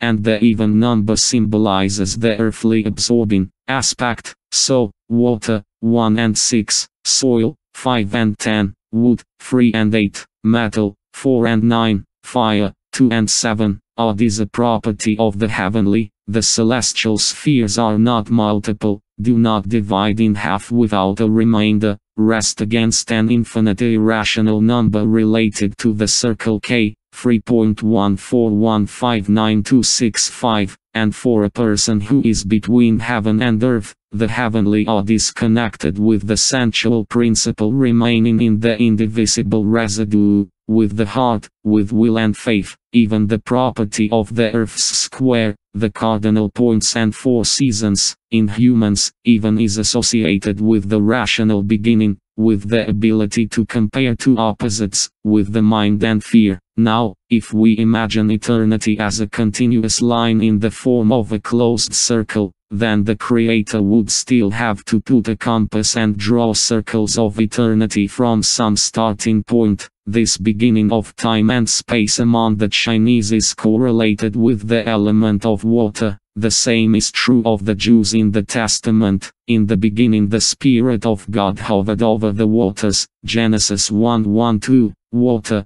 black, north. In the first circle of changes is correlated with one, odd, that is, celestial continuity indivisible in half, refers to the way of things Tao, the unit generates. Water is immediately formed by the yellow soil, land, correlated with 10. Overcoming the water for the first time, the soil acts as the good power D in the even earthly aspect of the elements. The 10 in Chinese numerals is expressed by a straight cross, and this is the limit of the way of the number from the straight line as a unit symbol. The soil is overcome by the tree in the life-giving, movement-generating number Z. The Trinity is the way and the truth and the life as the incarnate God Himself. The word, sat, John 14:6, it is odd, the blue height of the sky, generated by the Trinity forms the good power of metal with the number 9, the development continues and is brought to completion. The odd heavenly aspect determines the sensual beginning of this segment in the cycle of change, and the white color is the triumph of the spirit.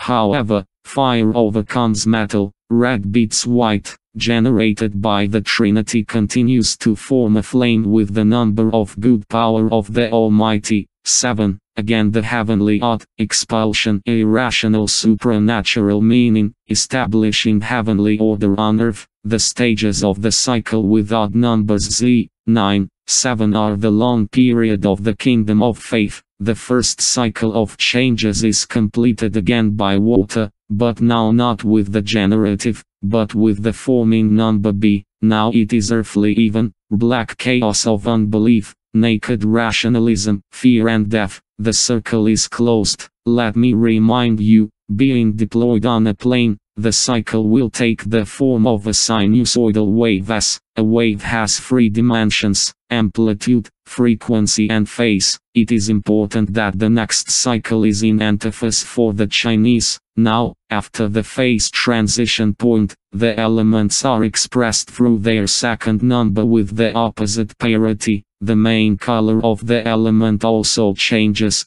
Colors of the second order appear. The yellow color of the soil with the transition from the even 10 to the odd 5 mixes with the blue of the sky and becomes green. The blue color of the tree with the transition from the heavenly odd Z to the earthly odd 8 becomes azure. The white color of the metal with the transition from the heavenly 9 to the earthly 4 acquires the brilliance of coins, pieces of silver, and the red color of fire with the transition from the heavenly odd 7 to the earthly odd 2 becomes purple. A new cycle of being generates the soil with the number of the way of things 5, that is already in the heavenly odd aspect. The color became green, the outer third of the sum of earthly yellow and heavenly blue in equal proportions. Now it is a return to the sensual principle in man, to faith, to goodness. This is the renewal of life, the victory of immortality, the hope of growth. The new life generated by the return to the soil is formed by the tree, the east, with the number of good power, 8. Now it is an earthly attracting and absorbing even, rational cultivation to maturity, abundance and prosperity based on the intellect. From taking in white, 8 is pure 4, the blue becomes azure blue, symbolizing truth,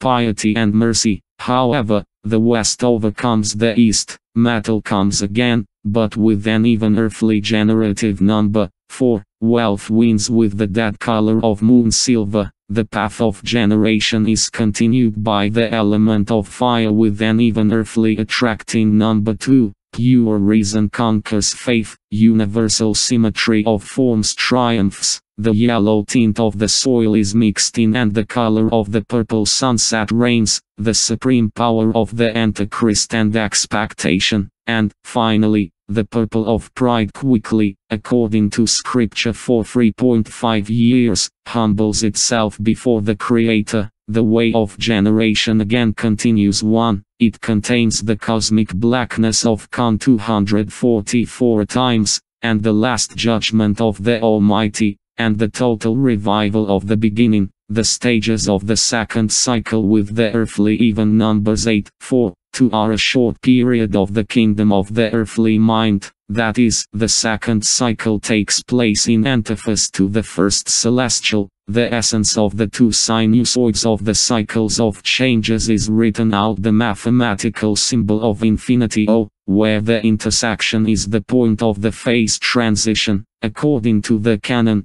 red is overcome by black with the phase transition. Chaos vapor condenses into liquid at the dew point, the element of water replaces the element of fire, and the sequence of numbers is 1, 10, 9, 7, 5, 8, 4, 2, 1, 11. The duration of the changes in the first cycle is longer than in the second. When the cycles are unfolded in a vertical projection, the line will write out a wave with a decrease in amplitude, range, with an increase in the frequency of rises and falls, compression, in each next oscillation, and in a horizontal projection, the line will curl up into a twisting spiral like a clockwork spring. A clock spring usually has 11 turns. Volumetrically, in 3 dimensions, the figure of change, the path of Tau as a model of the universe, can be represented as a seashell converging into a cone. This model of the path of heaven is depicted in architecture by the Chinese. The famous and the only one in the world Temple of Heaven in Beijing, 15th century, has the shape of concentric rings, gathering on a cone. The temple consists of 11 rings, white in a marble base, 1,1039, red in the body, 7, blue in the roofs, 65842, yellow in the pommel, 11. The path to heaven has 2 sweep cycles with a phase transition in spiral staircases is also presented in the 6 harmonies pagoda in Hangzhou, 4 cardinal directions, earth and sky. The sequence of changes, rolling up into a cone, is also represented in the Tibetan stupa, the repository of the Lamaist teachings, base, staircase, dome, stepped spire, top. However, a person lives on earth, and the path to the world invisible to him is not obvious, although with age there is still a feeling of contraction of each next annual circle compared to the years of youth, due to the non-obviousness of a person's path to heaven. The rest of traditional Chinese architecture in forms personifies strict earthly symmetry. The point of phase transition from cycle to cycle in the non-equal 8 of infinity is spatially located in Russia. Here the east and the west are connected. If now the cycles of changes are shifted to the historical path of Russia in the world, then, relying solely on the order of changing colors, the following picture will be obtained. The period from 1917 to 1991 was undeniably colored red. The Reds defeated the Whites in the Civil War, that is, the past of Russia, as a centralized Orthodox state, approximately from the capture of Kazan by the Orthodox Tsar Ivan the Terrible in 1552 and until the victory of the Reds in 1917, was white. Even further back in the past, the period from the 2nd century to the capture of Kazan, among different peoples inhabiting the territory of Russia, was characterized by the formation of faith, Orthodoxy among the Slavs, Islam among the Tatars and other Turks, Buddhism among the peoples of the Mongolian route, Kalmyks, Buryats, Tuva. Here was the color of heavenly faith, blue. Further back to the time of the flood was the period of the religions of the sun, Tengrianism, Zoroastrianism, the Egyptian Pa, the color is yellow, and from the creation of the world to the flood, the black color of water dominated. Approximately the same can be correlated with color and the socio-historical formations of historical materialism shrinking in duration. Primitive society was black, slavery in the 25th centuries BC was yellow, feudalism in the 3rd 16th centuries with blue blood of the aristocracy was blue, capitalism was 3 centuries, 6 centuries, metallic white, 20th century of socialism, red. At this stage, industrialization, as the first stage of world globalization, reaches its peak of development, at least in the 10 leading countries of the world. It is during this period that the history of mankind begins a total and threatening acceleration that has never been seen before. Next comes a phase transition not prescribed by the classics. Let's go back to our days. By the end of the 20th century, the red earthly faith disappeared and the red empire of the USSR collapsed. The black color of chaos, full of unbelief, disintegration, loss of shame and conscience, loss of the measure of things, discord and strife. 1. So, if in Russia black, number 6, defeated red, number 7, it has been dominating for 15 years now, and the phase transition has not yet been completed, then in China black was passed very quickly and the phase transition had already occurred in the summer of 1989, culminating in blood streams on the square, Tiananmen in Beijing. Gorbachevization of China did not take place. Deng Xiaoping's socialism with Chinese characteristics is the return of China from the red color of socialism to its native yellow soil of Chinese characteristics. Number 5. And the empire, outwardly retaining the red flag, even then moved from struggle to the harmonization of society, acquired an orange color of dignity. When, in 2001, the theory of the three representations of the ruling clan under the name of the CCP was announced in China, then there was an official change in ideology in the direction from the red color of struggle to the green color of harmony of the rich, smart and the whole people, the color of jade perfection. In a bundle of three forces, the active are the rich and smart,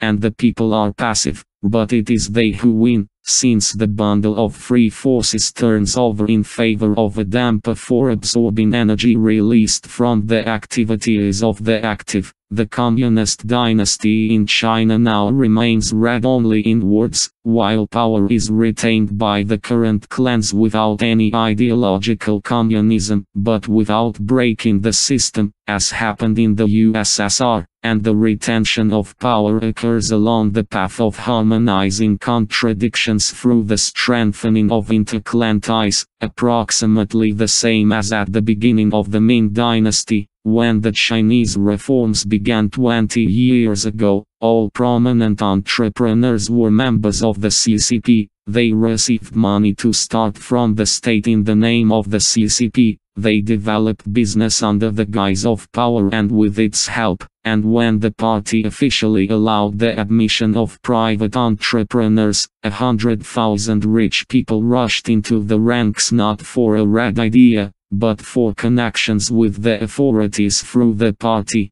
This is how China is actually harmonizing the previous struggle between labor and capital, and the struggle of opposites between the personal and the public in Chinese society is harmonized through the appeal of the smart to the images of the earthly faith. In 1999-2000, the Chinese enthusiastically watched the serial television film Pavel Korkygin, based on the novel by Anne Ostrovsky, after which the novel itself is sold in China with a circulation of 70 million a year. If we remember that the cosmic epoch of Pisces is now changing to the epoch of Aquarius, and the rings of periods in the cycle of changes are shrinking, then the change from the black color of chaos of unbelief to the green color of harmony in the odd East will take place during the lifetime of the current generation of the peoples of Russia. The West, in its even rationalism, finally losing faith, has entered a period of regression. In the Western signs of the zodiac, Aquarius is a mythical amphibian image, which coincides with the Chinese transition from the elements of water to the elements of soil. Geographically, this sign is correlated precisely with Russia,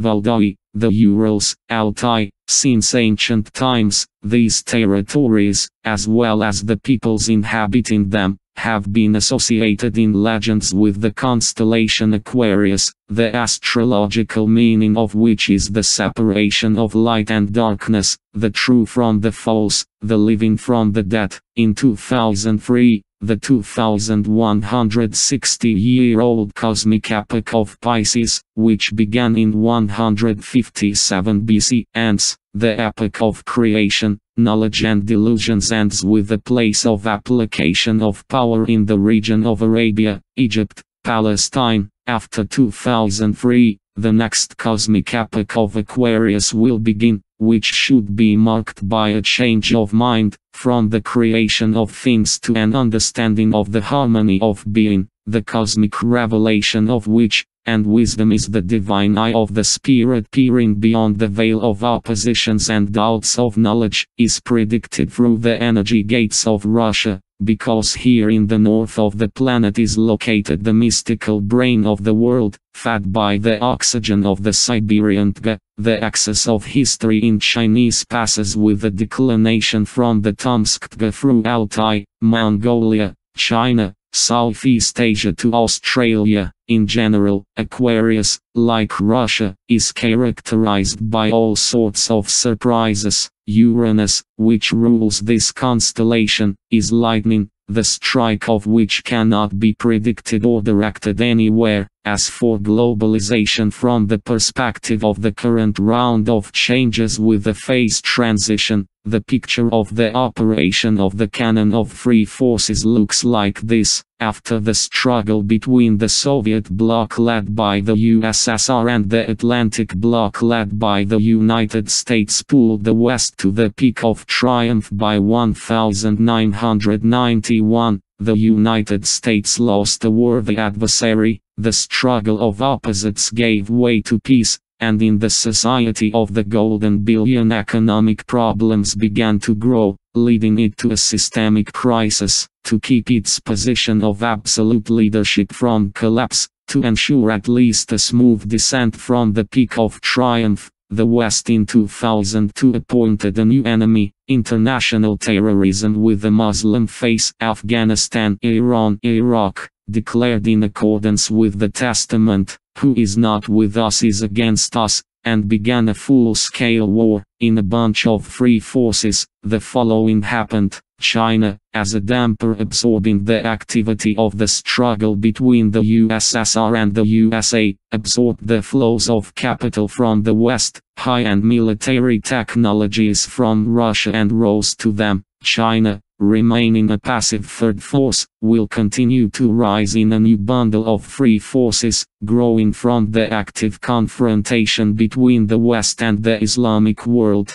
However, with the growth of the total power of China, the linkage of forces turns further in favor of China, and it emerges from the shadows into an active confrontation with the West. The new passive force will win in the new alignment of the three forces. In other words, Russia will benefit if it moves from the active role of an ally of one or another side of the confrontation to the position of a damper for absorbing the active confrontation, first with the United States and the world of Islam, and then with the United States and China. And for this it is necessary to unite with Iran, which stands apart in the Islamic world, with Iran, because it is a real spiritual pole of the Muslim faith, opposing the artificial Wahhabism planted for money among the Taliban in Afghanistan and Pakistan, among the Chechens in Russia, among the Uyghurs in China, because Iran is the most powerful of the Islamic countries objectionable to the West. At the same time, it is not strongly connected with China. To unite in order to, together with Iran, extinguish the activity of the Islamic world in the confrontation played out according to the scenario of the West and beneficial to China, that Iran is the most powerful of the Islamic countries objectionable to the West, at the same time not strongly connected with China, to unite in order to, together with Iran, extinguish the activity of the Islamic world in the confrontation played out according to the scenario of the West and beneficial to China, that Iran is the most powerful of the Islamic countries objectionable to the West, at the same time not strongly connected with China, to unite in order to, together with Iran, extinguish the activity of the Islamic world in the confrontation played out according to the scenario of the West and beneficial to China. The advancement of China to the position of an active world power is not dangerous for Russia, because spiritually Russia, facing Europe, and China, facing the South Seas, stand back to back. In such a situation, it is impossible to wage a tough fight with each other, and Russia for China in the confrontation with the United States acts as a deep strategic rear. Russia's transition to a strategy of moving away from independent political and economic struggle into the shadows will make it a damper for absorbing the activity of the United States and China, and then not an ephemeral greenhouse, the so-called favorable investment climate, but a sober calculation will bring to Russia, a country of intellectual and natural resources, both the technologies of the West, and orders from China, and capital from both sides, which will buy Russia's favor to themselves in the confrontation that will inevitably grow between them. At the same time, retreat, as an escape from the inevitable losses of the struggle, should not be confused with either retreat, or flight, or disbanding the army. Saving Russia from the collapse and destruction of the state is not a goal, but an immediate task. Since there is no goal again in the salvation, survival, formula, there is no impulse mobilizing the hearts of citizens. There are slogans here, and there are no converging points in the circle of action strategies, and the goal, if you try to imagine it visually, is neither square nor triangular, no other than a point inside a circle, giving in perspective a cone of bright future, light at the end of the tunnel, star of hope, and not because of the lack of the notorious national idea, but precisely because of the lack of a goal in Russia. There is complete confusion in specific things and the widest possible generalizations in slogans like, choose us, and life will become better and more fun. The West has a doctrine of globalism,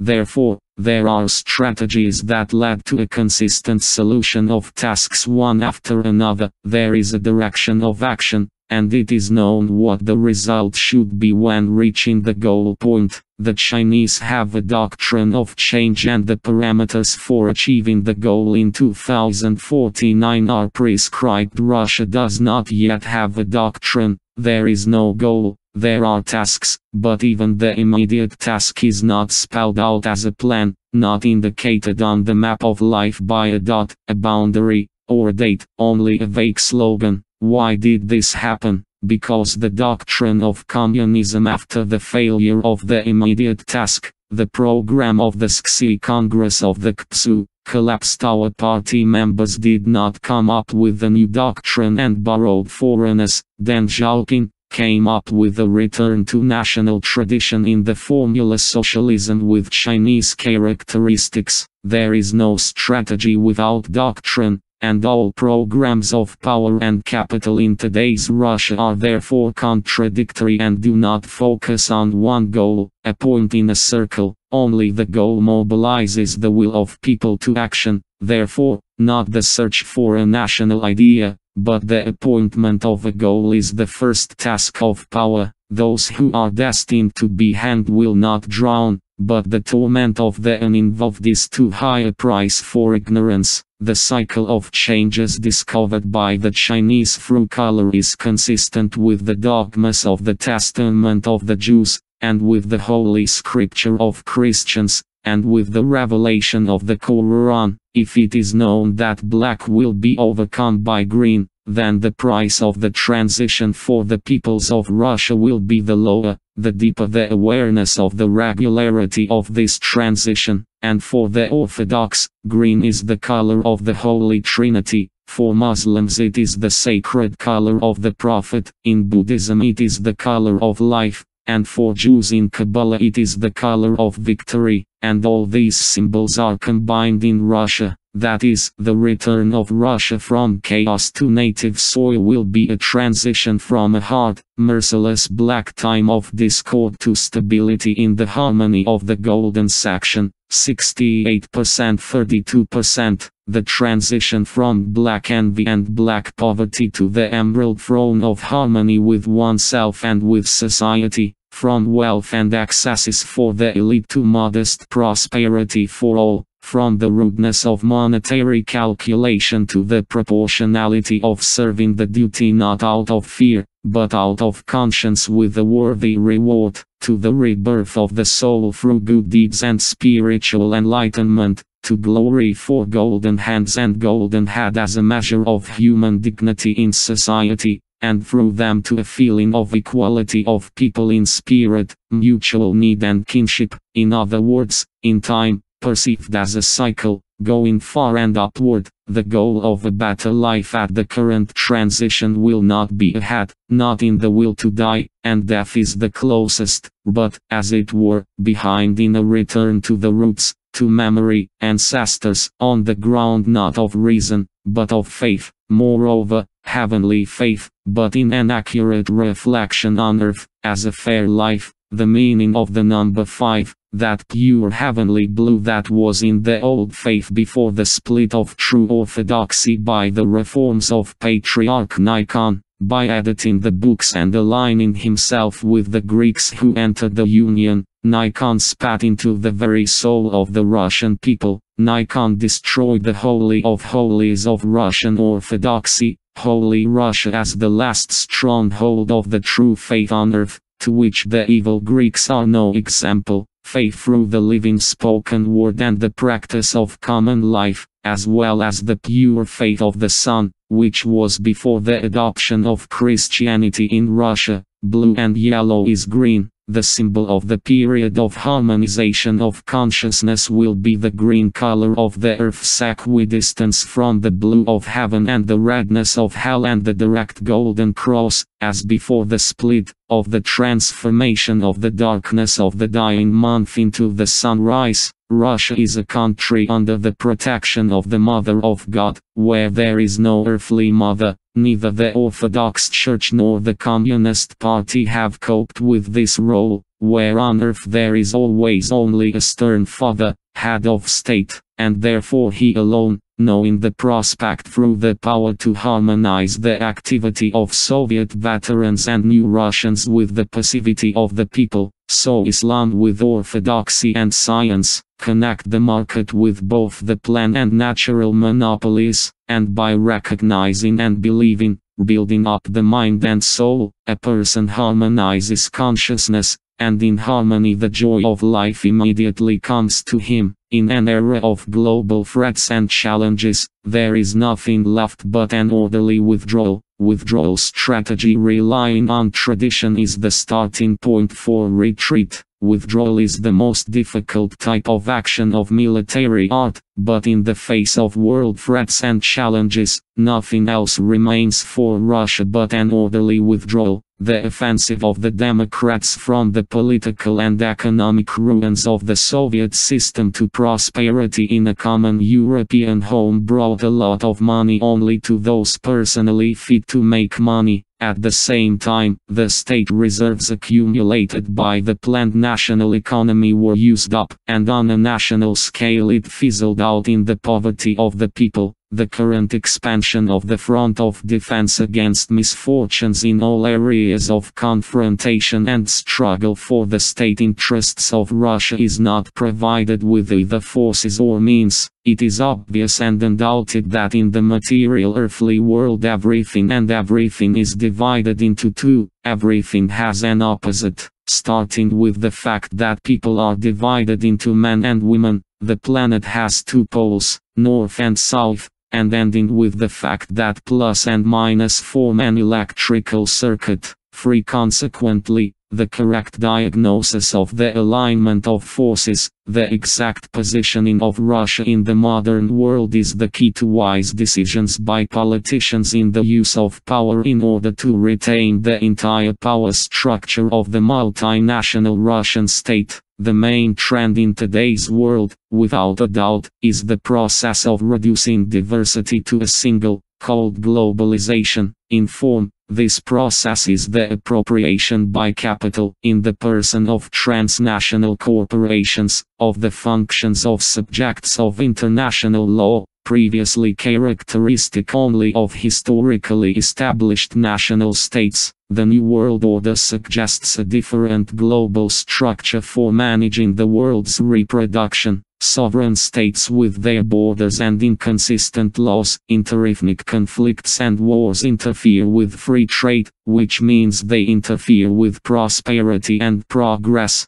Down with state sovereignty. Long live the power of international managers and bankers, not national politicians. These are the main slogans of a narrow circle of real new financial masters of the world. The natural opposite of this process is the national tradition. In the terminology of globalists, old-fashioned commitment to the values of national independence, cultural identity and historical continuity. In the history of Russia, all world threats handing over its sovereignty, when it entered the implementation phase in the form of the use of military force, began with a retreat. Both domestic wars, both with the French at the beginning of the 19th century and with the Germans in the middle of the 20th century, began precisely with a retreat. The Third Patriotic War in the conditions of nuclear deterrence of the use of actual military force proceeds in the form of financial and economic expansion. For the peoples of Russia, which has entered the 21st century, it has already begun. In the terminology of military art, Russia is now conducting a maneuverable economic defense with futile attempts to counterattack according to the operational plans of the liberal Graph program, taking place against the backdrop of calls from the opposition to take up a deaf all-round defense of economic protectionism. At the same time, all serious economists unanimously make disappointing calculations of the impending collapse of this defense front already in 2003-2005. The collapse, followed by the disintegration of the country and its complete economic occupation by transnational corporations with the establishment of a regime for the peoples of Russia like captive camps with limited local self-government, headed by native oligarchs. However, in the history of Russia, it was at the peak of the threat of a complete loss of sovereignty, after the surrender of the burned Moscow to Napoleon in 1812 and from the walls of Moscow in 1941, that a strategic counter-offensive began, culminating in the triumph of the capture of Paris and Berlin.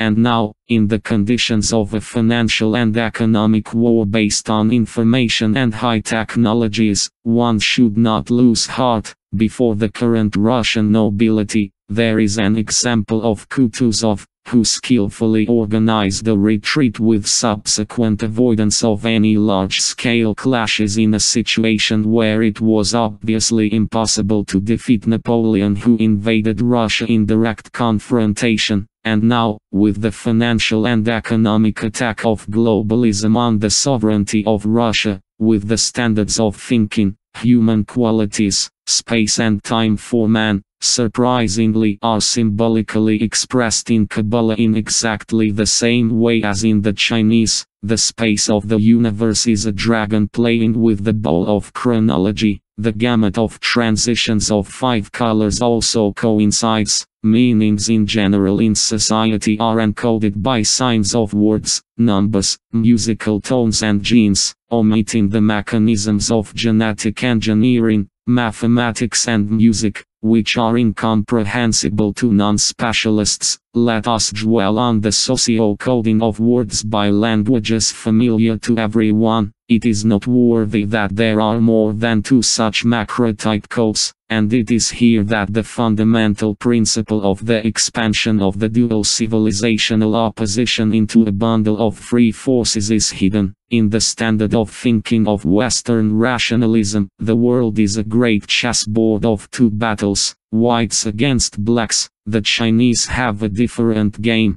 They sit at the card table of history, where the game has 4 suits and a joker. There are also 4 races and blood types in people on the planet, and according to the grammar paradigm, all the languages of the peoples of the world are divided into 4 types. Mundane rationalism in the minds is now coded by the rational New English language with grammatical meanings separated into the area of word order, with the logic of interaction, causality and the imposition of meanings incomprehensible to foreigners in linguistic universals of the millennium type. The symbolism in the mind with the halo of meaning is encoded in isolating Chinese, through the enormous redundancy of the code. Hieroglyphic writing, the way of thinking of the inhabitants of the Celestial Empire, movement from cash to new, is closed to most foreigners. In general, in order to thoroughly understand the Chinese, you need to be born a Chinese. Agglutinative languages of the Mongolian Turkic origin with meanings in the monoliths of the roots and clear changes in grammatical meanings through the stringing of affixes strengthen mysticism in the mind, a rational predetermination of the basis of things.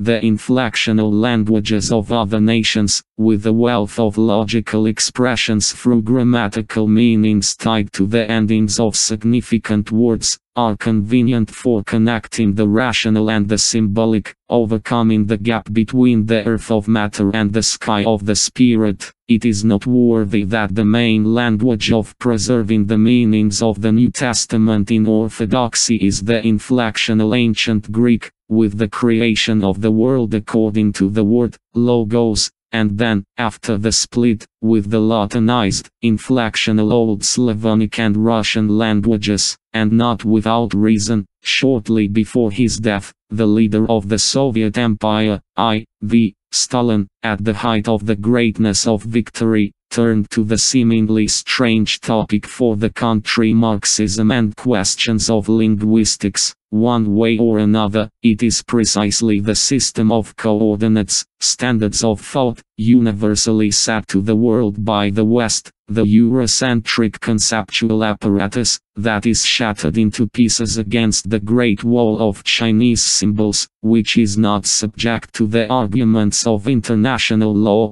universal human values, universal monetary calculation. In the Chinese standard of thought, tradition is the highest achievement of civilization, and Western progress is a developed savagery, which is conveniently used in much the same way as a second language. Thus, the opposite of globalism, as a system for ensuring the highest standard of living for the population of the countries of the Golden Billion, is opposed by the 1.5 billion Great China based on the Confucian tradition, with Hong Kong, Macau, Taiwan, Singapore and the Chinese diaspora in the countries of the Asia-Pacific region. The Chinese doctrine of absorption in a bundle of free forces is the basis of the plan. Maybe at first glance it will look paradoxical, but the wind from the east really overcomes the wind from the west. and the threat of a physical Chinese invasion to preserve the national and cultural specifics of the peoples of Russia at the genetic level is much more dangerous than Western influence on minds. Western values have always been rejected during the search without much damage to the mental makeup of the peoples of Russia. Another thing is the voice of blood, because with any mixing with Chinese blood, a Chinese is always born,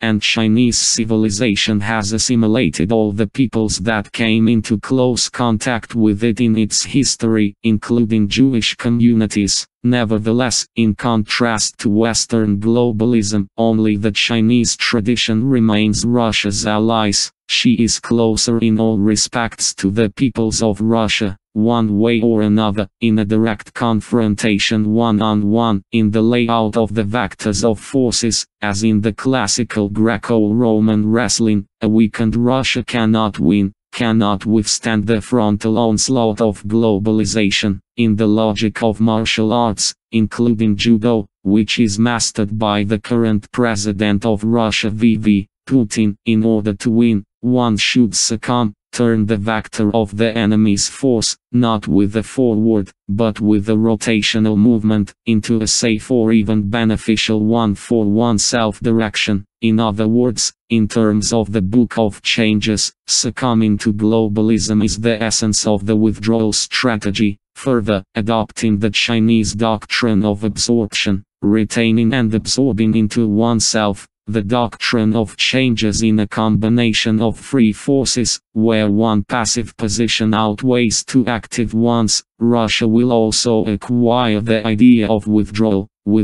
as forced actions to seize the initiative on the way to a new victory for Russia, not on the straight line of Western progress, but in the cycle of the history of all mankind. The root of the Chinese doctrine of absorption lies in the fact that after dividing everything into two, the Chinese find the third, as if external to the internal opposite of the two sides, while the Europeans exclude the third. Everything in the world has its opposite, and the third is superfluous, the third is not given. In Chinese, the one is invariably divided into two, but change follows through the combination of not two, but three forces. At the same time, according to the law set forth in the Book of Changes, the reactive potential turns the bundle of three forces in its favor under the pressure of the enemy force by diminishing the strength of a less dangerous partner. From the standpoint of practice, this logic can be confirmed by Chairman Mao Zedong's theory of dividing the world into three parts declared in China at the suggestion of Deng Xiaoping, the greatest contribution to the treasury of Marxism-Leninism. Indeed,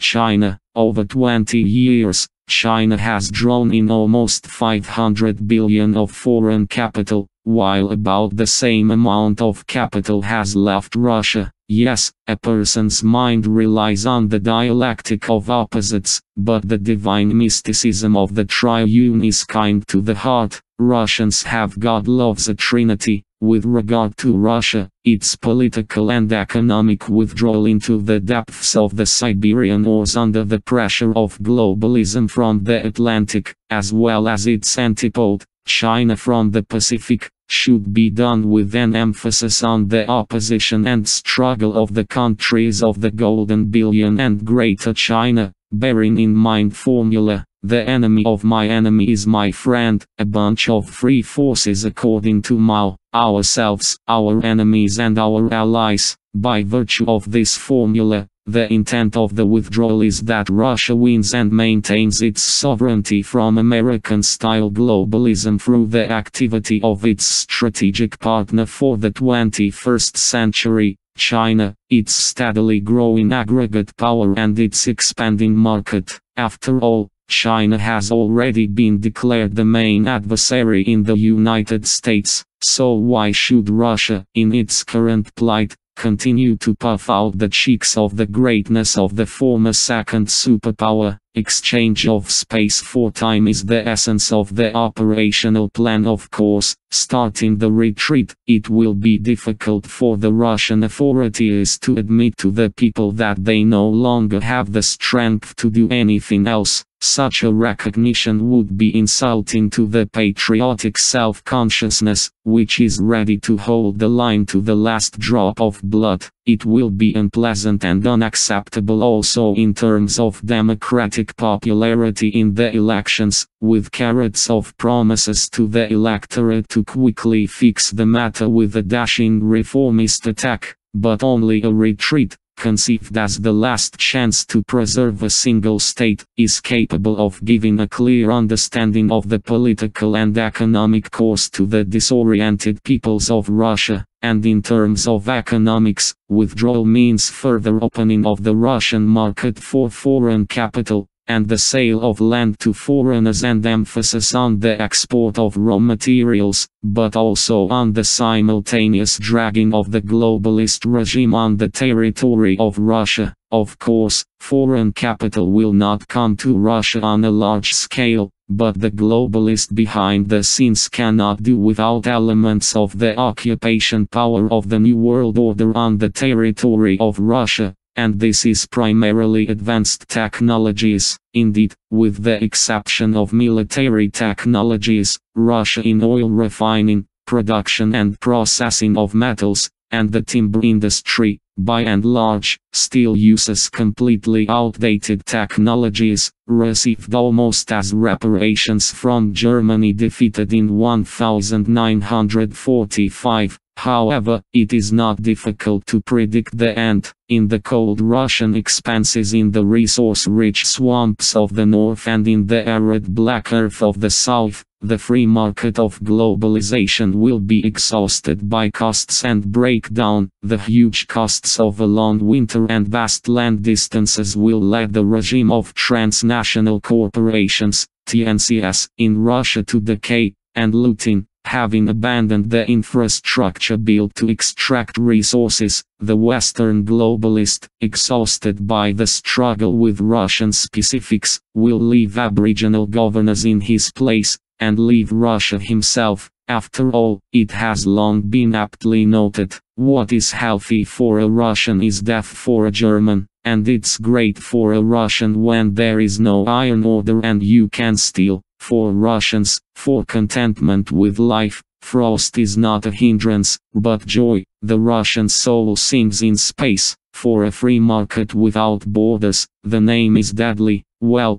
to eternal Russian misfortunes, fools and rogues, will finish off the regime of transnational corporations, which will be overcome by the blows of the Russian maybe, and the widespread theft and drunkenness, and the sabotage of the lazy and dishonest local Russian bureaucracy, and such the most formidable enemy for the free market like General Frost, the long Russian winter, the savior from foreign invasions. The most interesting thing is that, due to its current flawed state, no matter what the Russian authorities decide, even sincerely playing along with the West, in practice it will still turn out to be profanity and farce. But also from the fact that someone actively abuses us, we must also evade in every possible way. One hope that Russians are prone to drunkenness, slovenliness, arbitrariness and thieving is not enough. We also need conscious tactics, including well-thought-out media rhetoric, legislative approaches and actions of the executive branch. In the tactics of actions on the retreat, one must actively resist evil and be sure to win on all fundamental issues.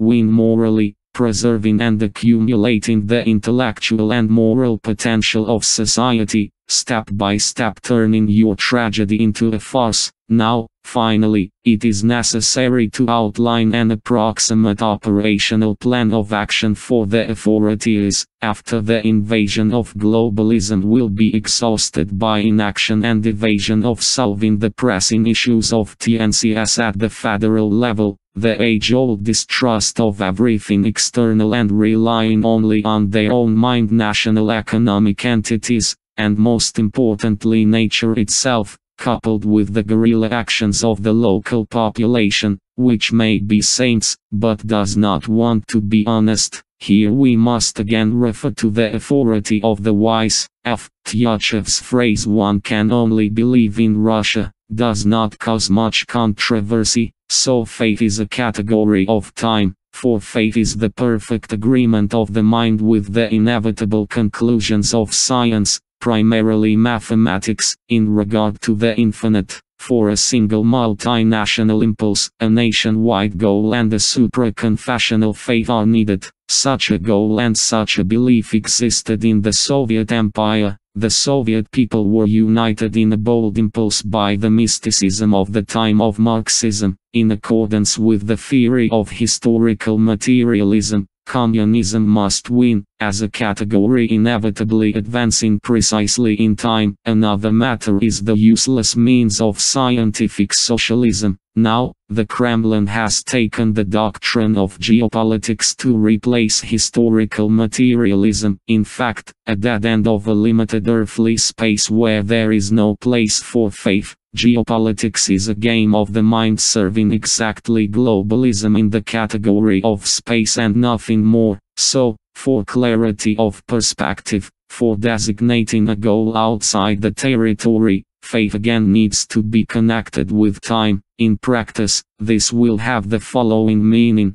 a forced exchange of Russia's economic space for the time necessary to draw advanced production technologies into Russia and consolidate the spiritual forces of the people. We will have to accept the order of the new horde with a tribute to the golden billion in raw materials in exchange for the preservation of tradition, the conservation of resources and the accumulation of the spirit of the state ideology of faith, a spirit that, in order to unite the Russian and the Tatar, the Jew and the Buryat, must feel in the hearts of the citizens of their motherland the entire volume of secular life between the pillars of the church hierarchy of different confessions. Rationalism is a program, and a program can easily be reprogrammed by faith, and the recipe for a common faith for the peoples of Russia has long been written out by time. This is conscience and wisdom, the sovereignty of the nobility and the Catholicity of the people, equality in sin, expediency, the inexhaustible idea of a common cause.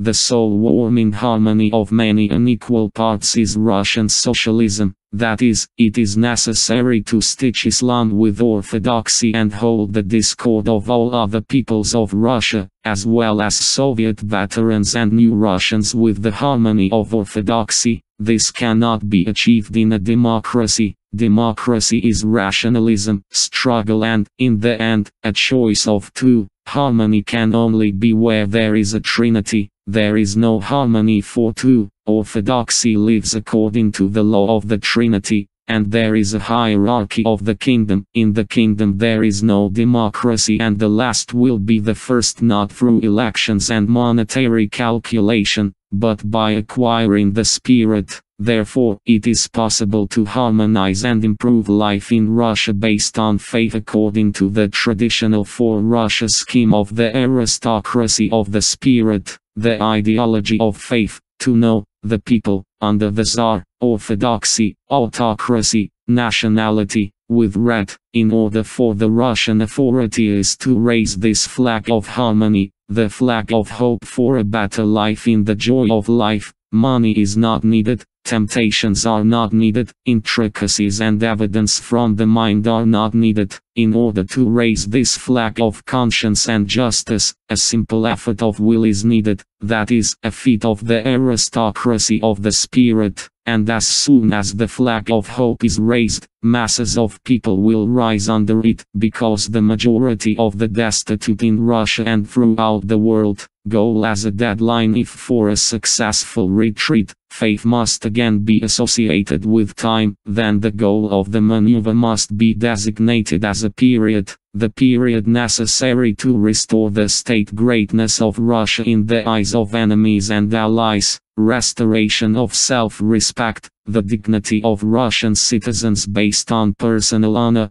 and not on dependence on a court decision or, even worse, international managers of our misfortunes. The attitude to life as only a moment between the past and the future should be replaced by long-term personal aspirations with lines of inheritance to descendants. This goal can be correlated with a minimum period of one generation. When in the 1960s the Soviet authorities announced to the people, the current generation of Soviet people will live under communism, it was the biblical unit of reference for history, one generation, that was taken for the project, and now, as a milestone for the people to gain a sense of a worthy life, the authorities need to assign this measure of history, one generation. That is, the completion date for the upward maneuver will be around 2020. During this time, 3 generations living together, grandfathers, fathers and sons, one way or another will go through the path of mental anguish from the wounding of dignity and despair from the surrender of national positions to the monsters of TNCS, on the basis of the martyrdom of the aristocracy of the spirit, not in the name of money or power, but in the name of glory, the glory of an unshakable confession of faith in the coming establishment in the country of the kingdom of justice and prosperity for children and grandchildren. There will be a consolidation of society, consolidation of disparate personalities of different nationalities of Russia in the confrontation between insulting injustice and their own hopelessness, implanted by international managers in the form of a new order for centuries. The economic basis for the revival of Russia's greatness will be its rich natural resources. Combining faith in the minds of the people with reliance on sufficient natural resources under their feet will provide a counterattack. When the goal set by the state is accepted by the hearts, and therefore, in the battle order of the troops, the main ministries of the government of the withdrawal should now be the secondary Ministry of Education and the Ministry of Natural Resources, with the keys, the first, to the minds of a new generation, the second, to the pantry of supplies. For 20 years, we need a general state plan for saving and accumulating human and natural resources. With the current detailed budgets for only one next year, no strategy at all can be built. Waging a patriotic war against financial and economic expansion with budget money is generally absurd and a deliberate defeat. As for the military confrontation with adversaries, on the financial and economic retreat, it is necessary to fight off spending imposed by the West in response to their strategic defense initiatives on missile defense, to evade the arms race of modern electronic warfare. The available means of nuclear deterrence in Russia are sufficient. The nuclear threat successfully instills fear precisely and only as a potential, due to the ultimate detriment of the results of the implementation of this threat in the form of persistent poisoning of the environment and irreversible changes at the genetic level. The successful use of nuclear weapons does not feel like a victory, not exultation in success, but an underlying fear of unknown, invisible and unpredictable consequences for oneself. A vivid example of fear on a European scale was the Chernobyl accident. There is no need to spend money on maintaining the myth of Russia as still the second superpower of the world on the retreat.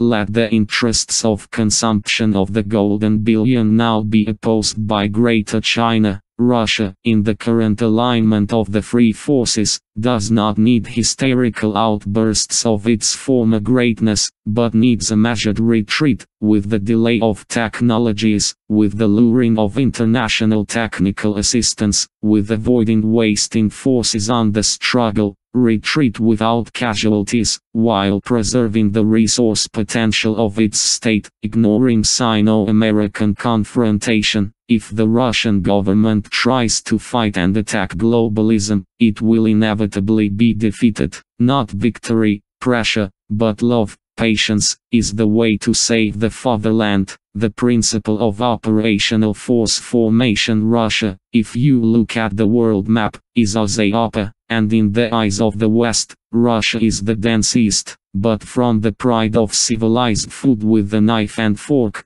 and not just a spoon or, moreover, chopsticks, for harmony, and from the desire to join the enlightened West, the fact of geography is called the opposite, Eurasia, one way or another, but in the code of the language, as in the code of genes, Yan in relation to the Jews and Chinese of Russian civilization, 1,000 years against 5,000 years, there is no escape from reality, by agreement or in the dark. Russia will have to play both in the coordinates of the testament on the great chessboard of two battles, white against black, and in the standard book of changes at the card table of history, where there are 4 suits in the game and bundles of 3 forces are added. So here it is. I note that at the end of the 20th century, the image of the great chessboard was presented to the world by one of the main modern ideologists of the West, Zbigniew Brzezinski, and the architect of the Chinese economic miracle, Deng Xiaoping, was the chairman of the All China Association of Bridge Card Game Lovers for Life. By the way, the Chinese invented playing cards. Whoever is not with us is against us, a clear opposition. Friend-foe is the political scheme in the standard of the Book of Books, and Christian President Bush threatens the world. He who is not with us is with the terrorists. The odd thing in politics is ourselves, our allies and our enemies. There are no friends here. This formula is in accordance with the standard of the Chinese classical book of changes. This is also the essence of Chairman Mao Zedong's theory of dividing the world into 3 parts. In the last 10 years on the chessboard after the main contradiction of the 20th century, the struggle between the 2 systems led by the superpowers of the USSR and the USA, was removed in favor of the United States. The bargaining of global forces was reduced to the peacekeeping of local clashes. Capital in the United States grew fat, relaxed, lost pace and sense of danger, forgot about the testament, even in the Palestinian-Israeli conflict, instead of relying on the unconditional victory of the Jews with the restoration of the symbol of the greatness of the Jews, the Temple of Solomon. Big American Brother took the position of reconciliation with the Arabs, almost humbly swallowed the announcement in August 2001 of Zionism as a form of racism at the UN conference in Durban, South Africa. For the last 2 years I have been staring blankly at the reverse exodus of Jews from the Promised Land away from the Intifada. Here, deluded by the appearance of a unipolar world, American-style globalism broke away from both the tradition of the will of the Orthodox Jewish root and Protestant ethics, and having been torn off from the roots, the campaign of globalism that has imagined itself against tradition is doomed to failure. Rational globalism, first, the monotheistic tradition of God's world is odd, and even odd always odd, tradition wins. And who are the globalists? By deeds they can be called rational neo-pagans of the economy. Moreover, such an economy where the smokeless production of information technology and multimedia recordings for education and entertainment is concentrated in rich countries and geographically separated from the extraction of raw materials, the production of consumer goods and environmental pollution in poor countries. Confucius, whose 2551st birthday was celebrated by the Chinese on September 28, 2001, teaches that historical examples are more valuable than the arguments of the sages. On the great chessboard, the current new quality of the world acquired by America will be immediately lost by a wrong move, just as Russia lost its previous game, playing the role of the main figure for black. But then, in the eyes of opponents, it was both a superpower and an evil empire. The proletarians have nothing to lose but their chains, but they will gain the whole world. It is written in the Manifesto of the Communist Party of Marx and Engels, 1848. Father of the People's I.V. Stalin called the Communist Manifesto by the name taken from the Testament, the son of sons of Marxism, and in the letter to the American workers the leader of the proletarians of all countries, V.I. Lenin, wrote, "He is not a communist who does not recognize the greatest sacrifices on the part of his fatherland, including the death of hundreds of thousands and even millions of people for the victory of the world revolution." Now there is no one to send such a letter to. There are no industrial workers left in America, since the production of goods proper has moved from the USA to the countries of tradition, Indonesia, Malaysia, the Philippines, India, Latin America. On September 11, 2001, with strikes against the creeds of the globalists in the New World Order for centuries, the Pentagon and the World Trade Center, a new party began. The board is upside down. Now the United States plays behind black, the main piece. According to the theory, white starts and wins. They have the initiative, they set the pace, and for black, if it is a grandmaster, at best, it will be a draw. The first move in the new game is made by the Orthodox tradition. She plays for white. Globalization, represented by the Republican administration of the United States, is making the first retaliatory move with strikes against Afghanistan, and today's Russia is an easy figure in the camp of globalization, which in the future game can either be sacrificed or exchanged for quality. It is possible that the current game is being played with acceleration, a blitz. Russia is still a figure in the new party. She has a role to play there, prescribed by the covenant, for in the book of books it is said about Shem, Ham and Japheth, the sons of the ancestor of Noah. Their descendants speak Semitic-Hamitic languages, Hebrew, Arabic, and Japhetic, Indo-European, German, Spanish, Russian, but the Bible says nothing about the Chinese. That is, the Chinese are not initially provided with a role in the game according to the standard of the covenant, and in the game currently being played, there is no China on the board. China is a spectator who enjoys the unfolding struggle. He is an indifferent third, watching the battle of the two. That is, the Chinese are not initially provided with a role in the game according to the standard of the covenant, and in the game currently being played, there is no China on the board. China is a spectator who enjoys the unfolding struggle. He is an indifferent third, watching the battle of the two.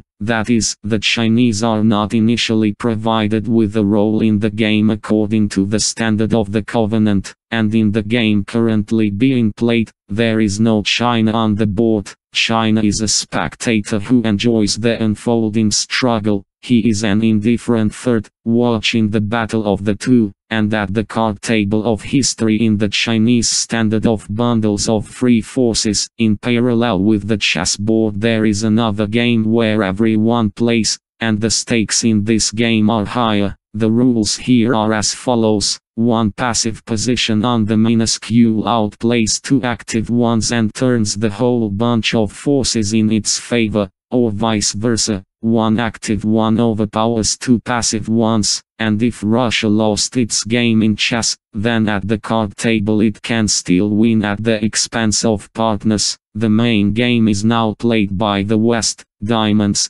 and China, hearts, in its place at the table. Third world, spades. The fourth partner, Russia, clubs, plays alone, often missing his turn in the pass. Here, with Russia, certainly as a card in suit, due to the Indo-European features of the Farsi language and the uniqueness of the ancient Persian culture of the lion and the sun. Iran is located. Islamic, Wahhabi radicalism in this game is a joker. While the trump card is not declared, the joker has neither suit nor value. but as soon as the trump card is declared, the joker adds strength to either the suit, quality, or the value of the card and then beats everyone. In conjunction with the main playing card, he is invincible. What does Russia need to win? To begin, in order to play a hand, you need at least 2 players to actively play. The West is active, it has strong cards of a powerful economy and powerful armed forces in its hands. It is definitely in the game. In the previous game,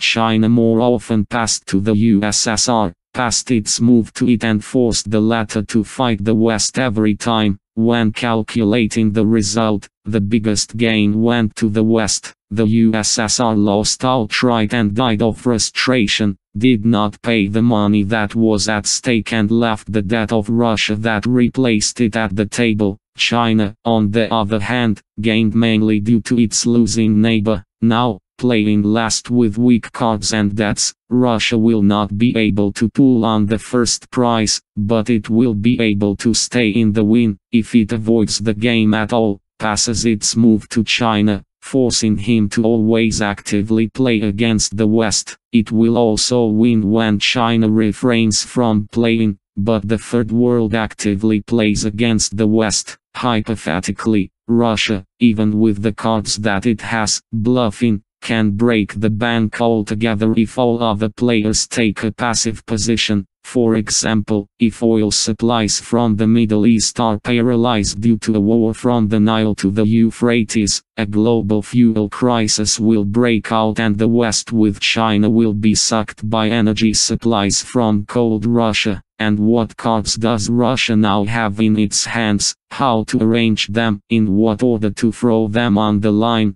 And how can Russia, in a bad situation, not play itself and pass the moves to China? Poorly established production, shoddy infrastructure, low labor discipline, inaccessibility of natural resources, all this is a minus. Rich reserves of raw materials, a decent system of education and research science, this is a positive potential that can be played with a win. This means that we need to unlock the positive potential in our country, that is, in the order of globalization, to draw into our territory advanced Western technologies for the extraction and primary processing of raw materials, replace telephone networks everywhere with the internet and achieve total computer literacy of the population. Move high technology and military developments and sell the latest to China, and then let a strong China fight the West and take the main gain. And when the West loses to China in the new First World, then due to the Western technologies and technical assistance received in the buy-in, in the order of economic globalization, for the modernization of production and the first redistribution of raw materials, Russia and the Third World will win. In other words, non-Jews and non-Chinese still need to be equal to the origin and not succumb to the falsification of consciousness from the evil one. Rules of the game at the card table of history. There are 4 races and blood types among people on the planet. And according to the grammar paradigm, all the languages of the peoples of the world are divided into 4 types. If the types of languages are correlated with the elements of the Chinese picture of the world in the celestial mirror to the earth orientation and denoted by 4 suits, then we get a visual card table of history, where ligaments of 3 forces are added.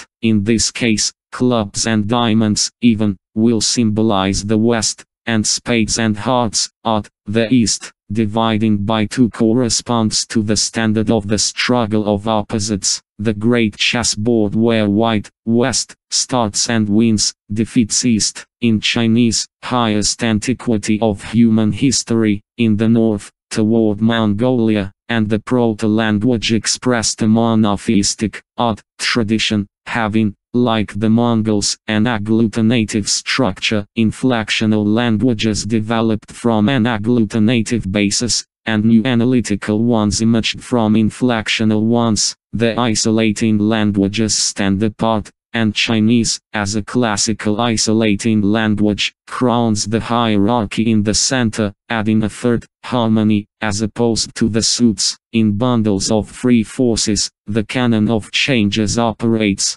0011 or 1100. The patriotic opposition to the liberal democratic course of reforms, one of the roots resting on the idea of Oleg's revenge on the Khazars and the Russian epic The Battle of Ilyum Uraromets with the Jews, is inclined to defend on the principle of not one step back. Russia is great, but there is nowhere to retreat. However, in the fight against globalization to prevent the sale of land, the dismemberment of natural monopolies, the market reform of housing and communal services, and their other fates, their fate will be the same as that of 28 handful of heroes who died bravely near Moscow in the winter of 1941 in an infantry battle against a formidable armor. However, there is, after all, in Russian history another example of patriotism in the struggle against a superior enemy. Glinka's opera A Life for the Tsar is on at the Bolshoi Theater, and in Kostroma there is a monument to Ivan Susanin. The point, therefore, is not that withdrawal is always complicity with evil, obviously unacceptable, but that with knowledge of the theater of military operations obviously better than the enemy knows it, retreat is also acceptable as a cunning plan to defeat a strong enemy with the same weapon. The West is imposing on the world the American formula for success, time, money, so it is necessary to fight globalization in the American way on the retreat with the same weapon, namely, their money on the territory of Russia should be measured not through the exchange rate to the ruble, but in terms of the economy, suitable for the category of time. These values will be 5-year plans for delaying technologies and international technical assistance in the order of globalization,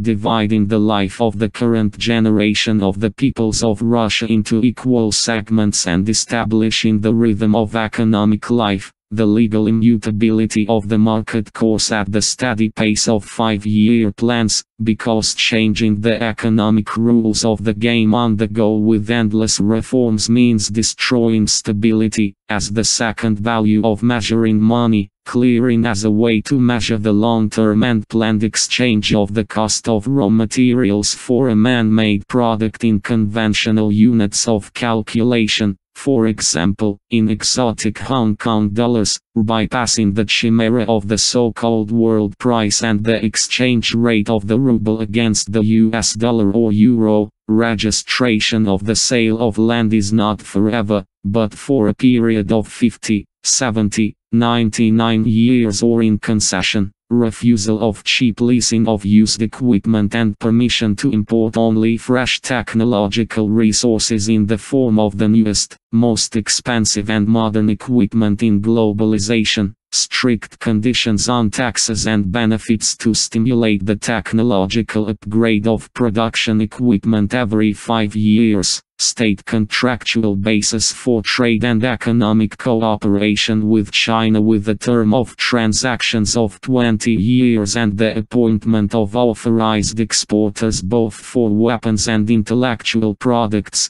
and for the entire range of Russian raw materials. If, however, we add to what has been said the generalized answer of the luminaries of Russian patriotic thought to the question what is to be done, then the conclusion suggests itself as follows. Firstly, in order to save Russia from the evil one, it is necessary not to create, but to overcome all kinds of splits, to overcome not through struggle, not through the destruction of opponents, with the demolition of the Lenin Mausoleum, as a demonstration of the final victory over the old nomenclature of the KPSU, which has long been rebuilt, but through the harmony of unequal parts of society as it is now, through the harmony of active patriots, sovereigns and active Soviet veterans with active new Russians who, in a crisis, are striving at least to preserve the capital they have inherited by hook or by crook. through harmony,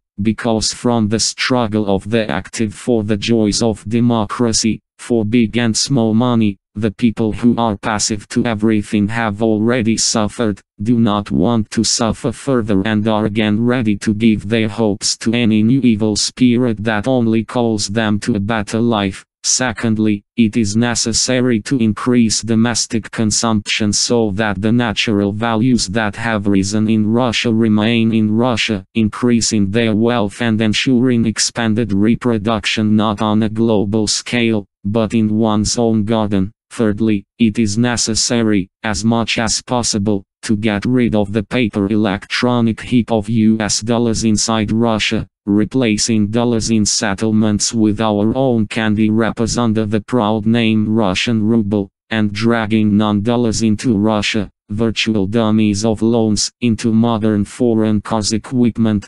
technologies in their natural form. How to do it? The increase in domestic consumption can begin with the consumption of petroleum products for combat training of the army, for the construction of roads, ports and other infrastructure facilities under government ruble loans that pay in advance only what can be produced inside Russia without imports. You can get rid of a bunch of dollars this way. Payments to repay foreign debt, which are now made electronically, as a transfer of the part of the foreign exchange earnings received by the state, received mainly from the export of raw materials by private companies, must be transferred to payments in paper form. To do this, the government must buy the accumulated paper dollars for paper rubles from the population and return government debts to the United States, not by transferring some virtual sums via telex communication channels, the equivalents of proceeds from the export of raw materials, but in kind, suitcases of banknotes, trucks, transport aircraft, maybe even ships with papers of US dollars. Thus, through the replacement of other people's papers in people's pockets with domestic papers, the external foreign exchange debt will be transferred to the internal ruble savings of citizens and organizations. And further, since transnational corporations enter the Russian economic space under the guise of offshores affiliated with them with the natural person of Russian citizens, there is no need to fear that the authorities will transfer Russian land, real estate and resources into the hands of these compatriots for money.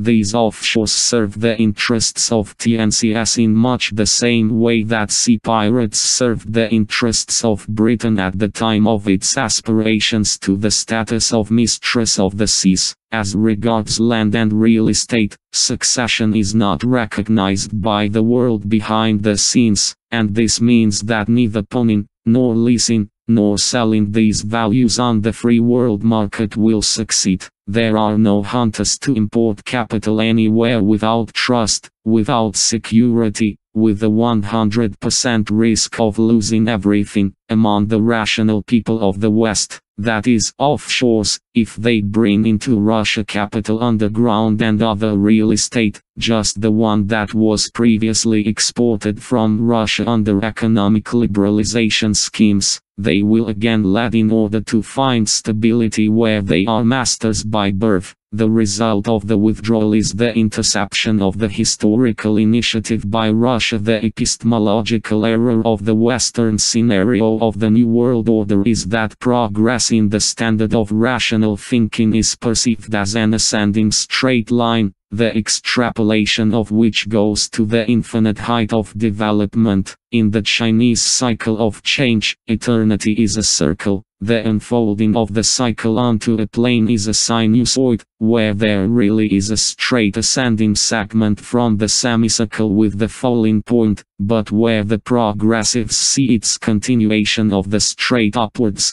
In fact, a new semicircle begins, and from the ascent point, still in the triumph phase, a descending section begins. Russia has passed the maximum fall in 1998 and, one way or another, having reduced the tragedy to a farce, by 2020 will get out of the phase of humiliation, while the United States has passed the maximum rise in 1991 and by 2020, although in the phase of triumph, will move down to a balance in the balance of power. Orthodoxy is not an enemy of Islam, and this is the guarantee of the opportunity to seize the historical initiative from the West, together with the Muslim world, create a balance for the golden billion, playing a role according to the Chinese scenario. Orthodoxy in its tradition says, do not be afraid of the Horde, be afraid of Lithuania.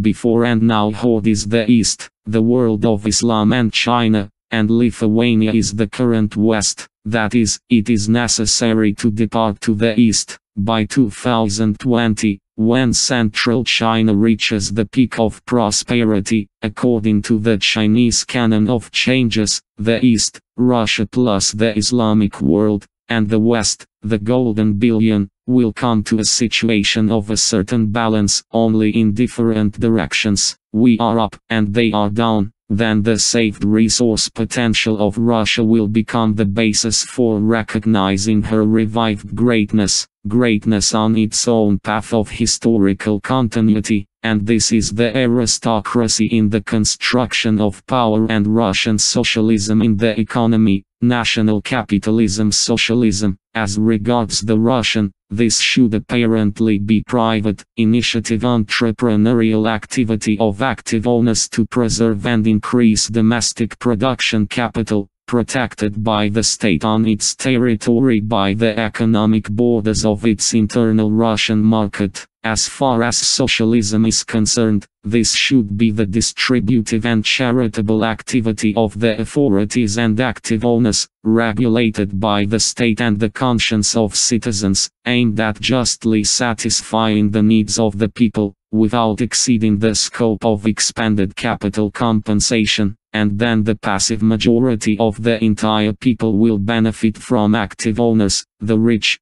and active specialists, smart, whose will is aimed at saving and increasing their own, and hence national greatness. In order to implement the stated strategy, the commander-in-chief of the economy of waste should be appointed a Yukon Kutuzov, and to explain to the people without fools that Moscow, burned by the fire of ruin from the collapse of the cash dollar, will be given to the globalists and life in humiliation. But the pain will not be in vain. The next generation of the peoples of Russia will live in conditions of justice, modest prosperity for all and pride in a feat in the name of glory. In 10 years, as President Putin said, we will be happy, and Russian happiness is not in wealth, not in power over the world, but in harmony with oneself on the basis of glory. And it is deeply symbolic that the current state holiday day of Russia falls on June 12. It was on this day that Napoleon's invasion of Russia began.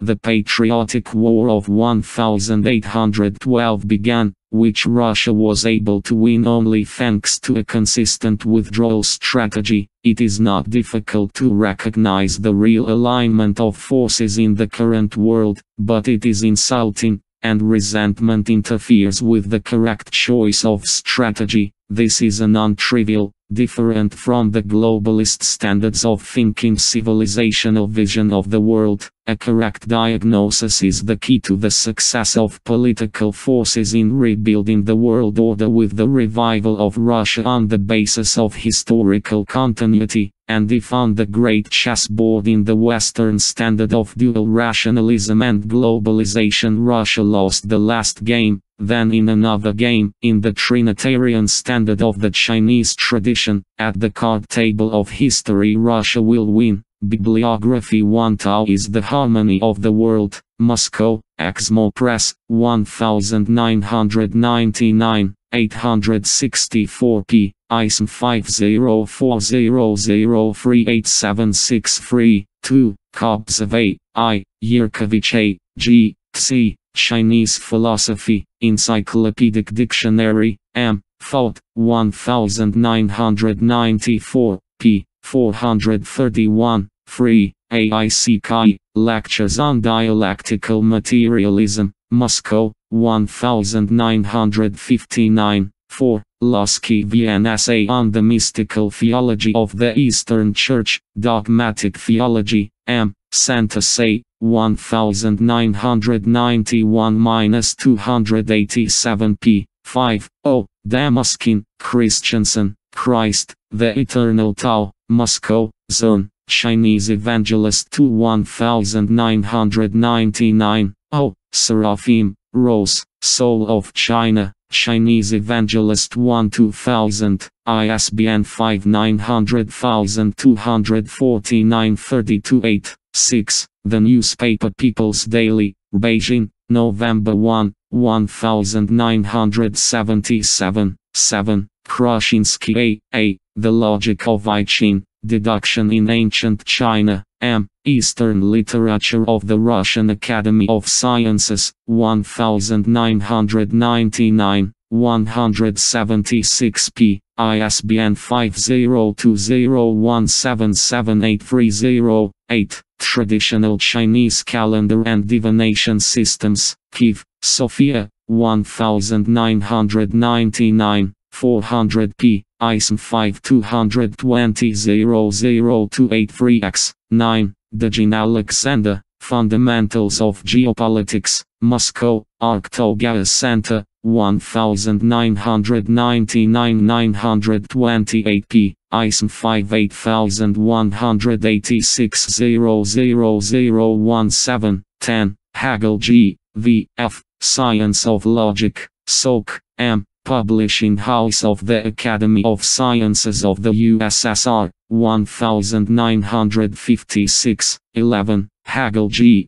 V. F. Aesthetics, in 4 vols, M. Art, 1968-1973, 12. Books of Holy Scripture, Moscow, Russian Bible Society, 2000, 13. Chishovsky A. L. Cosmic Pulse of Life, Earth in the Arms of the Sun, Heliotaurexia, M. Thought, 1995, ISM 5244-00776x, 14. Nosovsky G. V. Fomenko A. T. Reconstruction of the General History, New Chronology, M. Feed Business Express, 1999, -736 p. ISBN 589644-0219, 15. Klubnikov V. The Law of Generations, Creations,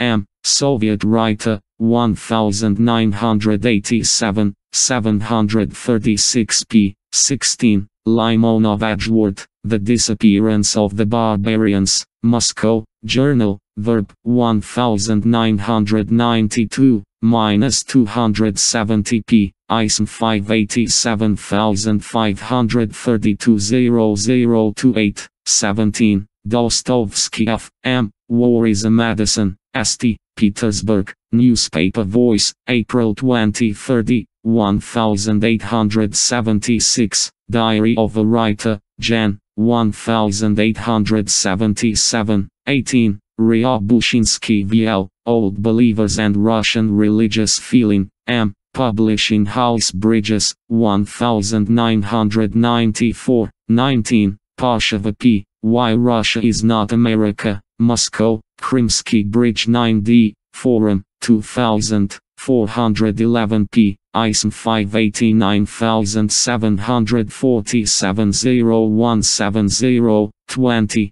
Ustrelov N. V. Admiral Kolchak, Shanghai, 1932, 21. Great Thinkers of the East, per, from English, Moscow, Kron Press, 1999, 656 p. Academy, ISM 5232-010794, 22. History of China, Textbook at A. V. Malikstova, M. Publishing House of Moscow State University, 1998, 736 p. ISM 5211-0375110, 23, Lusumai, Runyan Savi, N. China as I Know It, M. UPAPS, 1999, 144 p. ISM 589467-0055,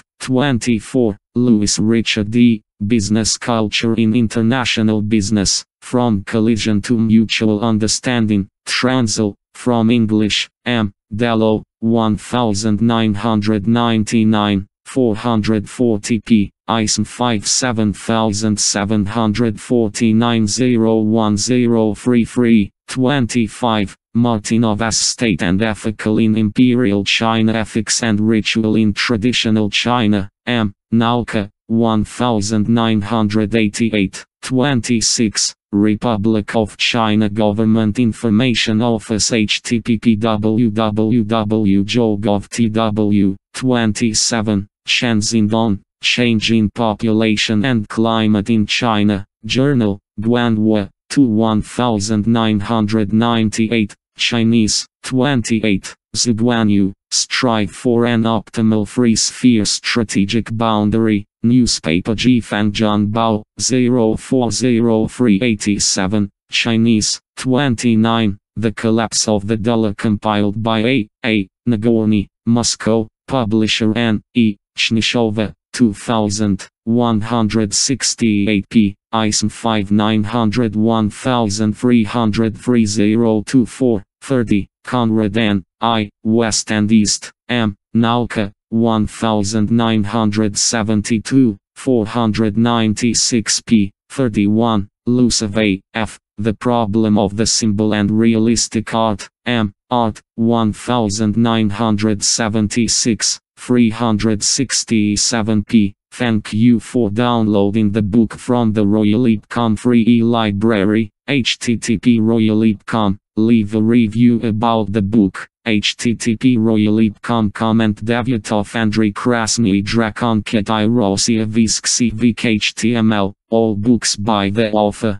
http Royal.com author Devyatov Andrei HTML. Notes 1 Orthodoxy encouraged the aristocracy in the very subject of its spiritual pride, to have not money and not power, but feats of service, one's own or glorious ancestors, servant to the king, father to soldiers, and the Tsar had to serve glory, reign for glory. Orthodox Tsar, reign for glory, for our glory was sung in the hymn. Accordingly, the motto for centuries was this: autocracy, orthodoxy, nationality. During the short first 40 years of the Soviet system, Russia lived in a solidary society with the emerging new class of the ruling party nomenclatura, but already in the 60s the nomenclatura became hereditary, acquired interests separate from the people and the consciousness of its special status, secured by privileges. Russian society is returning to the class framework even now. A regrouping of the active ones has taken place.